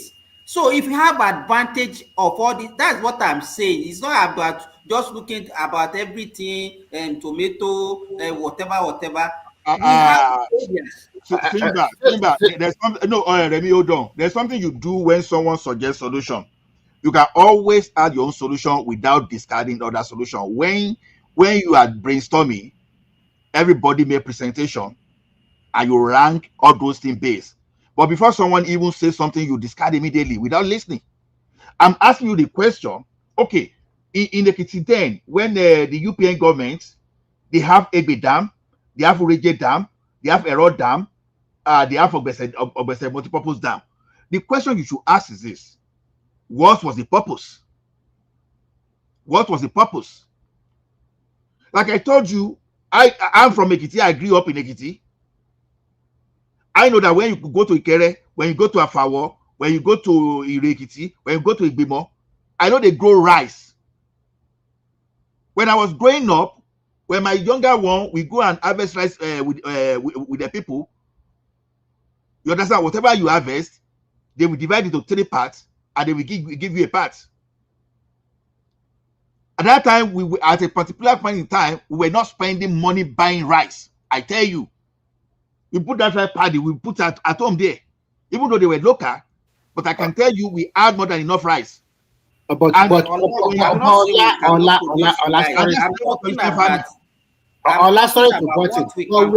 producing rice. Foreign exchange. I'm not talking about something to consume. That's what I'm saying. I'm not against you. I'm talking about something that will yield foreign exchange. That's what I'm talking about. You can always look at what Awolowo was doing. Awolowo was improving on cocoa seedling. Whatever you are having within your region, you can assuming that what we have now is the entire southwest region, and we don't have the northern part there. And are you saying we are not going to survive? Assuming no, we are not going to survive. We have Obasanjo as the leader, as the president. We are doomed. I'm telling you. No. What I'm saying is that when it comes to food, and if you identify that we can, food can be some kind of weapon to fight us, are we going to leave our economy that we are not going to look at how we are going to be sufficient when it comes to food? I'm just telling you that what the like of Awolowo and Co were doing those times, they were spending money on research. But one thing, how can you improve? What you should know is this: Awolowo or whatever is the past. We are talking about the present.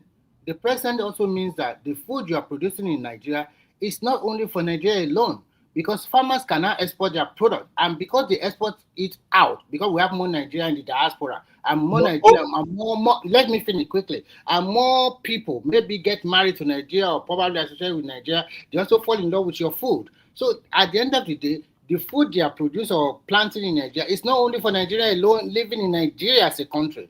They are also exporting them out. So we need to go back and put more people, do big mechanized farming. All those big land, let me finish, you will talk. All those land, when you travel around Nigeria, you see bush here, left, right, north, south, everywhere. They need to pull, I don't know what we are doing in that country. If we pull all those bushes down and let it be farmland, then it will solve the issue of kidnapping. When you don't have a land, that people just take you into the bush and buy you there. But if the land is for agriculture, it's being monitored with CCTV and whatever and security and whatever that, this issue, and they create more employment opportunity for our people. Unfortunately, I know the problem because that division is still there among the major tribes, especially the 3 major tribes. The division is still there, but how can we solve this division? It's not easy because I'm telling you, an average Nigeria, I'm sorry to say this again, an average Nigeria is gullible. They don't want to seek for knowledge. An average Nigeria will rather prefer Mr. A say this, Mr. B say this, I hear it from that man. They don't want to go and sit down and do their own research by themselves and seek the knowledge by themselves. And then they cannot try to know the difference between A or B or C or D. So the problem, so that is why most of our leaders or politicians use it against us, because they know our people will not stand up and do the research by themselves. They just believe whatever this one says and it's over. So sometimes you just wonder, what kind of country is this? And if we talk about education, the Nigerian people will tell you education has come. They don't want to go to school, even in the so-called Southwest. And when you now look at the northern people, they have already lost hope. Education is around. And when you go to the Southeast, education is bad. I better be a trader. What kind of people are you grooming for future? What kind of leaders are you grooming for the future in that kind of country? Look at it. And do you think Remy, let me play the devil's advocate here, please.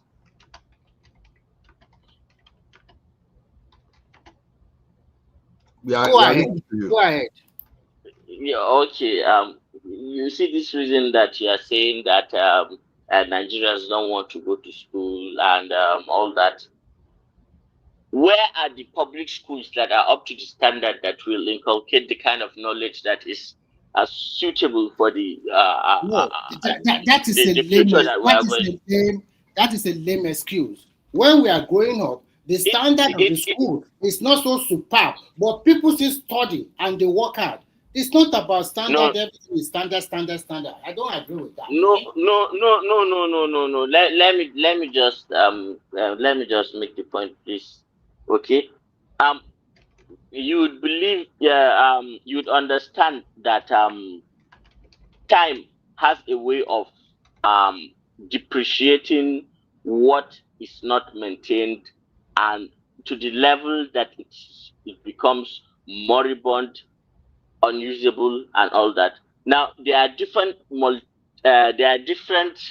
variable facets that contribute to what is essentially an effective educational system.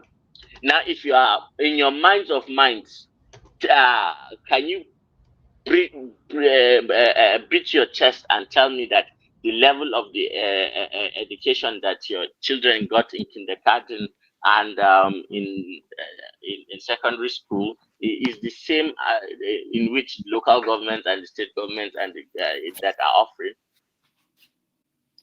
Can you come again with your question? I didn't get it clearly. Okay, I said that it's not merely building schools, and then painting it with all sort of fancy colors, and building an edifice, classrooms and all that. What I'm trying to say is, there are so much more than just buildings and calling people to go to school. Education, especially at that fundamentally elementary and early junior and secondary school level. No, I think.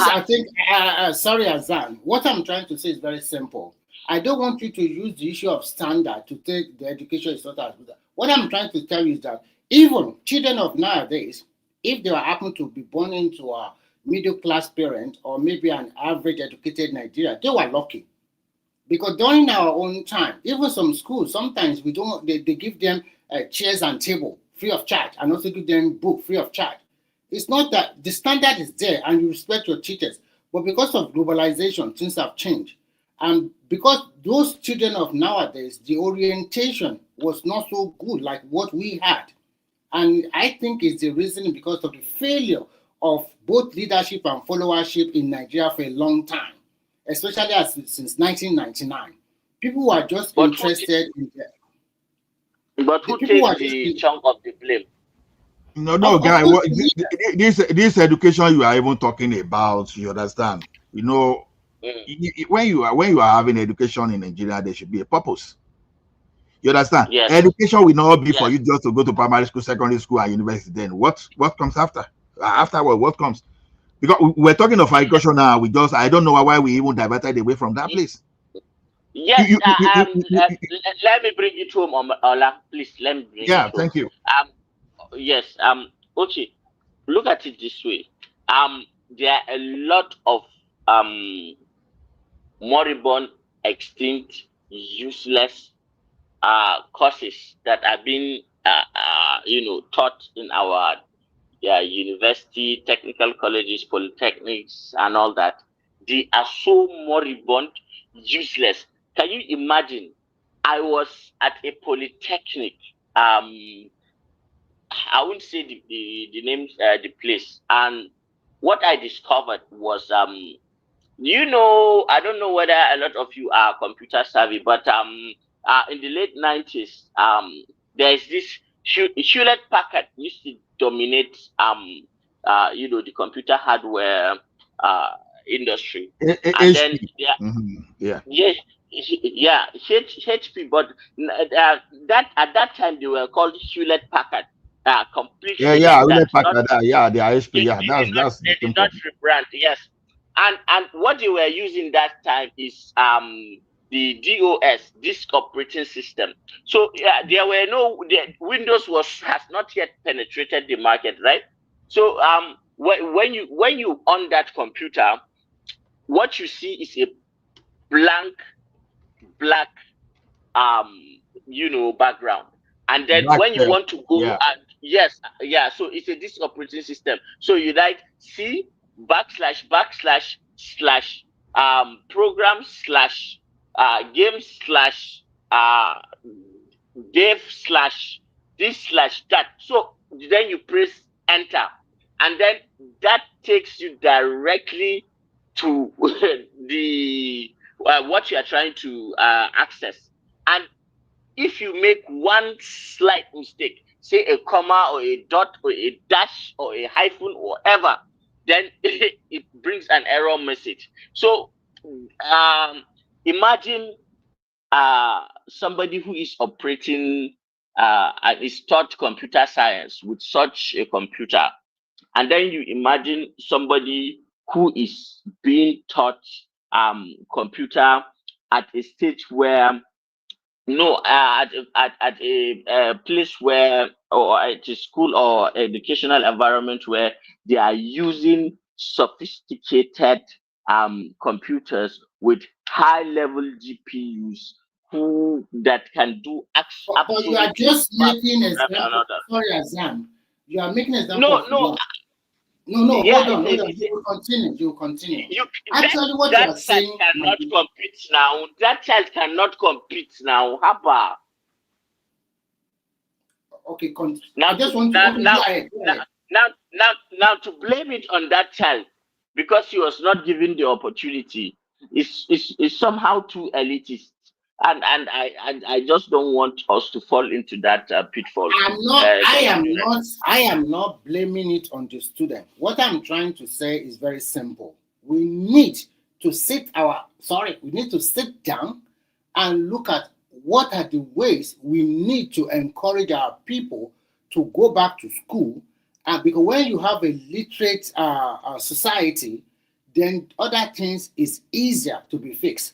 But when you have more than 50 or 60% of Nigeria still under illiteracy and they don't really care and they are gullible, then it's easy for politicians just to sell one dummy to them, and they will accept it. It's simple.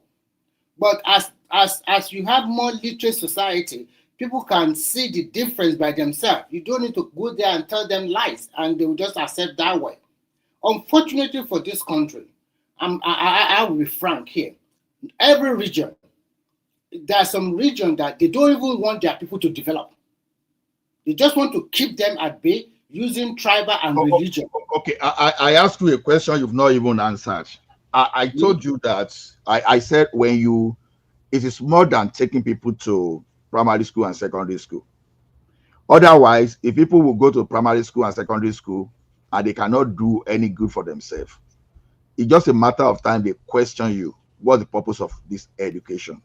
Yeah. So your education should be targeted at something. See, the idea of education is beyond you to be able to write and read. Actually, if you graduate from I university, understand what you are trying to say. So if you graduate from university and your diploma or degree, you are not able to use it, they will still manipulate you. That was the original idea under 634 system, but they did not implement it very well. The idea was that if you are in GS3 in Nigeria, then you have that kind of almighty examination all over Nigeria. If you are unable to pass that examination, then they push you to take vocational or technical school in Nigeria. That was the idea. But they are not doing like that. In China, that's what they are doing. Once you cannot pass that junior secondary education, let me give you an example. Let's say Niger States, they want to position themselves in textile, right? Maybe they are thinking of supplying the entire Africa, textile product, all those stuff, and they want to build large textile industry. They can build schools, and right from after primary 6, they can push their people to technical school to start learning about textile. While they are learning that textile, they will be having some kind of the apprenticeship with the textile industry in Niger State. So that's the type of education that you target, not just because to know, okay, I can speak English. Rubbish. Even if you cannot speak English, but you understand English, all those stuff, but you know the purpose of education is for you to be able to fend for yourself, not for you to speak English. If you like, teaching Yoruba, teaching we are saying the same thing. I'm not talking about now. So that's what I'm telling you. I am talking about acquiring knowledge for you to know what you are supposed to do in life in terms of career development, in terms of choosing your leader. But unfortunately for that country, when over the years, the people are not acquiring the necessary knowledge through education, even whether you are going to acquire skills or not, then you have a society that are very gullible. And in the area of social media, where a lot of people are gullible, it's very easy to just sell idea. How can somebody just tell you that, okay, we want to protest against somebody that was accused of terrorism and felony and the rest, and then you just jump on board like that? If you are with your right senses, you're supposed to know that this guy, what does this guy commit? I'll still tell you, look at those people there. Some of them graduated from university. Some of them even have master's degree. Some of them have PhD. You have a lawyer there. That's what I'm saying. You can see have PhD. If you don't have value for your PhD, you can still be as ignorant as someone that didn't even have primary school certificates, living school certificates. But when whatever you are doing engage you enough for you not to have time for rubbish. Okay, just look at this now. I'm working now. Maybe assuming I'm working for 2 or 3 companies. And one idiot was now arrived and came to me to say, okay, let us go and protest because of this. I will just be looking at the implication of what is going to happen if I don't go for my work.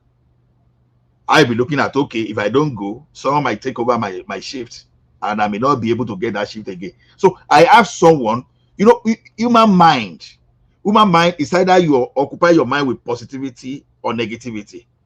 So if you are going to train people, you understand, if you are going to train people that, okay, I want to give you education, you should tie that education to something. I speak in Nigeria today now. We go to a neighboring country to hire all these artists, all those masons, all those bricklayers, all those carpenters, all those welders. And why? just because you discover that those the precision where you bring people from all those Togo, all those people, their precision is always different. They are the one that will be setting your block, and they will just give lines. You know, they will have some lines to make everything straight.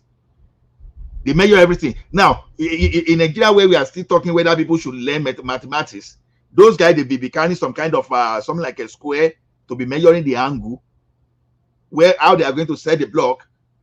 You understand? They will even be measuring out. They be measuring the composition of cement and sand. That is the difference of education, because those that's what I'm saying. Professional technical school, but in Nigeria, exactly. It's apprentice outside. Just do it this way, do it that way. Nothing to show. No, even that apprenticeship outside, you can even still reform it. You can reform it. Okay, those people in that apprenticeship now, you understand? You can find a way to bring them in.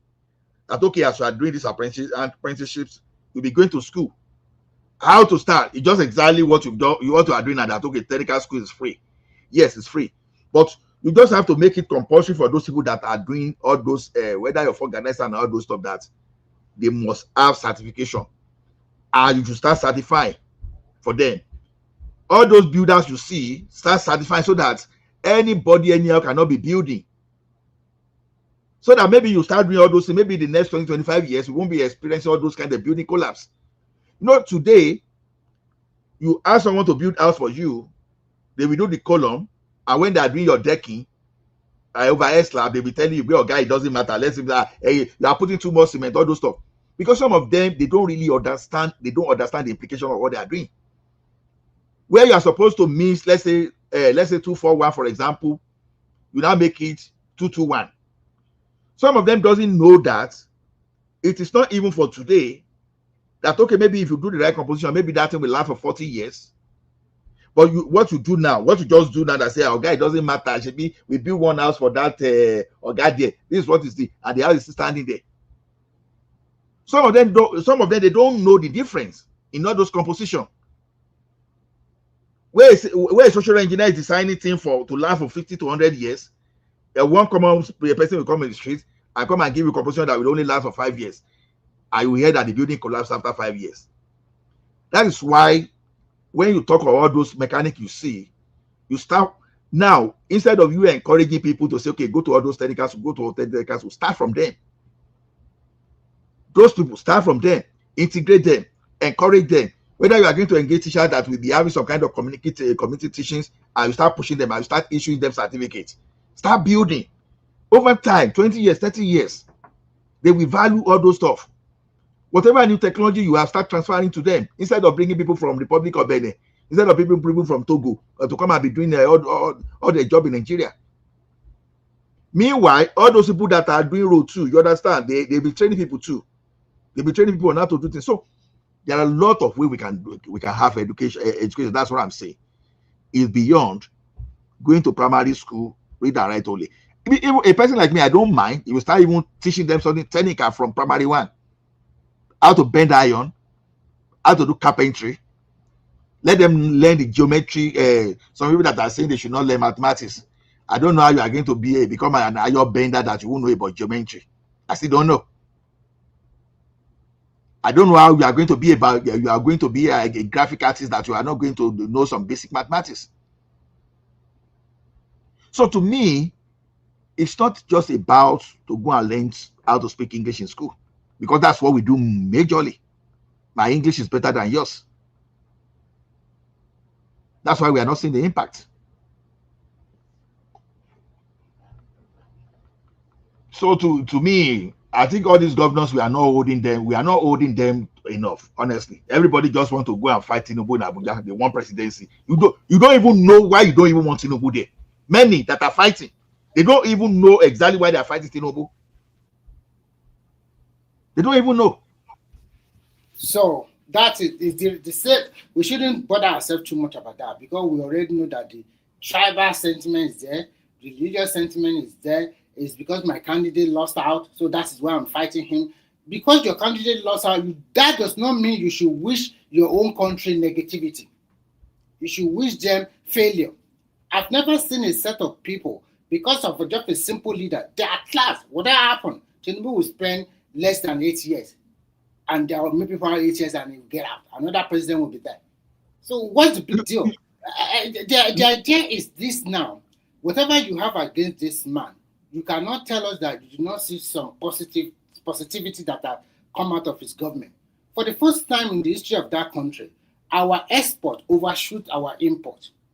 We are having favorable balance of payment, and for the first time in the history of that country, we are just at a low health in 2023. And today, Nigeria is the fastest growing economy in the world.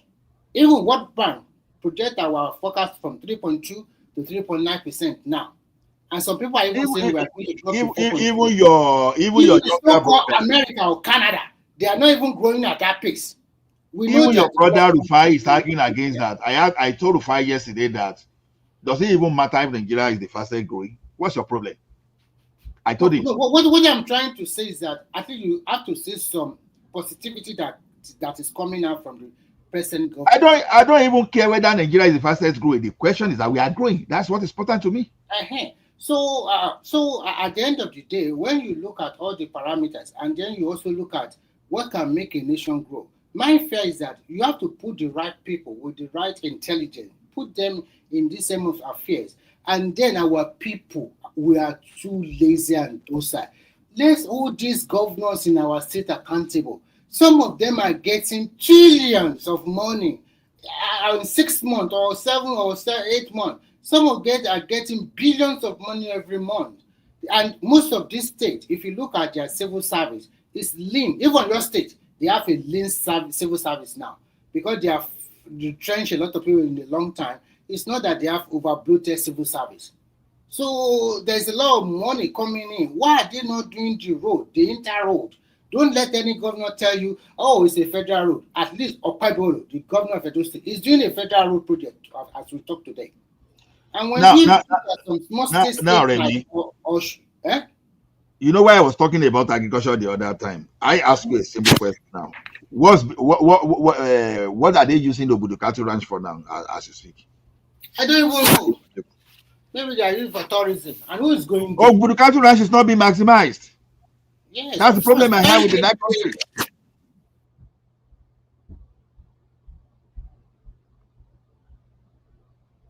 So at this generation, we are still hearing about coup in Nigeria. For what reason?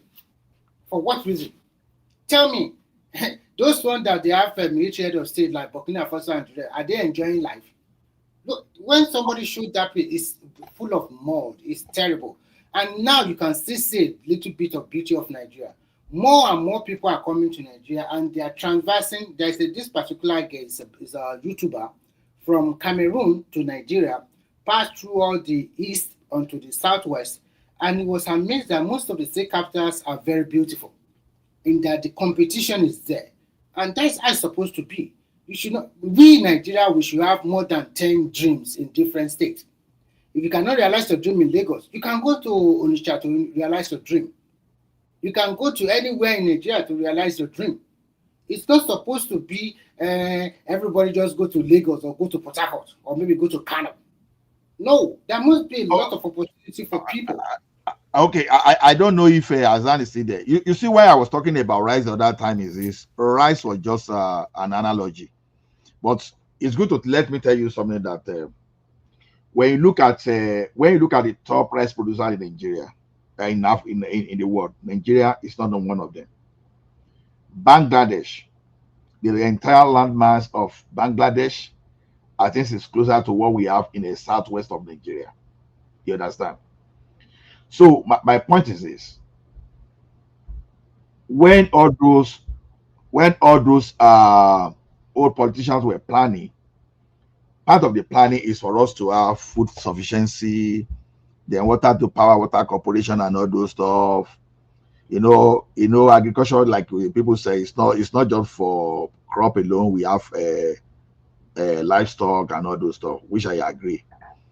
But the thing is this: if Bangladesh, that is just if I'm not wrong, about that have be close, it's just about the same size of southwest Nigeria. You understand? If they can be one of those exporter of rice today, nothing says southwest cannot be food sufficient.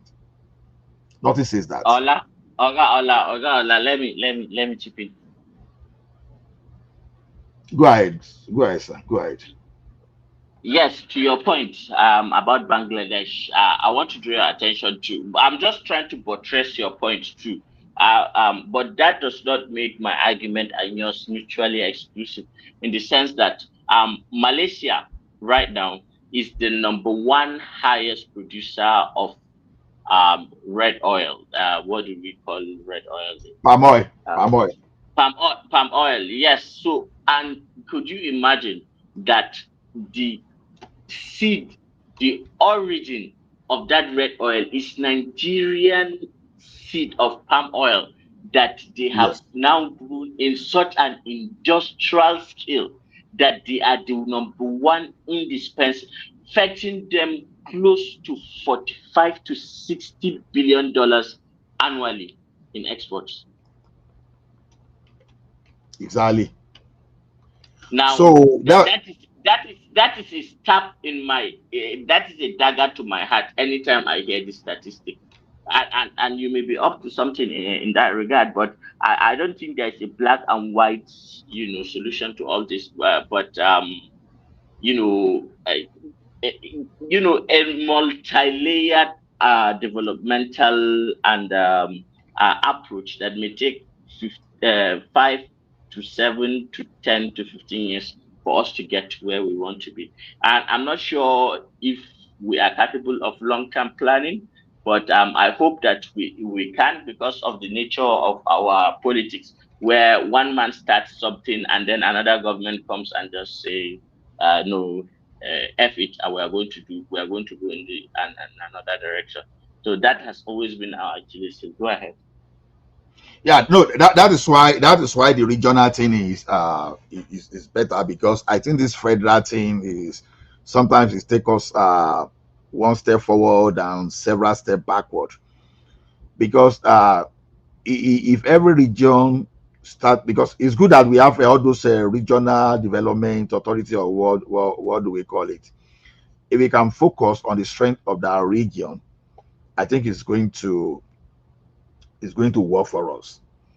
Because all I know now is that during the day of all those Awolowo and Co, like what I heard, the thing I can tell you for sure was that I was seeing all those. There's a brand of Malu then that we call the Enila.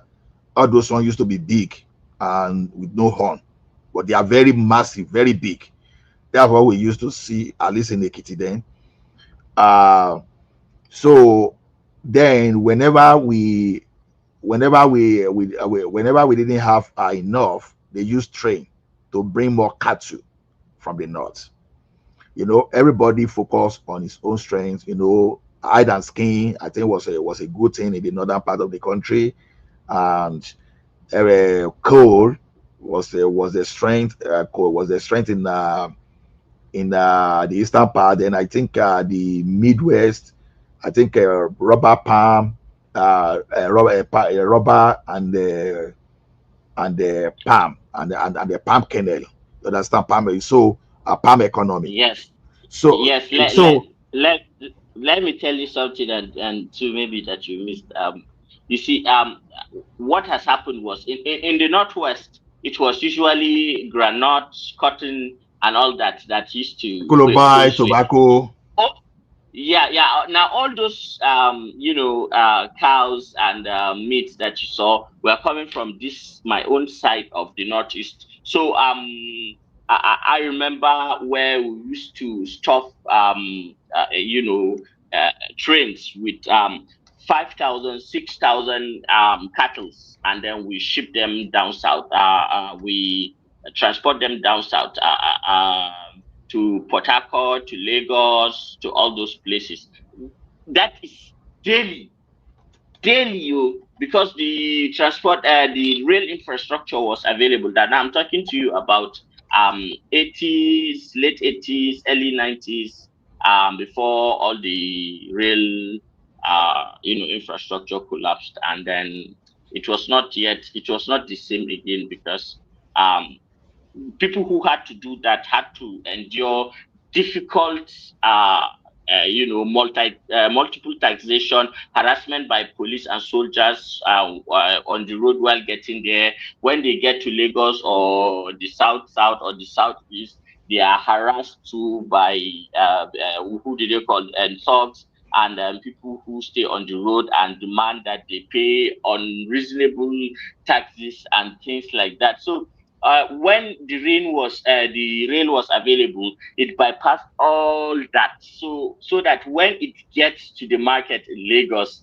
the price is so cheap. But now that they are transporting them in these big trailers and trucks, then they have to pay a minimum of 1.5 to 2 million naira, just bribing policemen, soldiers, army, whatever on the road, touts, before they get to their destination. And it's just unfortunate. I hope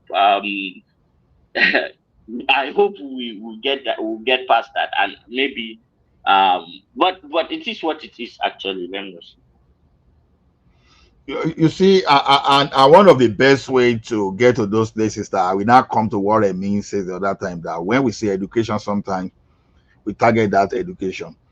I think the gap in education in Nigeria is that people don't know where they put their accountability, the people they are supposed to hold responsible and accountable.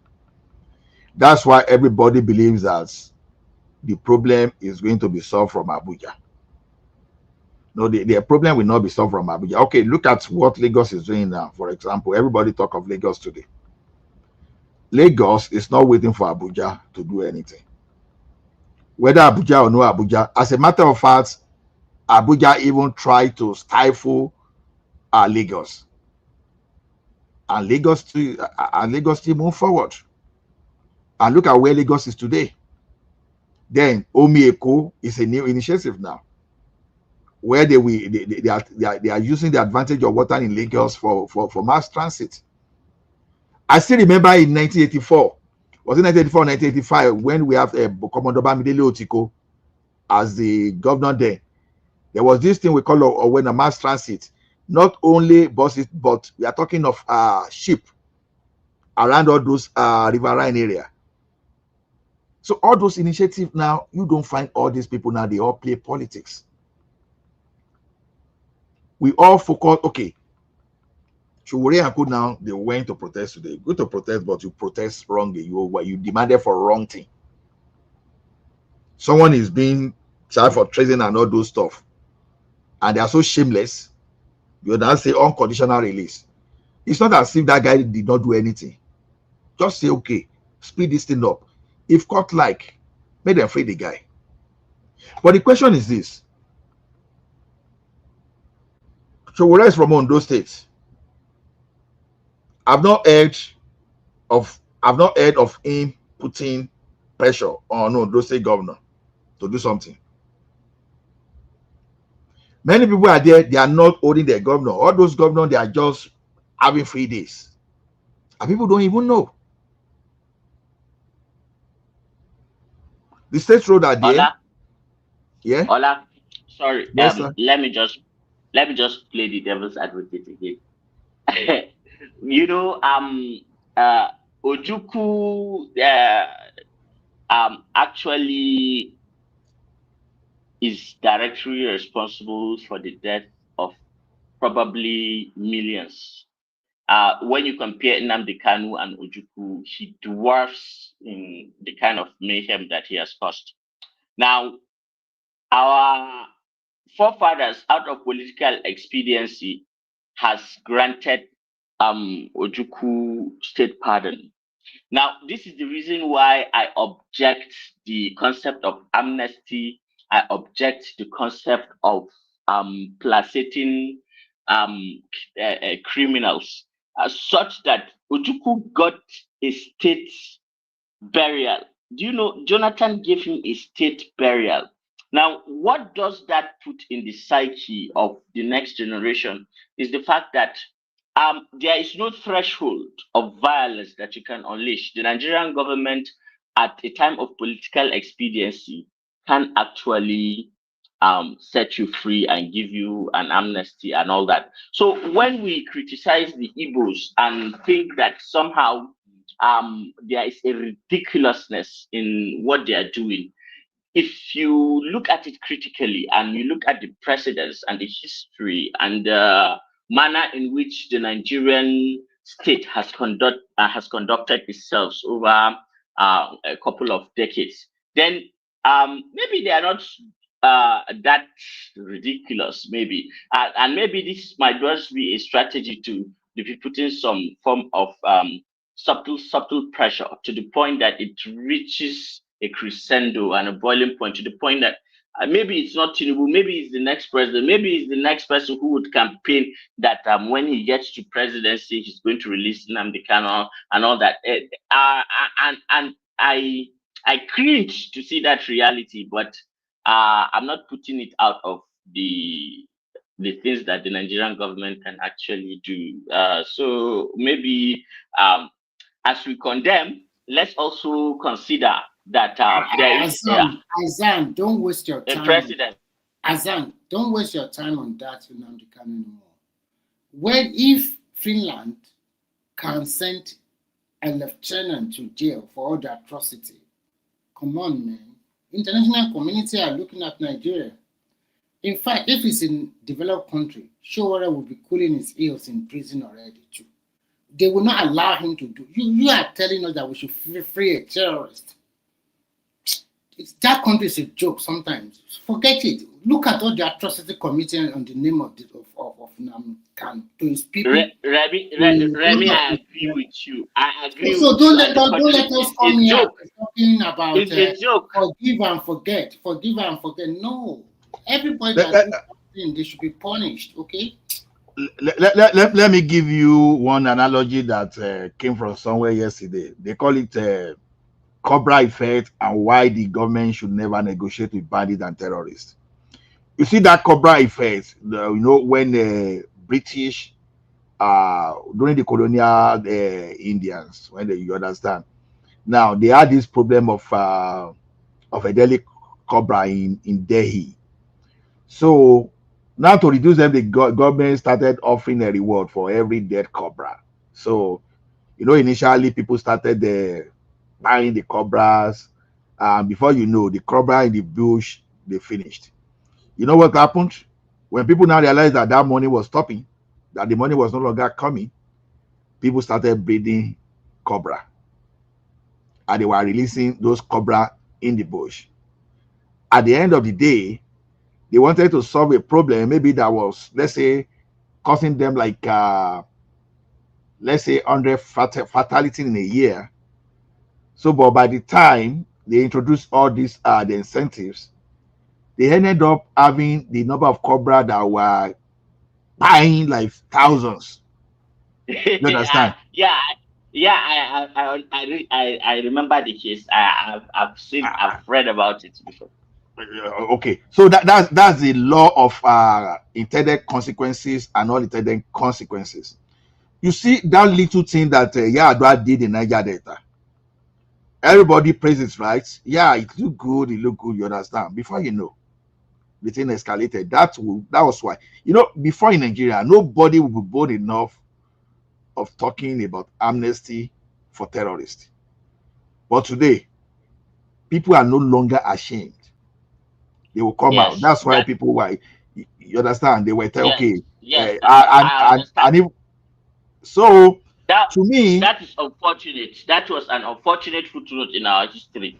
Even though Yar'Adua quite succeeded, but it gave a precedence that we just put ourselves in, a spider's, grip in his own nest that, we have not been able, like an insect, we have just been, stuck in that,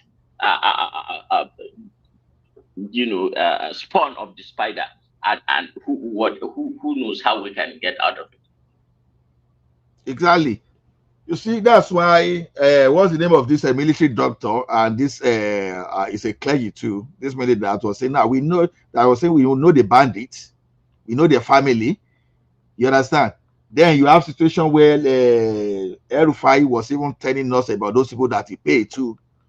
All those stuff. So at the end of the day, the thing is, I know it's not difficult because if any president go to Ash and all these people, before you know, they be marching to America, they'll be telling that, oh,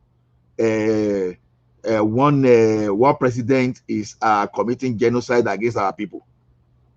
Before you know, and those are the kind of problem we have today. Whereas if this thing had happened in quotes, if it had happened and the like of Obasanjo had given the thing, I'm sorry to say this kind of thing, I'm not necessarily because I know if you are giving them the kind of treatment that he gave some region, you understand that people still complain about today. You know, Obasanjo is the only person that will do that thing. I will still be walking around the international community without being afraid. If they've given all these people that kind of treatment, probably they won't be talking of banditry or Boko Haram in Nigeria today. I totally agree because if you trace that amnesty thing of Yaradua and the explosion of, entitled, arm-carrying, rebellious, killing, and murderous people on Nigeria, it exploded and skyrocketed because after that, somehow they felt that they have some safety net, that if they unleash violence enough, the government will bring them to the table. Now, I'm not just blaming the presidency, I'm also blaming the Nigerian security apparatus for their lack of imagination and not putting round holes in square holes. How do you even do the English? And understanding that each situation is different. You cannot just take one solution and blanket it all over whatever situation you face. You have to be creative and understand that each situation must have a tailored, approach that will deal with it the way it's supposed to be. If you see Nigerian security apparatus going heavy-handed and all that, then there is a significant difference between the amount of firepower and sheer strength of the military over them. But the moment things change and that rebel group has sophisticated arms and is able to exact such brutal violence on innocent citizens, at some point, when the military tries or the security apparatus tries, then they go back to their political masters and the politicians will say, hey, Yaradua, they did amnesty, oh yeah, we did this already. How about we try and negotiate with them? Now that is a very, very, very bad idea, and that is why things will go wrong all the time, over and over again. So if you keep doing things the same way and expect different results, man, sorry, man, we cannot continue like this. No, that's why me I'm proposing all this regionalization that we regionalize because I think when we have money that is shared between the states and the federal government, to the extent that federal government will not have any extra to go and use to be doing some kind of to be paying amnesty to one terror group or whatever. Like I said, that if services needed, it's not federalized. If it's regionalized, you understand, or if you put it at the level of state. What I mean is this: you are in South region, you have your health insurance style that even if you are coming from outside, like Canada where I live now, Alberta is the only province that will get to the first day and you have access to medical. You understand? You are covered from day one. If I move from here now, even as a Canadian, if I go to Ontario, I must wait for 3 months before I qualify. Whatever, anything about my medical, whatever, I will have to wait for 3 months. I will have to wait for 3 months, and I must be taxpayer there. So I think all those stuff because that's one of those ways to let our citizens realize who their problems are. In most in some cases, your problem is not the one occupying Abuja. I know someone from my tribe is occupying there today. You understand? I'm not, yeah, I'm supporting him because of his competence, though. You understand? Because I know some people from my tribe that I would never, from my ethnic group that I would never support. All those the like of Fire-Me now, if they are going there, I would never support them, because so all those single fans and those people that I believe Fire-Me is a single fan. That's just my own opinion about him. So I'm not really saying his competence when it comes to that level. But the thing is, I've gone beyond thinking of the president as my problem, because all those things I wanted before, I'm beginning to get them now. Okay, take something away from the exclusive list. Issue of electricity now is concurrent. Many issues now are concurrent that all those states should be able to do. Nothing stops the states from building enough schools for the citizens. Nothing stops the states from prioritizing technical education. You understand? In such a way that you can even say, okay, I'm doing something in the Ekiti state or in Ondo state. I want local content within local content. Okay, I want 80% of those people that will be working there to be from Ekiti. Let's every state go and do their own that way. Probably when someone from Ekiti is denying access to something in Lagos, and after trying, you understand, maybe he has not been looking at his governor as a problem. Probably by the time you start doing that, you will carry your aggression back home. And some of us, we are here. I tell you, and I'm not pretending about it, I don't know the name of my the premier of my the premier of my province. If I want to check the name of the premier of my province, I will have to go and Google. I tell you, I was on this platform the other time. Or no, I was too busy anyway, that I didn't even know when my prime minister, when we had another prime minister, I just knew there will be election.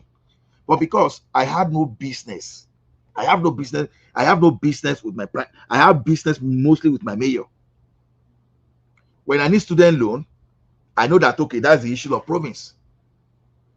But mostly, issue of housing, issue of all those stuff, you know, it's your city. You and your city, you deal with all those stuff. It's my city that is taking care of electricity. It's my city that is taking care of water or whatever. It's my city that is paving the road. So, you know, if okay, today now in Abata province generally, and in the municipality in Abata today now, we are just doing a municipality elections in almost every municipal and cities in my province. Today, I will know the name of my next mayor. But by the time you are doing the provincial, I may not even know, because I deal with my mayor, I deal with my councillor. How many people here now, if you ask them who is the councillor, they don't know. Ask some people who is the person representing them at the National Assembly, they don't know. Ask some people who are those people representing them in their own state assembly, they don't know. But ask why they don't have water channel, you know, gutter, we call it gutter, right, on the street. The first thing that flashes to the mind is Tinubu. Yeah, let me come in, Olam. Okay. You see, yes, so for the past 12 years of my life, I have been involved in different aspects of CSOs and NGOs and INGOs. Like, I have worked with different INGOs that have different thematic areas. Now, there is one INGO that I worked with. which is sponsored by the Danish Refugee Council, and what they wanted to do was increase the level of the amount of knowledge, capacity, and ability and information that gets to the grassroots for the citizenry to be able to understand the democratic process, and that democratic process, how representatives work, how they are supposed to be driven by the needs of their people and represent it at a higher level and work for their people. And even at that, the connected development has another aspect of it, which includes follow the money. Follow the money is essentially another arm of it that does transparency, accountability, and trying to put government on their toes to ensure that they deliver. So we do a lot of internal, or should I say, we poke our noses at different things. So we go to what is available online. Sometimes we do FOIs and send to Ministry of Budgets and Planning, and we require to know the bidding process. We require to know who was awarded such contracts. We put people on ground to go and do ground truthing, and we put that side by side with the needs assessment of people in particular communities, such that we see whether the government is just doing projects out of because they feel like, okay, let me just do this there, let me just do this there, or is it informed from a top-down approach where what is needed in this locality and what is needed in that locality? Now, let me just cut this long story short. What we found is just heartbreaking on both sides. Now, for the common man who we're trying to fight for, and trying to show him that he is actually in command, if he can break the shackles and understand that no politician gets to where they get to without his vote, then he can begin to reclaim his power. We involved youth groups, women groups, religious leaders, traditional leaders, and all that.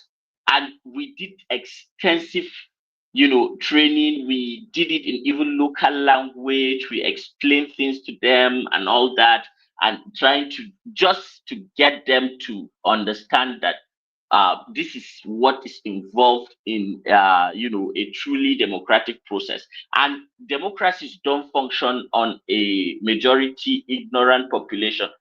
But our reality in Nigeria is that those who really actually understand what democracy is and how to engage it and how to benefit from it are unfortunately those in positions of power, and those who are putting the Nigerian state at as rent. Let me just put it at that.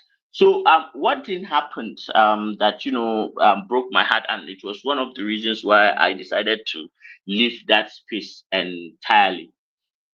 So when we were engaged in with budget offices, we file and copy our activities to Office of the Vice President. Sometimes we even engage with security agencies, EFCC, ICPC, things like that. Do you know that because of that work, I have had a lot of threats to me, my family. I was sent an anonymous picture of my house, like where I stay, and it was an indirect threat because I was following this FOI, and the people who were in that particular government ministry felt intimidated, but they made it clear to me that they'll stop at nothing if it means to disappear me. They are going to do that. But activism requires some form of sacrifice. So I went underground and I did what I had to do. Delegate some things for others and brought the matter online and things like that. What I ended up understanding is that, do you know, the communities we actually covered, and we trained in local language, in everything that we could. That same community betrayed us. They eventually took something, and they were used as canon. They were used as the pawns to get back to us. That so suddenly we saw interviews that we are a nuisance to these places, and that we are trying to foment trouble, and that they are calling on the DSS and the Fed and the government and to take legal action against us and things like that. And that kind of pushed me to the brink, and I have to leave that area just for me to get my head back and all that.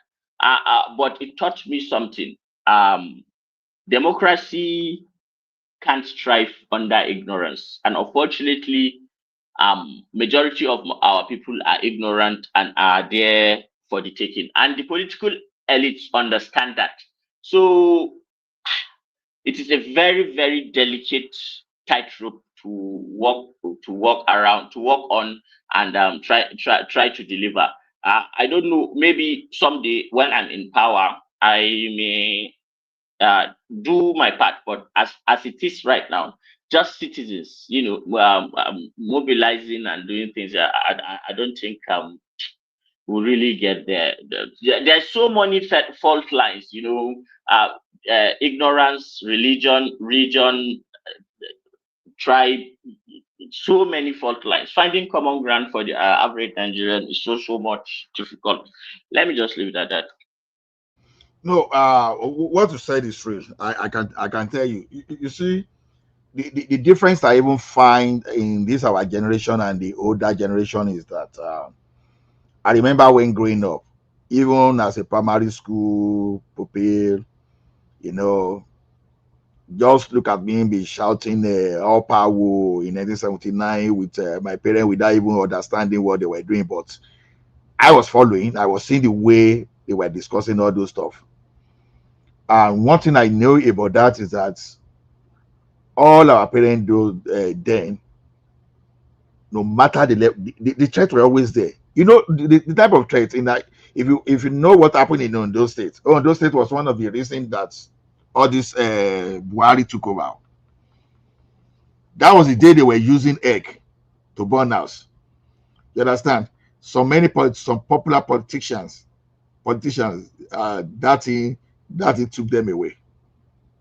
But one thing about all those olden days people, they will never back out. They will never back down.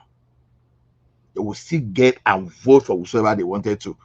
Togri was at the peak then. Togri. That's it was only whenever they heard of because there's this name they call all this mopo, because of the word they call them pie and go. You understand all those stuff.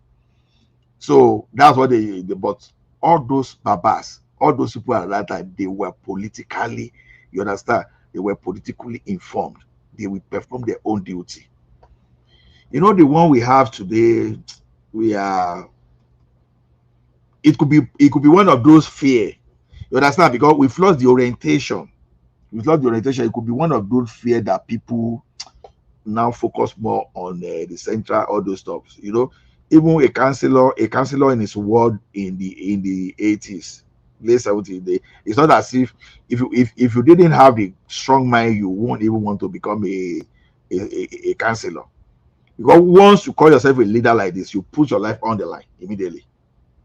That was why I said the other time that if you want to step into position of a political leadership in Nigeria, you know the reason people step into that position today is that they just want to go and enjoy. Those ones stepping into that position those days, they knew quite well that the thing could take them away. You understand? So they But Oga Ola, isn't it the fact that the good people and the people who could make a difference have abandoned the space for tyrants and miscreants to cover this place? We need to start thinking about people who have the moral integrity. Now, this continuous, like since 1999, it's the same ruling elite that has been recycling themselves. How do we unbound and unchain ourselves from this set of people whose interest is only the class interest and not the common man? I think at some point something may give, and I hope it's not going to be catastrophic. Yeah, you see, like I want to speak first. Okay, I think someone will do. So you think the thing is this? This is about my opinion about all this leadership. Those people that we think they are recycling themselves, if you think we can push them out like that, it's not going to be easy. Even by the time they even spend the time and they are caught up, maybe they are no longer existing. Even their offspring that they've trained, they will still take over. You see, my idea about taking power from them is people always think that it is only when you become the governor or you become the president you can affect life. You will see me that I'll be emphasizing on my mayor, all those stuff. Let me tell you one thing, my brother. There are a lot of things to do in local governments in Nigeria. A lot. You see, in the 80s, it was the local government that will bring caterpillar to grade your streets. Even some local government, they have tractor that they will use to help the farmers.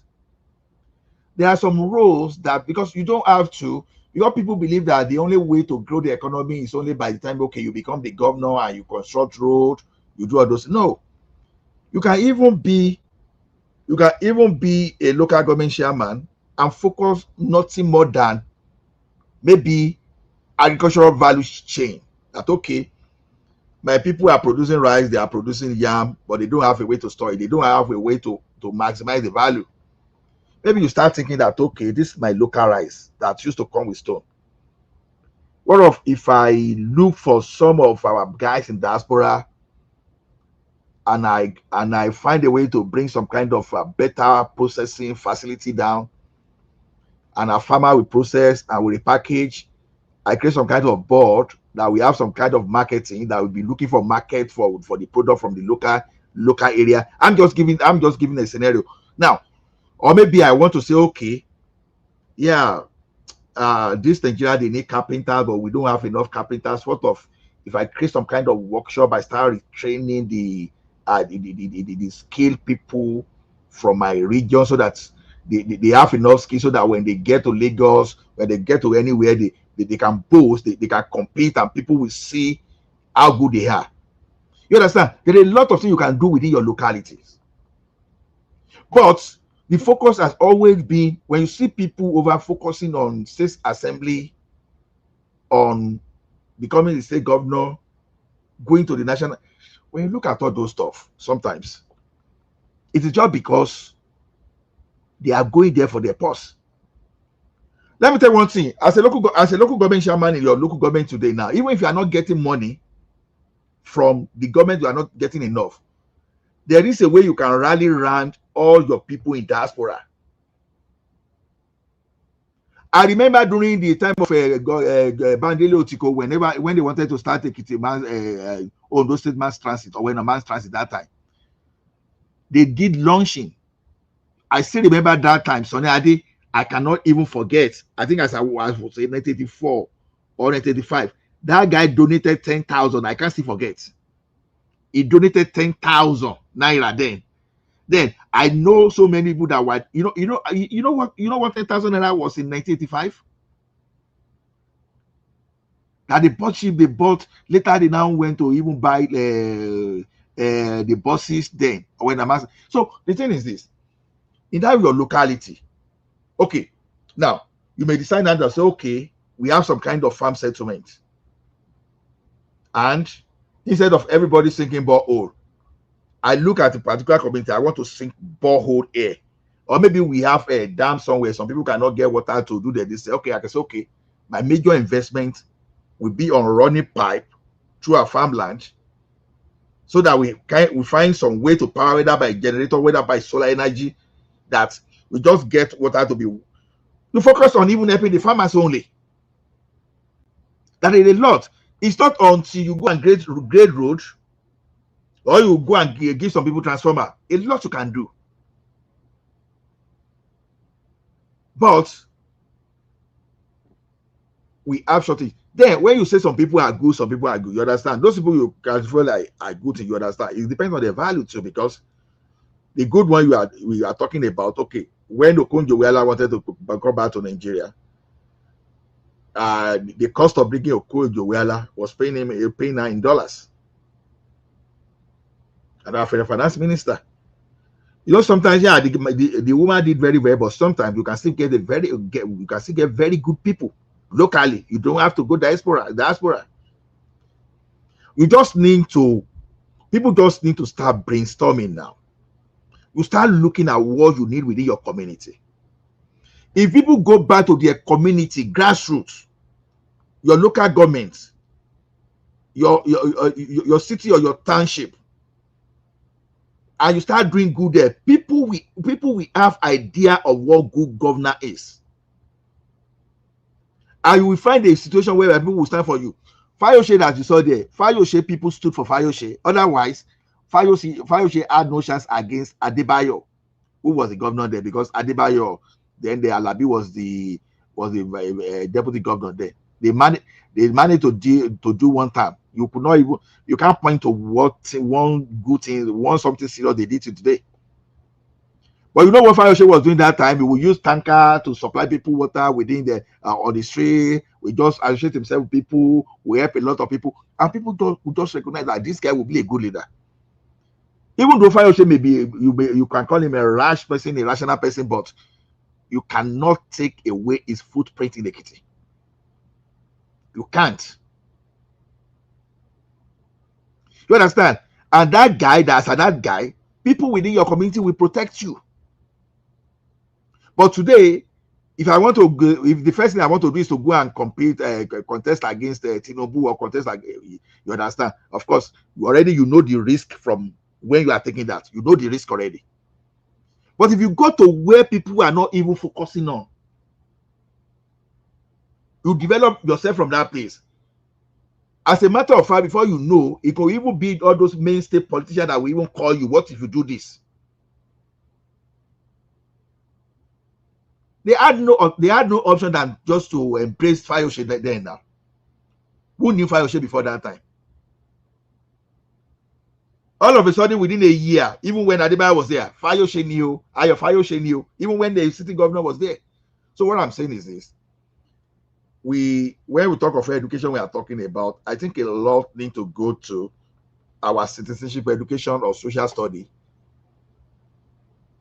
We have to find those people that are going. So civic duty, we have to get some people to teach us to know that, okay, Nigerian politics is beyond Abuja. It's not about Abuja. It starts from your ward. What your councillor is doing for within your ward. Is it that people from your ward cannot pay for SSCE, that you want to help them? Is it that your people are failing the exam from the SSCE? Okay, you want to engage teachers that will help the people within your ward not to fail SSCE. A lot of things you can do. But just because we have large cash or politicians that see those positions as just a means of survival, you know, like, okay, I don't have a job today, so okay, I can get a job by becoming a politician. I can tell you, and some of those people, they are talk. They can do and undo. But I tell you, if you have a very good idea, people will protect you within your community. To be an activist is another thing. To be a good politician is another thing. If you're a good politician that people can relate, trust me, they protect you. That's what I feel.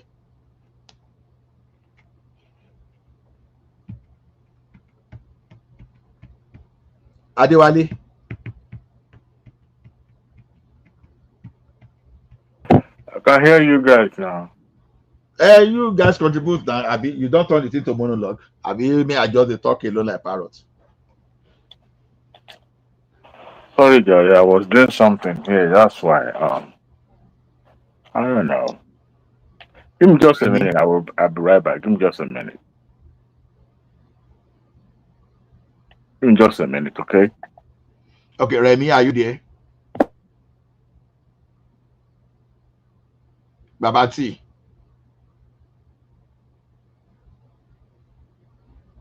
Simba. Okay, well, nobody want to talk again. Now,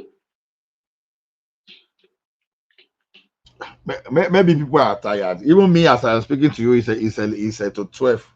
It's a 12 to 12 a.m. here. Because in the night.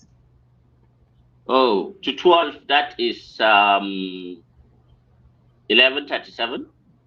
Yes, 11:37, yeah. Okay. Yeah, it's 6:37 here in Nigeria. It's the beautiful medieval sun itself. Just to round up, are we rounding up or should I? No, continue. If people join. So when people don't join, then we just stop. Continue. Some people are listening. It's only the panelists that is like they are not on their desk. Okay. Look. When one man was presenting the topics of the day, I was not actually paying attention. I was doing something else, and then in between that, I even fell asleep a bit. Now, I had wanted to talk about one of the issues he raised, but it has just gone out of my memory. I can't really recall. Can you recall the topics that he and the videos that he played around certain topics so that I can just remember whether there is the one I was trying to had something to say about?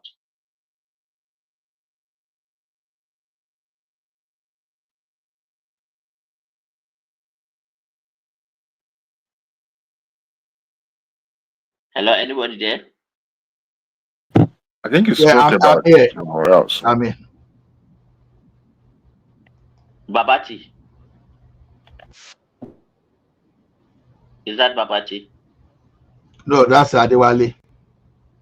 Okay, Adewale, can you please refresh my No, memory? you know the matter of that Kanu. There was this lady that was talking that whether the Nigerian youth can take over and shut the Nigeria down, use the I don't know what SOWORE'S is trying to do, and use that opportunity to shut Nigeria down. He said they should hijack what SOWORE'S is doing. Really? Yeah. Okay, and that lady, is she of what does she represent? The IPOB Southeast Front or whatever, or the NSAS? Okay. Let me see if I can share it and play it so that you hear what the guy, what the lady is saying.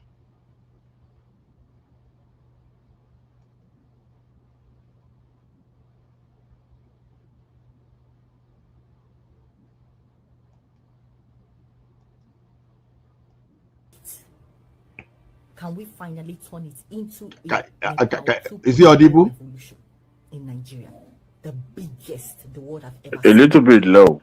The biggest. Okay, let me see if I can raise the volume. Mother of all revolutions. Nigeria, that's who I'm talking to, the Gen Zs. Better. Can we do that for our sake? Yes, take it back from to the beginning. Pocket of purposes also tapping into that protest. So let me say that again, because I'm going to play you a clip now that explains it. There are other pockets of purposes that also taps into that protest. So this is a good example of it. Watch this. Nigerian youths, Gen Zs, all of you come here. Just come. Hear me out. Listen. You know we have been screaming revolution, revolution, protest, protest, protest. Can we hijack this free Nnamdi Kanu's protest and turn it into a revolution? Can we do that? A nation of over 100 million youths, energetic, able-bodied, strong. Can we hijack it and finally turn it into a revolution? Do you know the reason why this whole free Nnamdi Kanu protest is looking unsuccessful? Is because they are actually in their tens and their hundreds in Abuja. Think of 1 million of us coming out, and everybody is holding either 2 by 2, or they're holding stone, or they're holding brick. Some people pepper spray, some people cutlass, some people knife, whatever weapon you can hold, bottle, broke, anything, and everybody is coming out. 1 million in each state. Can we hijack it? Like finally? Because let's face it, we are just, it's remaining 2 months to enter 2026 January. Can we hijack it? Can we finally turn it into a Nepal 2.0 revolution in Nigeria? The biggest the world have ever seen. The biggest. We're talking about the mother of all revolutions. Nigerian youth, that's who I'm talking to, the Gen Zs. Can we do that for our sake, for our family, for our future, for what we do not want to turn out to be next year, for our finances, for our health, for our lives? So you see, as I said, the free Nnamdi Kanu protest is Okay, I have had her. Ola, are you there? Yeah, I'm here. All right. You see, sometimes the woman shout, from our friend in the dot cycle, isn't she?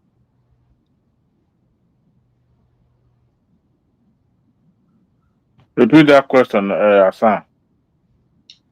I said the woman sounds like someone who is embittered and is coming from the NSAS and the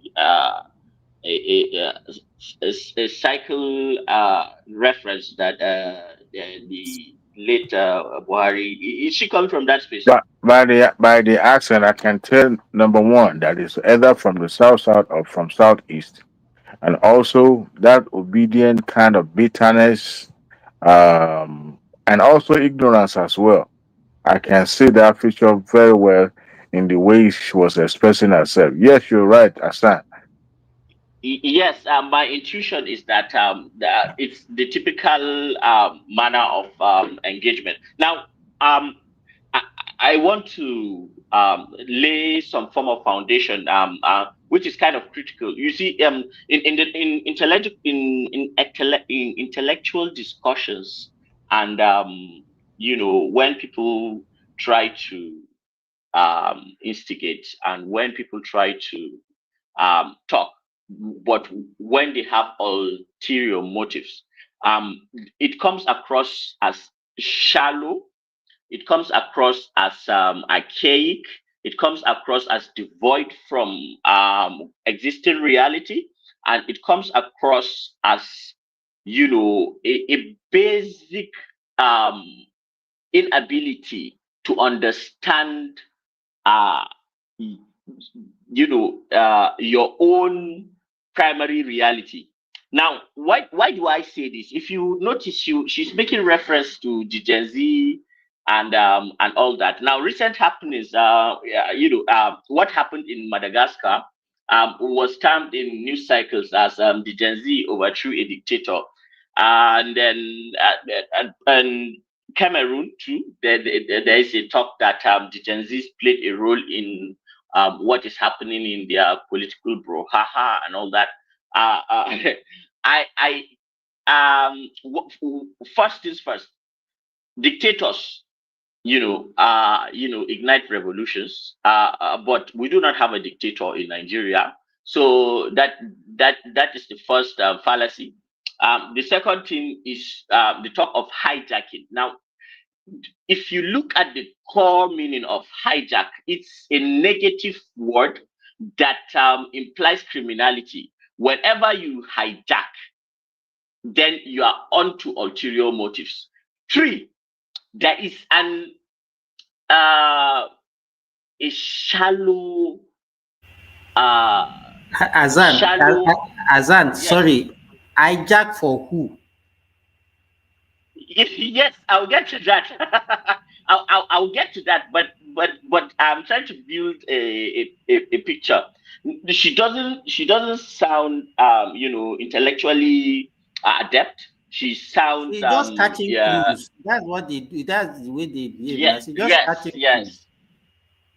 Catching cruise, but at whose expense? Now, don't underestimate these kinds of threats, because the internet has a way of the algorithms has a way of putting negative content and giving it like if it's a smoldering fire, imagine adding gasoline on it and then it explodes. Now these Gen Zs are very impressionable people, but they are very, very young and do not understand the way the world works. And to give the Gen Z so much leeway than and inculcating and brainwashing them to the point that they think that they are the all end and be all, is to push us into catastrophe. The human brain does not fully develop until the age of 25. 25. Now, there's this. Azan, do you think that this thing that we're experiencing is part of failure of parenting? Yeah, of course. Because I can't imagine my daughter doing this kind of thing. Yeah, but you have to also that is very important. But you and your family may not have been suffering from generational trauma. Now, if you look at it very, very well, this space that we are having constant issues with is a space where there is so much chaos and the inability to cure the victim mentality and the emotional responses to almost everything. Sorry, Hassan, for the government themselves, they are not doing much in actually educating the masses. And I will give you reason. We've heard of several so-called revolutions in recent time, and the first one that comes to mind is the one in Sri Lanka. How is Sri Lanka today? Awful. We have examples that did not end in anything. In fact, those countries are worse off today. And those are the things that our people will be talking about. When military came in Burkina Faso and all those things, they were crying for military intervention in Nigeria. Anything that when they have this uproar in Kenya, Nigerians Nigerian Gen Z want to do their own version. When they hear anything outside their country, they just wanted anything that they hear. They don't even know the implication. They don't even know why they are doing it. They don't even know the repercussion. They just want to go. We just want it. Is it because ignorance? Ignorance is bliss. And you cannot separate it from the fact that they do not understand the way reality and geopolitics and international relations and all those facets and multi-layered established systems work. And putting putting these kids in harm's way. There should be laws. I don't know what I don't know which kind of laws the social media space is such, you know, a horrendous, you know, despicable, trashy place that so much negativity. If you look at Nigerians Because it social was media, left unregulated aside. If you know, yes, some of the things that we reference just to for people to hide under the disguise of freedom of information, freedom of speech, and it begins to wonder.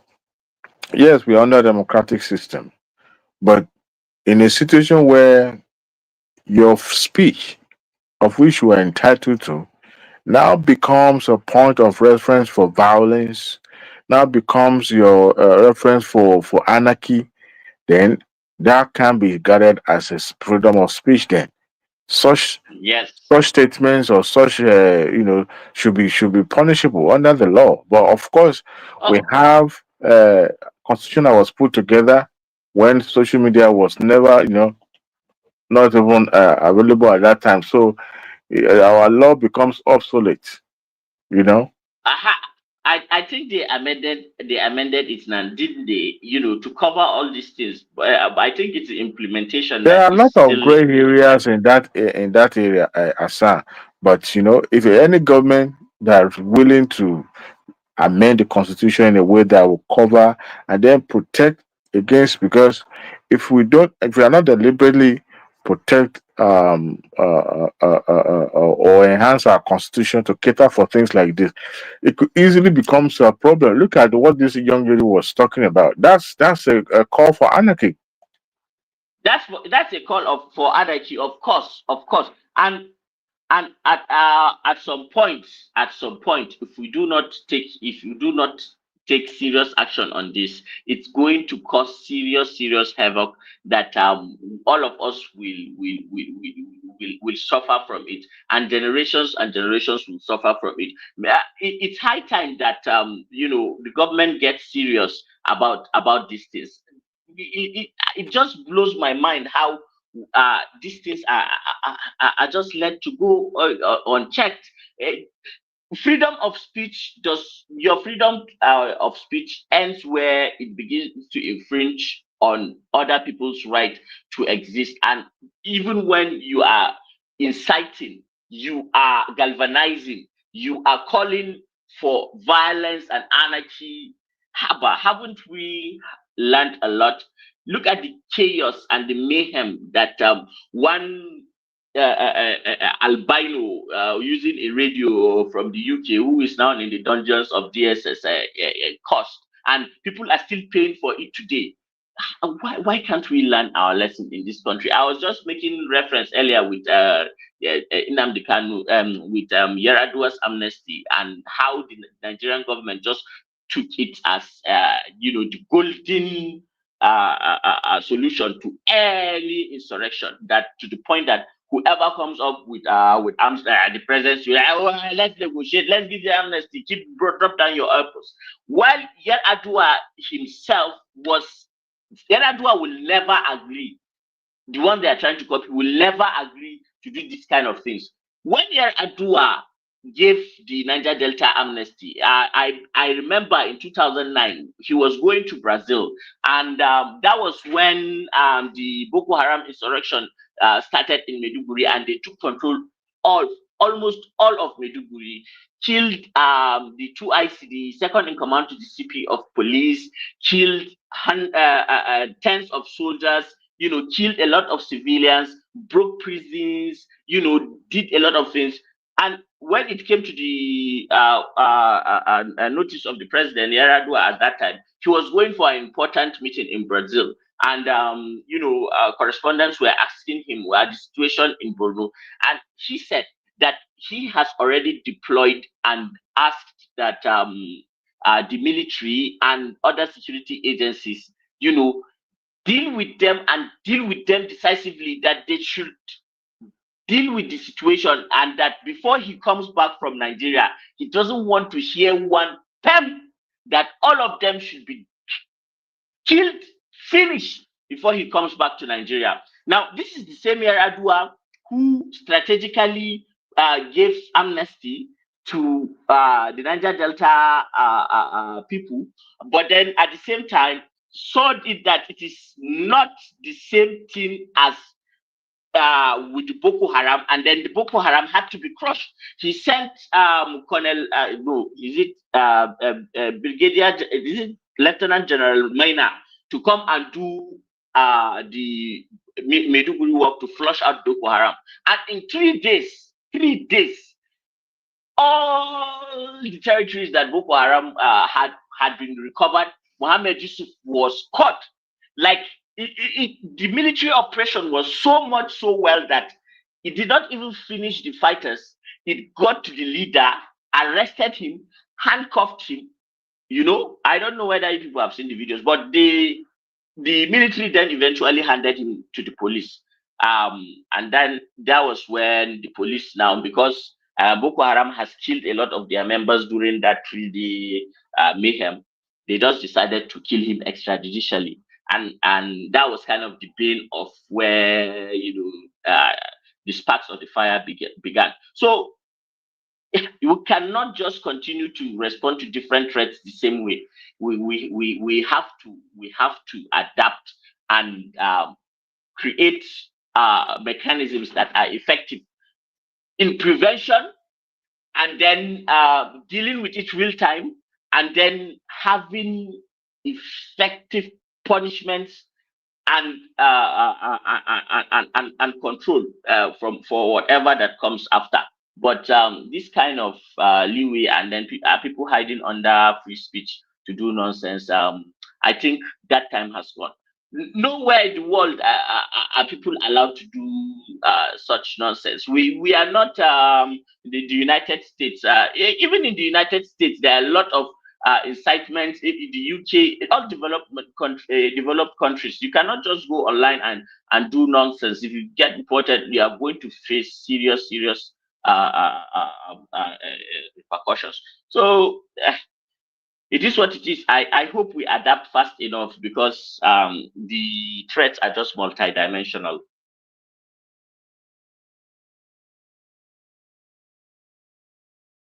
You see that young lady Hassan? That's what we have when you have ignorance breathing hatred.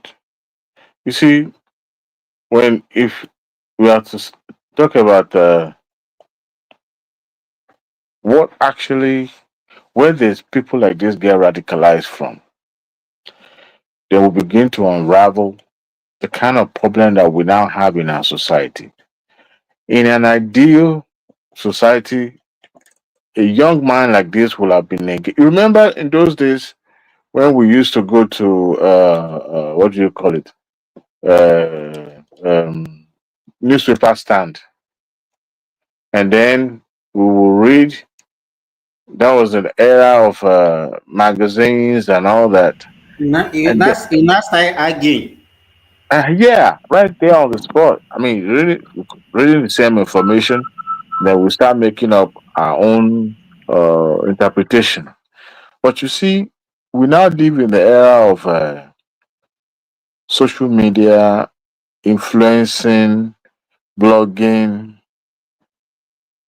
so many avenues to disseminate information. But by the time it get to the end user, the consumer of those information, the fact in those stories being publicized or being published have been distorted. Now you now have a mind, a young mind, that is yearning for information, but it's been provided distorted information. So they are consumed by what is being shown or what is being given to them from time to time. These folks hardly to watch television. If they're going to watch television, the only thing they will watch is BBN, VVN, and all those rubbish shows that they do in Nigeria. I'm not saying that, don't let me condemn it. After all, it's money making entertainment. But the point is that this is where people like this get their information from. Not that they are not capable of comprehension or, you know, think thoroughly. They do. But you see, when you now have at the palm of their hand, a gadget can easily filter information. But you know,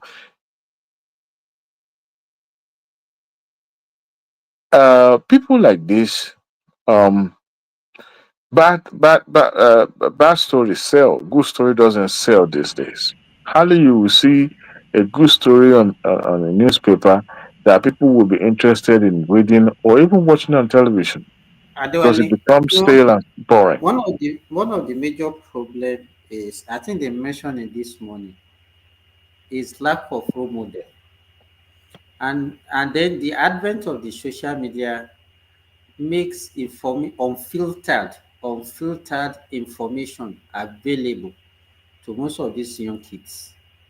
You understand?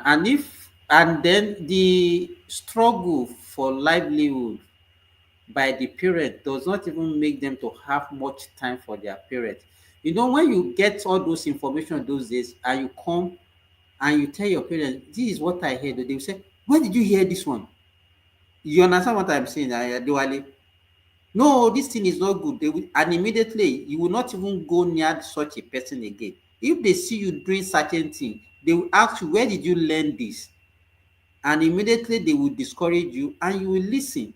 But these days, most parents does not, they don't even care. The only thing they know is to provide money for their kids. They don't even know what they are doing. You understand? And then when you go to, even the politicians also have a role to play, because some of these things they use it to their own advantage instead of discouraging this, just that this is not good, because they are forgetting that if they use that opportunity to get to power, the same thing is going to haunt them. So I think that's the situation that we find ourselves these days. You know what, Sima? Let me say something that will be controversial a little bit. You know, the lack of Shore have been claimed to have been in the struggle, activism in Nigeria for decades, right from his college years. And he begins to wonder who are those that will be so interested, keenly interested in Nigeria affair, that will be willing to bankroll people like the likes of SOWORE'S and Co. And if you look at SOWORE'S platform, Sahara Reporter, most their modus operandi is about snooping around, making up story, half truth, half fallacy, half make believe, and then publicize. Mind you, Sahara Reporter is not registered in Nigeria. It's a foreign registered company, but mainly catered for Nigeria readers. And if you look at them very well, they don't really, hardly you will see any commercial publication being published on that in that newspaper. Why? Because it's primarily online platform, online newspaper. Two, they are not abiding by Nigeria media rules and conditions. So they do whatever they like. So now you have a radicalized mind like this young lady. Read a story, for example, the coup or no coup issue going on in Abuja. Federal government came and said, look, there's no coup. But then we have oppositions and the SOWORE'S platform at the same time saying, oh, there is coup. Now, people make up their own story, citing sources that cannot be referenced. I don't deal with innuendos. I deal with facts. What is being put out there. If you say what you cook in your house is not vegetable, it's okra, I will agree with you. That's what you said, and that's what you did. Federal government debunked the story, but yet the what do you call them? The opposition and the likes of Sahara Reporter would not back down. They stood by that story. Whether it's true or not true,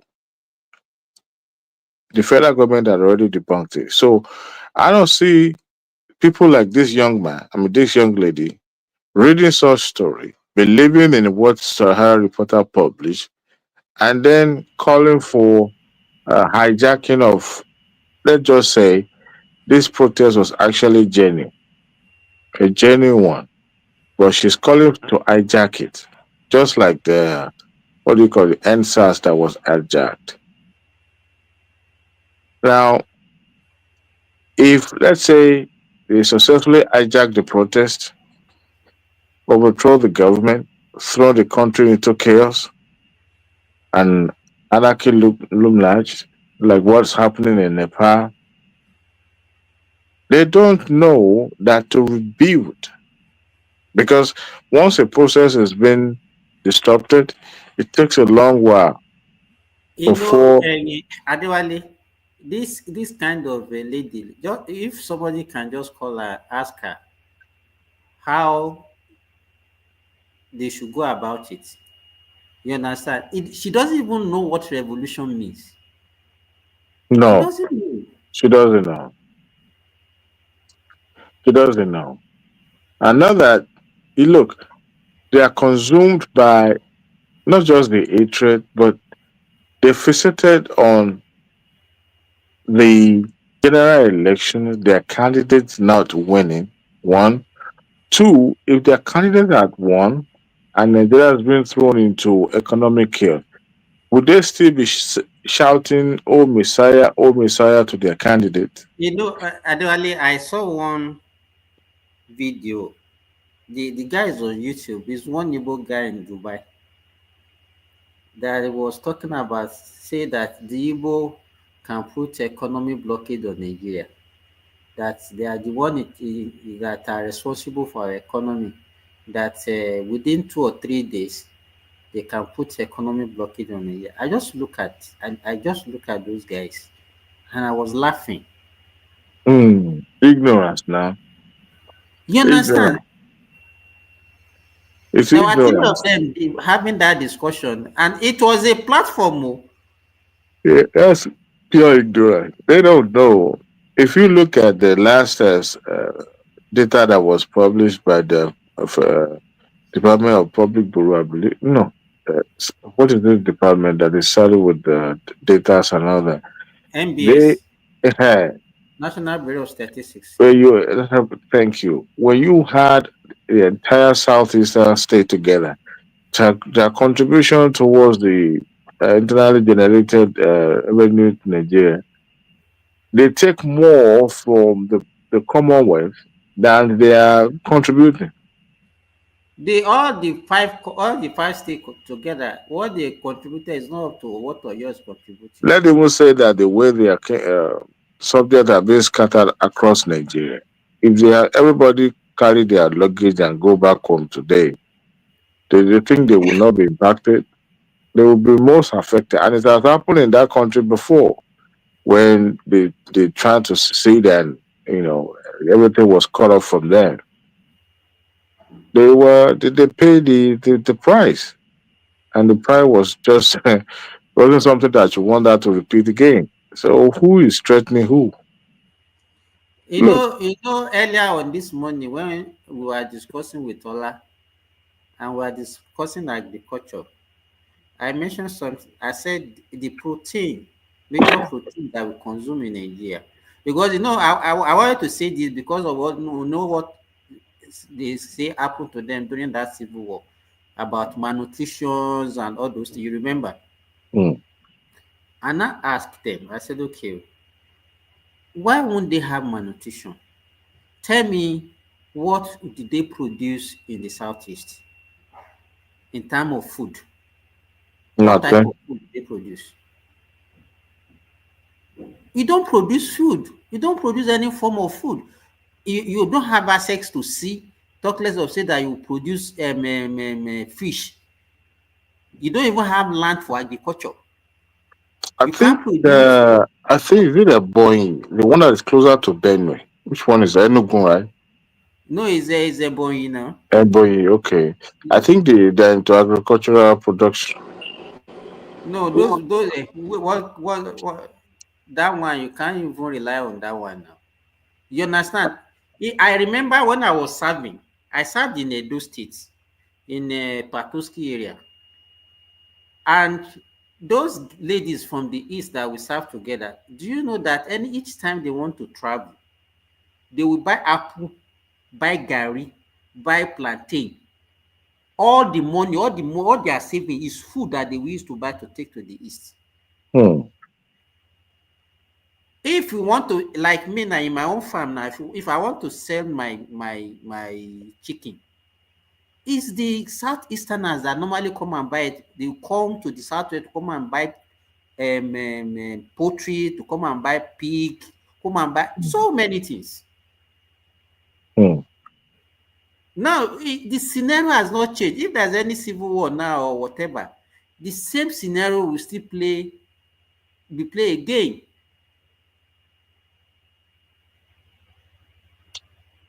Hmm. They still cannot feed themselves, right? How can?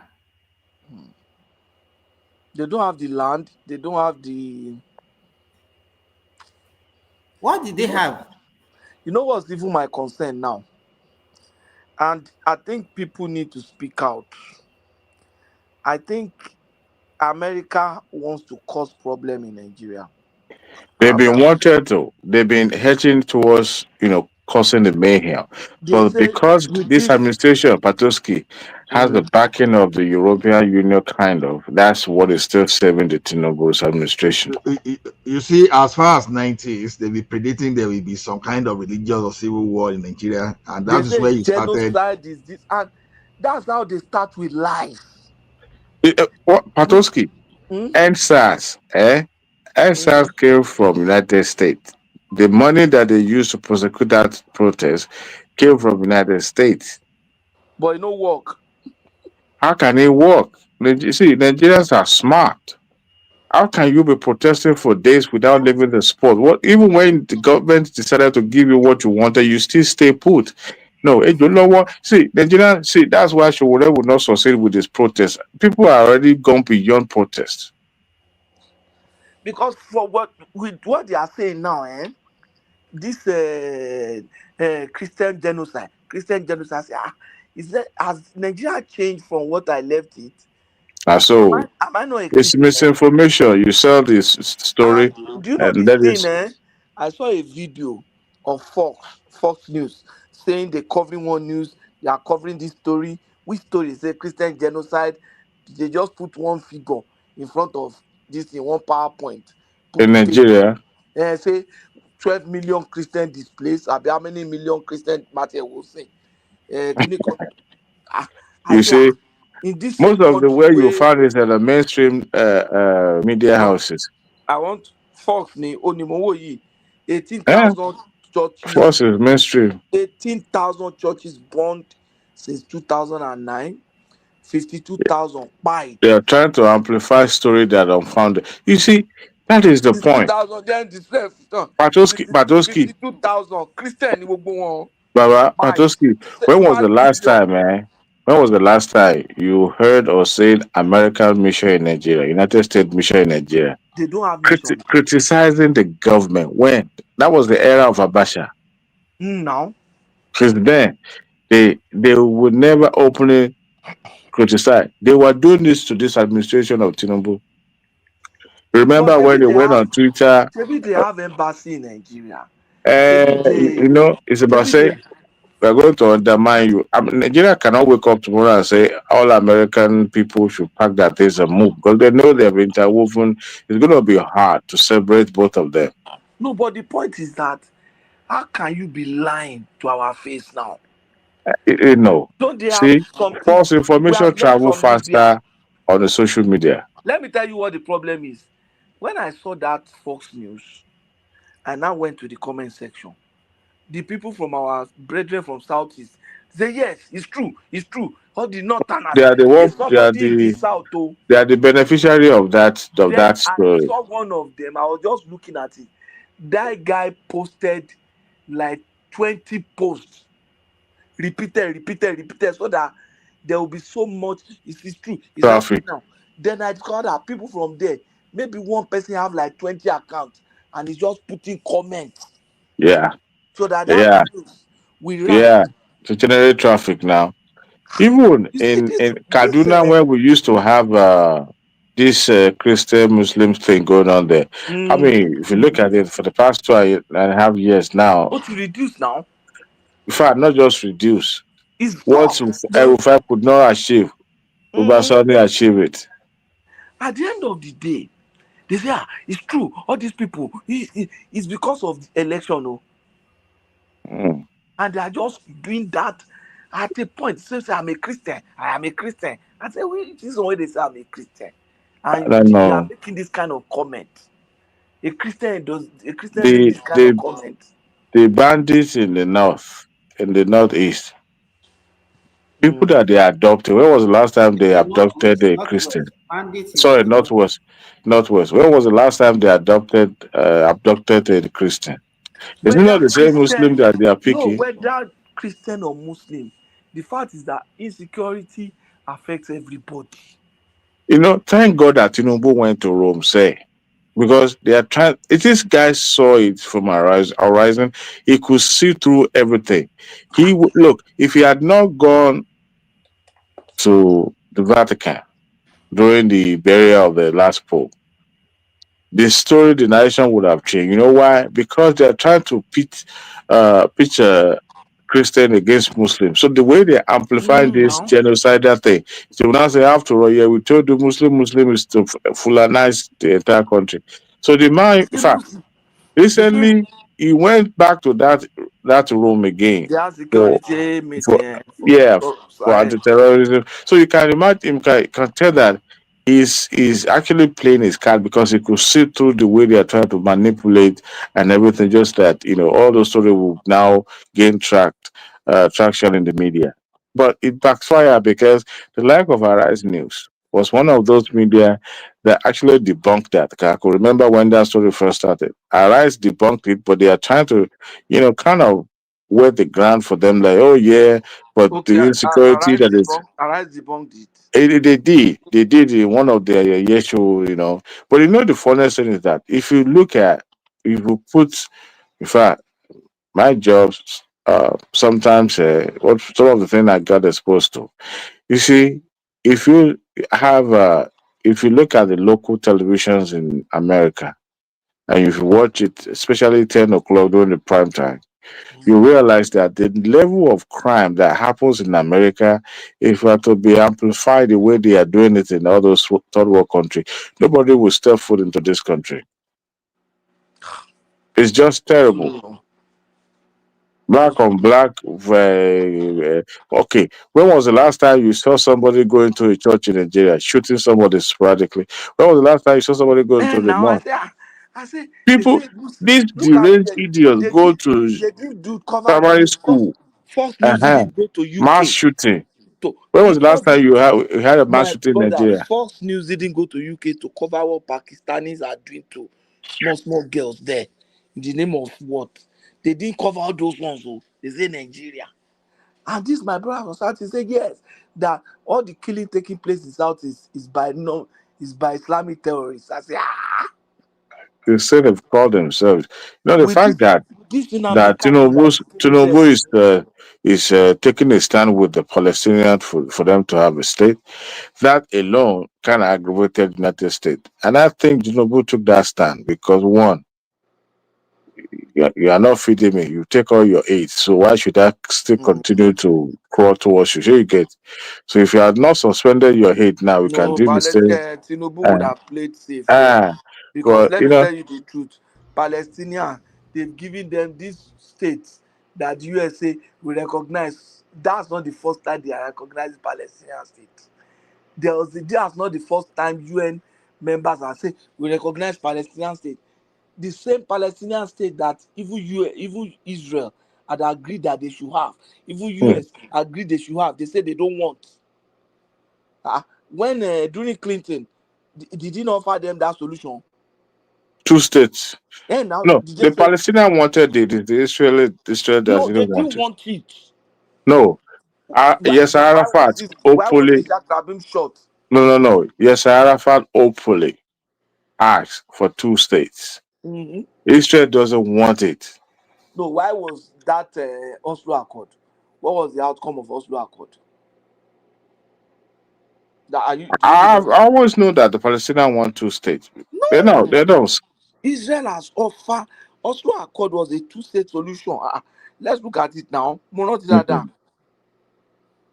Well, I know for They a fact didn't when want Yasser it. Arafat was alive, he actually supported that idea. But Israel want to have it and have it all. In fact, if I even ask him for relocation from Gaza, look, I'm so glad that Tinubu took a stand, and I'm also happy that it's not happening during the era of Buhari, because we now have someone who, during his tenure, you have all these still playing now, and is making a stand. You know, uh, I mean, if and also the tariff, together with the couple with the immigration dumping. Remember when he took some head of government, Senegal, South Africa, Liberia, and some other states like that, took them to White I House. just feel that he would have stayed out because ordinarily, come on. I'm so glad that Tinubu didn't go for that Africa summit or whatever they did for those guys. I'm so glad. I'm so glad. Sometimes you need to call these people their bluff, because you can't withhold your aids and then you still want to dictate to me. It's not possible. Nobody should dictate to anybody. Actually, We are concerned on it. There's still some country have more influence, especially, okay, look at what United States did to Argentina. You want to tell me that United States will not dictate to Argentina, they will spend the money, give it to them to bail them out? Those influence comes in a subtle way, but it counts. It goes a long way. Yeah, who pays Papa dictated to Nimogbo. But in yes. this case, you are not giving us anything, and you still want to tell us. First and foremost, when Minister of Exterior, when he make that claim that America trying to influence them to, to bring in all those deportees to Nigeria, and I said, look, even if Tinubu is trying to do it, Tinubu knows that his own people will turn against him, because those things will not get traction in Nigeria.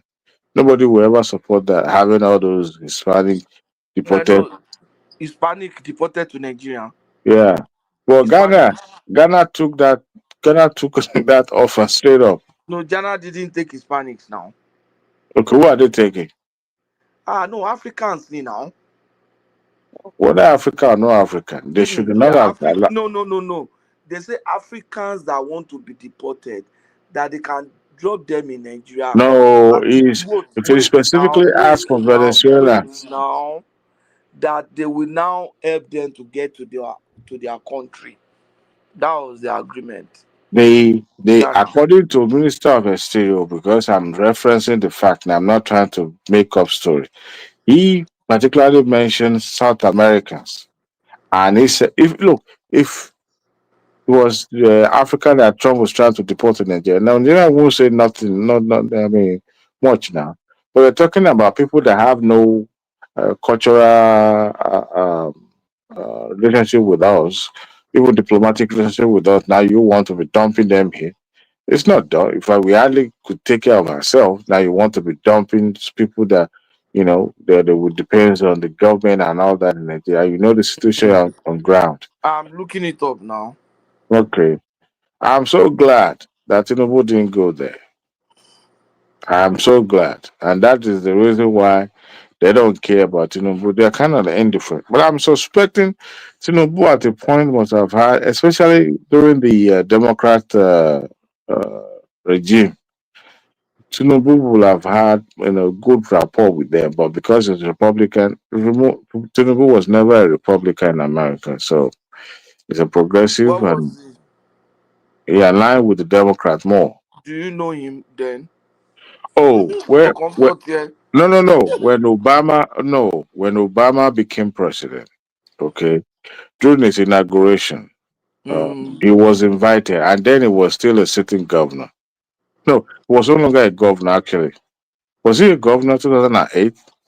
No, he was no longer a governor. He was no longer a governor.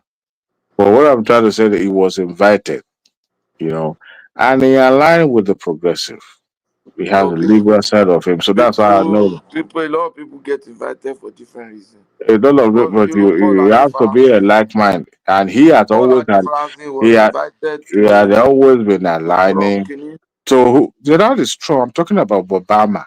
No, I'm just saying people get invited for such things for different reasons. No, see, Trump will not invite you if you are not like mind. It's not possible. You have to have some common interests. The same thing Tinubu then aligned with Democrats. He actually identified with them. So it's like that in some places. So since that is not, has nothing to offer to the Trump. So no friendship there. But you see, if not, you will have been seeing Tinubu frequency Washington like crazy.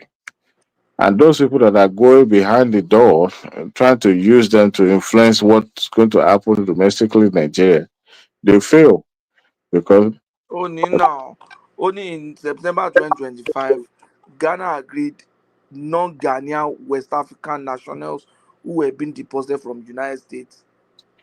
The US approached Ghana as part of a larger policy under Trump administration to send undocumented immigrants to top country. Since the agreement was made, at least 42 West African nationals have been deported to Ghana by the US. Patoski, you and I know, right? I mean, what's the number you said have been deported to Ghana? 42. 42 people. 42, yeah. Okay, So so Ghana is that's saying West Africa is going to take West Africans. That's the point. And they've taken some. I heard the president of Ghana said this. So it's okay if they do that. They help people return to their country safely. no, we don't need all those money used to repatriate those people. We shouldn't even be involved. Let them send them. After all, United States have Because much relationship let Ghana do what they have to do. with the Anglophone side of Africa, so they can't say that they don't have relationship with all those other countries. Let them deport them to their own country. Not They don't want to be dealing with many people. Let's take them so. to a Who send particular them place. message? Okay, why should they cause wahala in their own country and now make That's us out to? that's outsourcing. That's outsourcing. Let's send Unfortunately, money they to tie people. the hands of Ghana, and they had no choice. No, they get paid now. Wait now. They'll pay them for it. They'll pay them The for it. funniest thing is that those people that have seen Ghana as a second home, I'm talking about those uh, African Americans that have decided to take their residency in Ghana, seeing the way government now embraces Trump uh, relationship, they might change their mind. You know how much these people About bring, what? huh? About what? About choosing Ghana as their home. Why? Because most of people coming back to Ghana are people of color. And then And so since why are they changing? Why would that make them change their mind? we will change their mind because if they started seeing, you know, uh, Ghana and America being in the same boat about deportation of immigrants No, and all no, that, that's nothing. why Those do people you say coming. it's nothing? No. Those people coming to Ghana, they are coming because they have the African heritage. I've seen people Yeah, if discuss. some of them do not have anything Yeah, in I've seen common with people Trump, discuss. you think they'll be happy to have their I've host seen country? people discuss their experience in Ghana like a spiritual experience. I was listening to one lady this morning talking about her experience in Ghana as if it's a spiritual experience. So that's a different ball game. You understand? That's American politics. And whatever they like, let them do. You understand? If somebody is illegally residing in a place, if you leave the place now. I was in the US for some time when I discovered that my visa was going to expire and it was going to be illegal for me to stay there. I left now. Hmm. Yes, now you leave the place.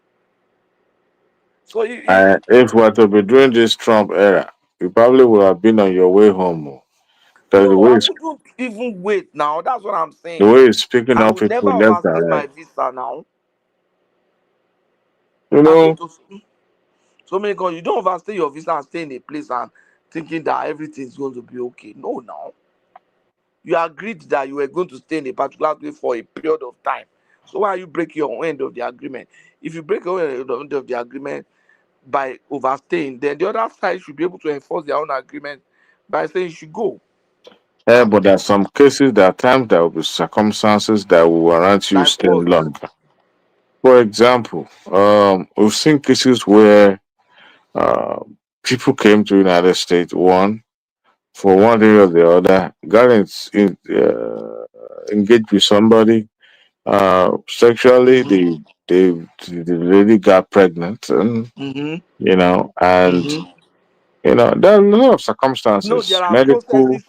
There are processes for that to get regularized and documented now. But If you the are not funniest thing, willing, if you are not willing to make that happen, then you should go. no, in a situation where people who found themselves in that situation is now trying to regularize their Yeah, no, they papers. regularize anything. Some of them, the reason why they even came there to impregnate that girl is not because they even love the girl. They work for 1 year now. It's because they want That's paper. assumption, Patoski. That's assumption. Each cases, No, each assumption individuals will are. for majority. No, wait now. When I was in the That's US, then some story confirm. Only lady can in American. Only Patrick. Nigerian women are very bad. Monique Lode, only they cheat. Monique Lode, only all the men don't rí tó Nigeria don't toast to. When they will all say, my wife cheated on me. My wife cheated on me. Only power Nigerian women who are wayward gone. Ah, mo rẹ́rìn-ín. Money have been married for over 20-something years. Money, let me tell you, if there are no issues, if it's just things are difficult or whatever, that Nigerians will stay in their marriage and endure and endure. Until recently, that people will stay in their marriage. That even in some cases in Nigeria, when they are abused, the women they still stay, or the men also they still stay. But for all those, oh my wife cheating is a lie. Could believe me until tó bọ́ sọ́wọ́ ọmọ Nàìjíríà kan ìyẹn fi gba pépà ìyẹn wá yọ owó fún lẹ́yìn ìgbà tí ìyẹn gba pépà tán ó wá pè mí Patrick, I'm in Nigeria mo ní àìní o sí around. Patoki, you see that most of those divorcees are from major cities, not from the people from small towns. They don't divorce there. I think major when you go to, city most of the divorcees in Nigeria will be from major, maybe state capital. exactly. Not from small town. Like Abeokuta, like people know they divorce for Nigeria. People know they divorce, so they stick with their husband. Yes, now. Once I say to money girlfriend, because it's not a big deal. At least they take it out. Cheat money, bro. Money, even when the man is abusing the girl will stay. Nigeria. Money is a cultural thing. Ìgbà tí a ní pé kí wọ́n ti rẹ́ nìkan, wọ́n ti rẹ́ tó fẹ́ ìgbà tí mo rẹ́ nìyẹn, mo ní no, mo ní this boy wants to use you. Ó ní kí ló dé? Ọmọ 1979, woman in 1965. Money, if you see a Nigerian woman, a Nigerian man that married a lady that is older than him, 98%, if not 99% of the time, will take advantage of you. So it should look at that Regina Daniel. If not because she is, I'm sorry to say this, there's no love there. She only goes there for the fame, for the money and the money and the comfortability. Mama ẹ wá sunkún lórí television. Mama ẹ sunkún that bí is Buhari nonsense. Because mama ẹ ṣe sunkún. That girl has a very good prospect as an actress. Picture mama ẹ jáde. Mama ẹ wá ń kọrin Igbo, ó wá ń sunkún. Àánú ẹ ṣe mí, but I mean. So as a woman, who is crying? Mother, how would you allow your daughter to go and marry someone that already have 5 or 6 wives? kí ló dé? For Who's what crying? purpose? For what? ìwọ tó yẹ No, pé ó man. yẹ kó ra ọmọ ẹlẹ kó ra enjoy quiet life kó grow pẹ̀lú Ẹ young yẹ boy kẹ́ kan gbé kẹ́ ara kẹjọ gbé kúrò lọ́dọ̀ tẹ owó kò yẹn ṣètèwé ni. Má fẹ́ mọ́. Gbà ká mú gbogbo nǹkan tó tó wá rí ń ń bẹ̀ sunkún ti ẹ lọ. ẹjẹ. Kóun ló ń sùn. Who's crying? I think to me, what happened to that girl was that she was the last until they now marry another one after her. And you know that man, she still continuing to. the guy they marry they go now.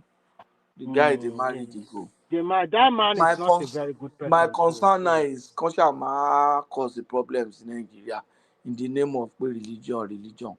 And Nigeria need religion.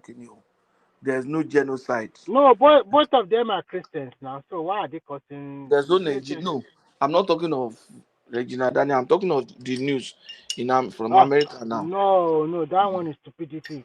Man. No, you know what? The beauty of it is that Donald Trump, invariably is an in-law to a Nigerian or the last daughter Nigeria Lufena. Last daughter is famous Nigeria. No, point of correction. The guy is not a Nigerian. The guy is a Nigerian. That's of a He's a Lebanese Nigerian. Lebanese tó wà Nàìjíríà yẹn ni tó ẹ pọn ti di Nàìjíríà. Wọ́n ti dolówó tó lọ sí church Pastor Paul. ṣùgbọ́n invite Pastor Paul sí inauguration Donald Trump. Lebanese Nigerian. That thing will not work now. Just like no our religion genocide in Nigeria. A lot of like genocide in Nigeria. And àwa ní láti speak against them because àwọn obedient ẹ fẹ́ lò. Then, I think we need to engage them that lórí social media. And you know what? I'm quite happy also. People can now say SOWORE'S for SOWORE'S who it really is. So you can run away. Àwọn èèyàn protest SOWORE'S yẹn àwọn èèyàn jáde. Jáde. Nǹkan tó expect so you can also run away from tear gas. Only tear gas, so it ran like anything. So you that is pushing people to come out. Hey, let's go. Only small tear gas. You run away like that. Nǹkan tó sọ pé ó expect pé tó bá ti ṣe báyẹn káwọn èèyàn jáde kí revolution bẹ̀rẹ̀ ó ti wọ yellow beret ó ti wọ pé revolution now free Nnamdi Kanu now gbogbo àwọn tí mo rí ní protest yẹn wọn tó 30. Do you know why people did not go out? Because there's a lot of victims. There's a lot of victims to that IPOB massacre also. Yes, now. And those people think, this is nonsense. There's so many people suffering silently because of what happened. Somebody said in the court when they play Nnamdi Kanu audio to him, you see? Kò fẹ́ gbọ́ sétí. Gbogbo àwọn sọ́kùtọ̀ tó ń sọ yẹn ìgbà tó ń play ẹ̀ sétí ẹ̀ kò fẹ́ gbọ́. These are things tí o lè deny now. O lè deny. Ó ti mọ̀ pé trial yẹn ó ń lẹ̀ wọ́n ní straight away. Kò sí bó ṣe straight. Nítorí ó jẹ́ civilian government ni o ká ní pé military wá. Kenya náà ti máa yanjú ẹ̀ padà. Wàdúrà àwọn èèyàn tó ti lọ náà. Àwọn Gulak mo máa ná dáná yẹn mo ti ẹ̀ wo pé kó má ti ẹ̀ fa crisis ìgbà yẹn. Mo jọ pé ìyẹn máa fa crisis. Unnecessary ni and gbogbo àwọn South Eastern leader yẹn wọ́n dẹ̀ sọ̀rọ̀.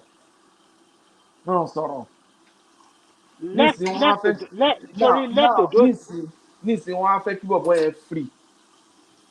No, majority of their governor níbẹ̀ yẹn wọ́n fẹ́ kàn free ẹ̀ o. Wọ́n fẹ́ kàn. So what are they saying? Why are they quiet?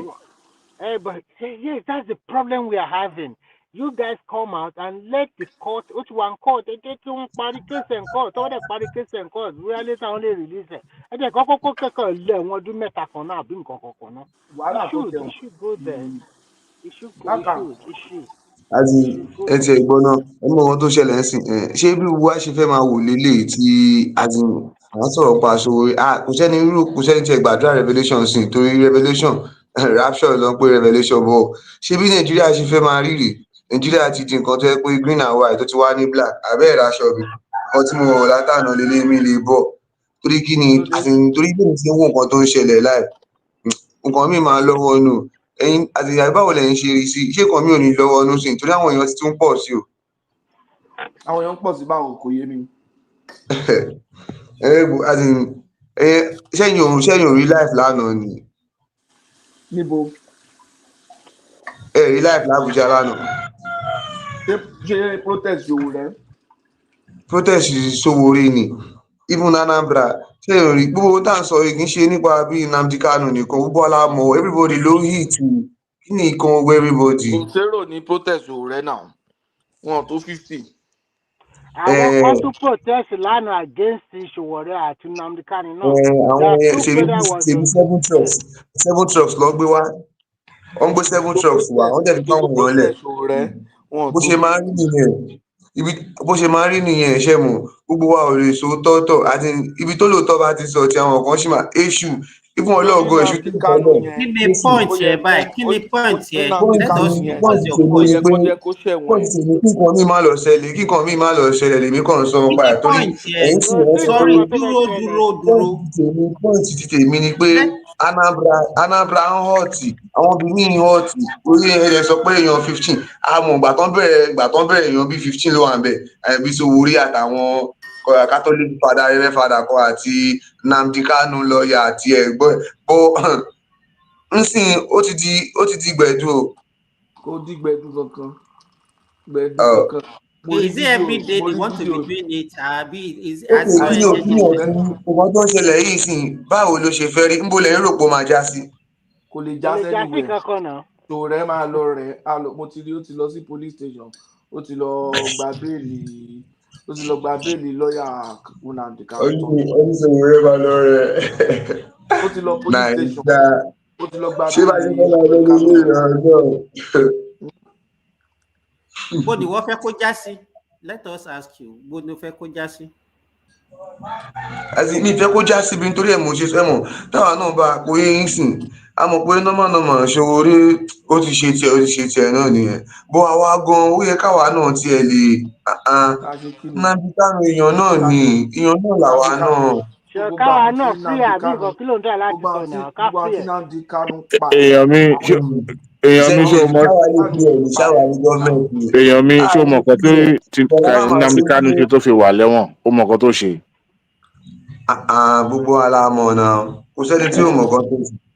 kí làwọn nǹkan tó ṣe. let us hear from you ẹ jẹ́ ká gbọ́ kí ni tí wọ́n mọ̀ tó ṣe. kí ni nǹkan tó ṣe. kí lèmi mọ̀ tó ṣe. ok kò ní sí òun ok kí ni Nnamdi Kanu ṣe tó ń ṣe fi sí detain tó ń tà ẹ̀ as in kóòtù ti sọ pé kó filẹ̀ àbí kóòtù sọ bẹ́ẹ̀. àní kò sọ tó ṣe gbàgbé pé wọ́n ní kó filẹ̀ wọn kí ni tó ṣe tó fi mú un. ọlọ́pàá omi ìwẹ̀ kò ní ṣe ó mọ̀ pé ẹ̀yìn sì gbogbo alámọ̀tọ́ ọbẹ̀ bọ̀ kò sẹ́ni máa fẹ́ sọ àyà everybody wá ń já gbogbo alámọ̀tọ́ ọbẹ̀. àyà tiẹ̀ ló ń já kì í ṣe àyà everybody wọ́n ló fẹ́ tó sọ̀rọ̀ Remi, let us. This is the first time he's coming. Let us see his own understanding of the situation. We have plenty people like this in Nigeria. So, in the understanding, we ask him now.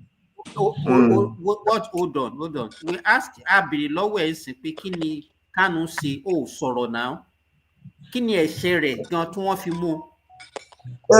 nítorí pé yín ò mú ẹ̀ṣẹ̀ nǹkan tó fi mú ló ṣe yẹ kó filẹ̀ náà gbogbo ala staff wọn Nàìjíríà àgbà tó ń bẹ̀ filẹ̀ sí ṣe bí wàhálà ṣe ń lọ ẹ̀ṣẹ̀ ó dà torí gbogbo ala ní sọ pé wọ́n bá fi máà ní ẹlẹ̀ Nàìjíríà máa bẹ́tà. máa yìí jọ tó bá lẹ́bàá sílé lọ gbé báyọ̀ o máa lọ protest kankan o Sowore ní green card lọ́wọ́ o ogologo bá bẹ o. mi lè protest o. ẹ jẹ́ ká educate èmi kàn sọ ni èmi kàn sọ pé káàrò gbogbo àwọn prophet tí màá nìyẹn dùn gbogbo àwọn prophet àti message tí màá nìyẹn dùn gbogbo ẹ̀ ló ṣẹlẹ̀. Matthew níṣòro. Matthew ṣé kò ló ń gbé àbíbàdàn. iṣẹ́ mi ọmọ Èkó ni mí Èkó mò ń gbé bọ̀ mi sílẹ̀ kó rẹ̀ náà.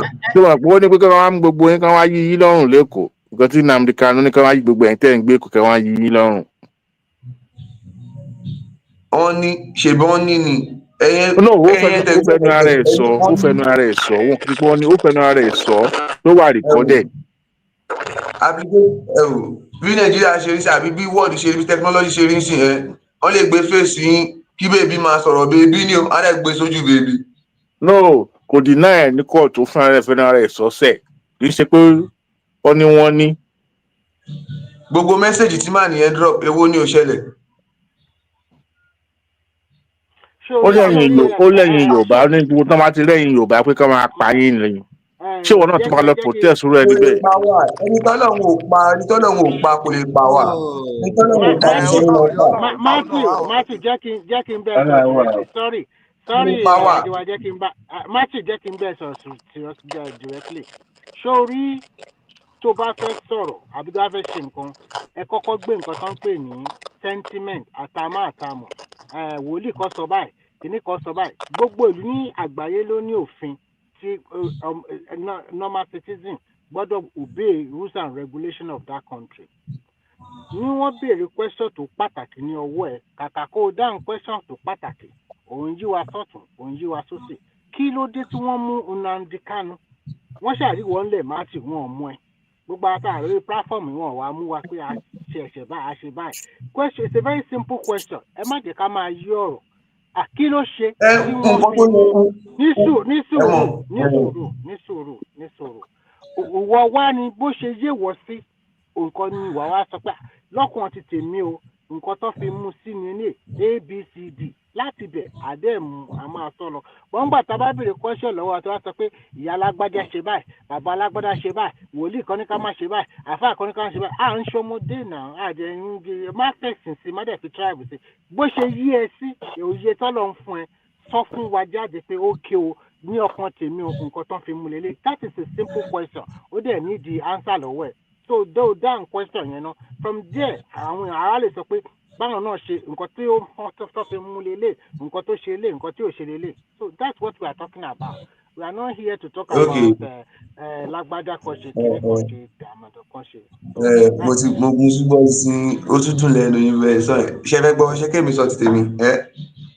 Go ahead. kí ló dé kí ló wá dé tí ìjọba ò prove pé nǹkan tó ṣe lélẹ̀ fún wa tó bá sọ bẹ́ẹ̀ sówó yóò ní bọ́tà fún ẹni. àní sọ nǹkan tó wà lọ́kàn ẹ̀ pé nǹkan tó ṣe lélẹ̀ ṣé yẹn le jù fún ẹni ṣebí Yorùbá ni ẹ́ àbó ń ṣe Yorùbá ni tó bá dẹ̀ fi pé kò ṣe kankan tó bá fi pé kò ṣe kankan kó sọ àwọn ìsọjáde àwọn alẹ́ sọ fún ẹ. mo ní bílí pé ẹ̀yin gan ẹ máa mọ details nǹkan tá à ń sọ ẹ tó bá ṣe nǹkan kankan fílẹ̀ ṣe bí kò ṣe nǹkan nítorí tó bá yẹ kó ṣe kan yẹ kẹ́yìn ti mọ̀ kò ní yẹ kẹ́yìn béèrè lọ́wọ́ mi ẹ̀yin máa ti mọ̀. ṣé bí wọ́n lo wá síbí sórí tó bá wá sírú ibi tá a wà yìí a máa ń fọ̀rọ̀ jomi toro ọ̀rọ̀ ni ṣó ti yé ọ ò ń sọ̀rọ̀ nípa Nnamdi Kanu oníkan fi sílẹ̀ pé kí ni gọ́ọ̀mẹ̀ntì àdírẹ́sì ẹ̀ fún adẹ̀ ń béèrè lọ́wọ́ rẹ pé kí ni tó yé wọ nípa nǹkan tí ẹ̀ṣẹ̀ tí wọ́n sọ pé ó ṣe jẹ́ ká mọ̀ ṣó o mọ̀ nípa ẹ̀ṣẹ̀ tó ṣe àbó mọ̀ nípa ẹ̀. mi mọ̀ nípa ẹ̀ṣẹ̀ tó ṣe àmọ́ bí mi kàn tẹ̀ ṣe rí sí àdéhùn kan sọ ti bóyá kílẹ̀ yìí ní sí àti kílẹ̀ yìí ní rò pé wọ́n lè ṣe sí kílẹ̀ yìí rò pé wọ́n lè ṣe sí tó máa fi mú kí Nàìjíríà bẹ́tà bí ti opinion ti tèmi lè ní sọ. Kánú tán mú ni ò jẹ́ kí Nàìjíríà bẹ́tà. Lábújá ẹ̀gbọ́n mi kan lọ sí iṣẹ́ lánàá wọ́n sàkẹ́ nìkan lánàá kò tètè dé iṣẹ́ rẹ̀. Matthew jẹ́ bèrè question kan lọ́wọ́ ẹ̀ nígbà EndSARS movement ṣé wọ́n jó àwọn PR0T buses àbí wọn ò jó wọn ná. nígbà EndSARS wọn jó wọn tí jó wọn ná. wọn ò jó PR0T buses kankan náà àbí. wọn ò jó náà. èmi ò remove this guy from show. wọn ò jó iléeṣẹ́ The Nation náà tó lọ sí newspaper tó lọ jó iléeṣẹ́ wọn ò jó wọn náà. TVC this is The Nation TVC. TVC jàre TVC ṣé wọn ò jó wọn ná. bí TVC news.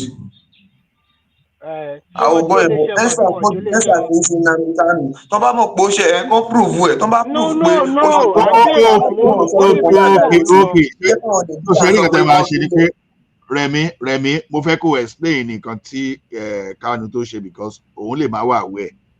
So because the way tí Matthew tó fi èmi á sọ nǹkan tó ṣe fún ẹ kí wọ́n wá sọ pé bóyá òótọ́ ni àbí kí n ṣe rọ́.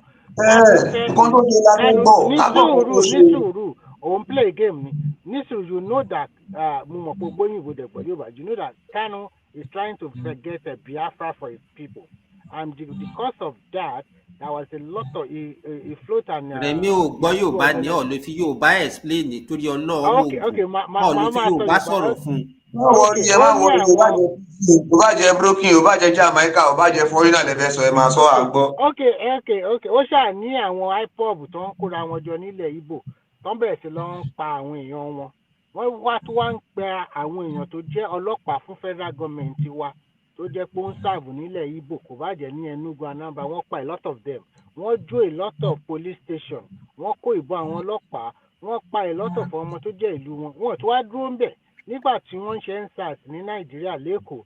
The same man yìí náà tún jáde ó tún sọ fáwọn èèyàn tẹ̀ pé ṣé ẹ ti lọ jólè lè ẹnìbọ̀ tẹ bá mú ẹ pa ó dákọ̀ gba àwọn lídà Yorùbá kí ló kọ̀ wá pẹ̀lú kí ló kọ̀ ilẹ̀ Yorùbá pẹ̀lú Biafra ọ̀nà yẹn jìnnà síra wọn. So a lot of people ní gbogbo ẹ̀ ti pa gbogbo àwọn tó dẹ̀ ṣiṣẹ́ ní ọ̀ndẹ̀ náà bíi Simon Ekpa ìyẹn wà lẹ́wọ̀n sí ẹ mọ bó o sọ pé o mọ nǹkan díẹ̀ náà. Ṣó mọ iye thousands of people tí àwọn tí Nnamdi Kanu ti pa ní ilẹ̀ Igbo so ó mọ̀ ń pa ẹ̀.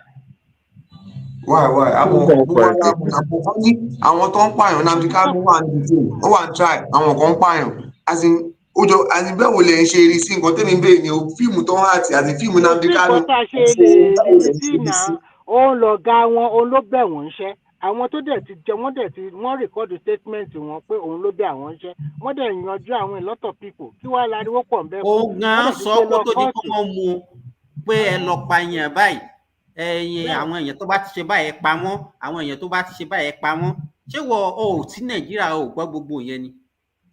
Èmi ò support wọn èmi ò support Igbo but má ní ẹ gangan nǹkan tó ṣe gangan lọ́wọ́ kò tẹ́ tó wà mí sọ support Igbo ní nǹkan ọ̀rọ̀ Igbo kọ́ là ń sọ ọ̀rọ̀ Kanu lánàá sọ yìí náà. ọ̀rọ̀ Kanu lè mí sọ mi sọ̀rọ̀ IPOB mi sọ̀rọ̀ pé bí a àfihàn IPOB ọ̀rọ̀ Kanu àti sọ̀rọ̀ nílé mi sọ. jẹ́ ká gbé díẹ̀ báyìí ṣé o mọ ẹni tó ń pè ní Sunday Igboho. àgbà òòṣà. Thank you. ṣé o lè sọ má purọ́ nílẹ̀ Yorùbá tí Sunday Igboho ń lọ lọ́yọ̀ọ́ Ọ̀ṣun Èkìtì Ìbàdàn èèyàn mélòó ti pa. Sunday Igboho pààyàn ó láwọn Fúlàní ni ó máa ń. èèyàn mélòó ni Sunday Igboho sọ pé ìwọ Matthew lọ pa Mr. Simba tó wà ní Kaduna àbí ìwọ Matthew lọ pa Mr. Ọlá ọkọ tó ṣe bẹ́ẹ̀. kí wàá lò wá ń pẹ́ lọ sẹ́yìn tẹ́lẹ̀. Ọ̀gbẹ́ni yé Simba ní ṣe tẹ́lẹ̀ ni. kí wàá ń pẹ́ lọ wájú wa ń pẹ́ lọ sẹ́yìn.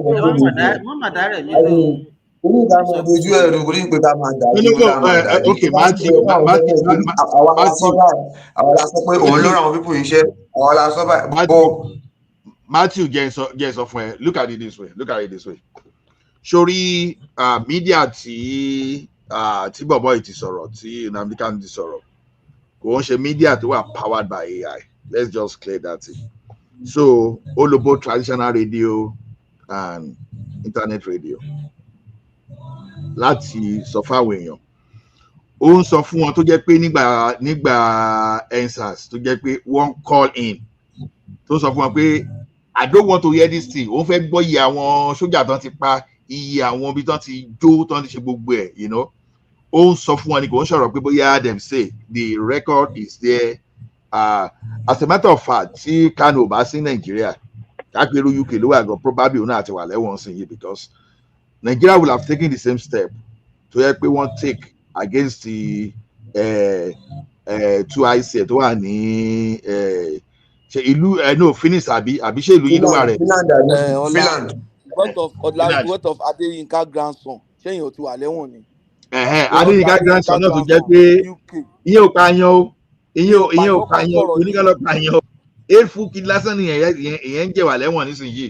So nǹkan tí Kanu ṣe. Ọlá mo listen to program tó bá listen wọn mà láàrẹ àwọn Yorùbá tó wà ní UK sọ pé àwọn máa pé tí wọ́n bá dá náà ti padà sí UK pé àwọn máa petition ẹ̀ UK dẹ̀ máa gbé exactly wọn. àwọn Because Yorùbá àwọn Igbo ló petition àwọn UK Yorùbá náà no petition àwọn Yorùbá ló gbé grandson. no Yorùbá wà lára àwọn tó gbé Adéyínká grandson sẹ́wọ̀n wà lára àwọn tó petition. Ọlọ́run máa petition ẹ̀. So nǹkan tí Kanu ṣe ju nǹkan tí Adéyínká grandson àti kí lorúkọ ẹ̀ Samuel Ekpa tó ṣe. So the thing in Nigeria is this: àwọn èèyàn ní bọ́n ṣe máa ń misinform àwọn èèyàn. That's why we are here to inform people properly. Anola, you see, let me give you one hint again. You know they want to revoke his British citizenship too, because he's not a British by birth. Adéyínká grandson. So the guy is going to lose a lot of things. Can we end the stream? Inú mi dùn eléyìí tẹ́ tún sọ èyí tó dùn mọ́ mi náà àwọn ọkọ tèmi fẹ́ mọ̀ nìyẹn ẹni tó bá mọ ọkọ ó ní láti bọ́ sí kò yẹ àwọn tó bá jọ ẹ lọ́nà máa sọ fún ẹ bó yan ní káyé tiẹ̀. No, I'm okay.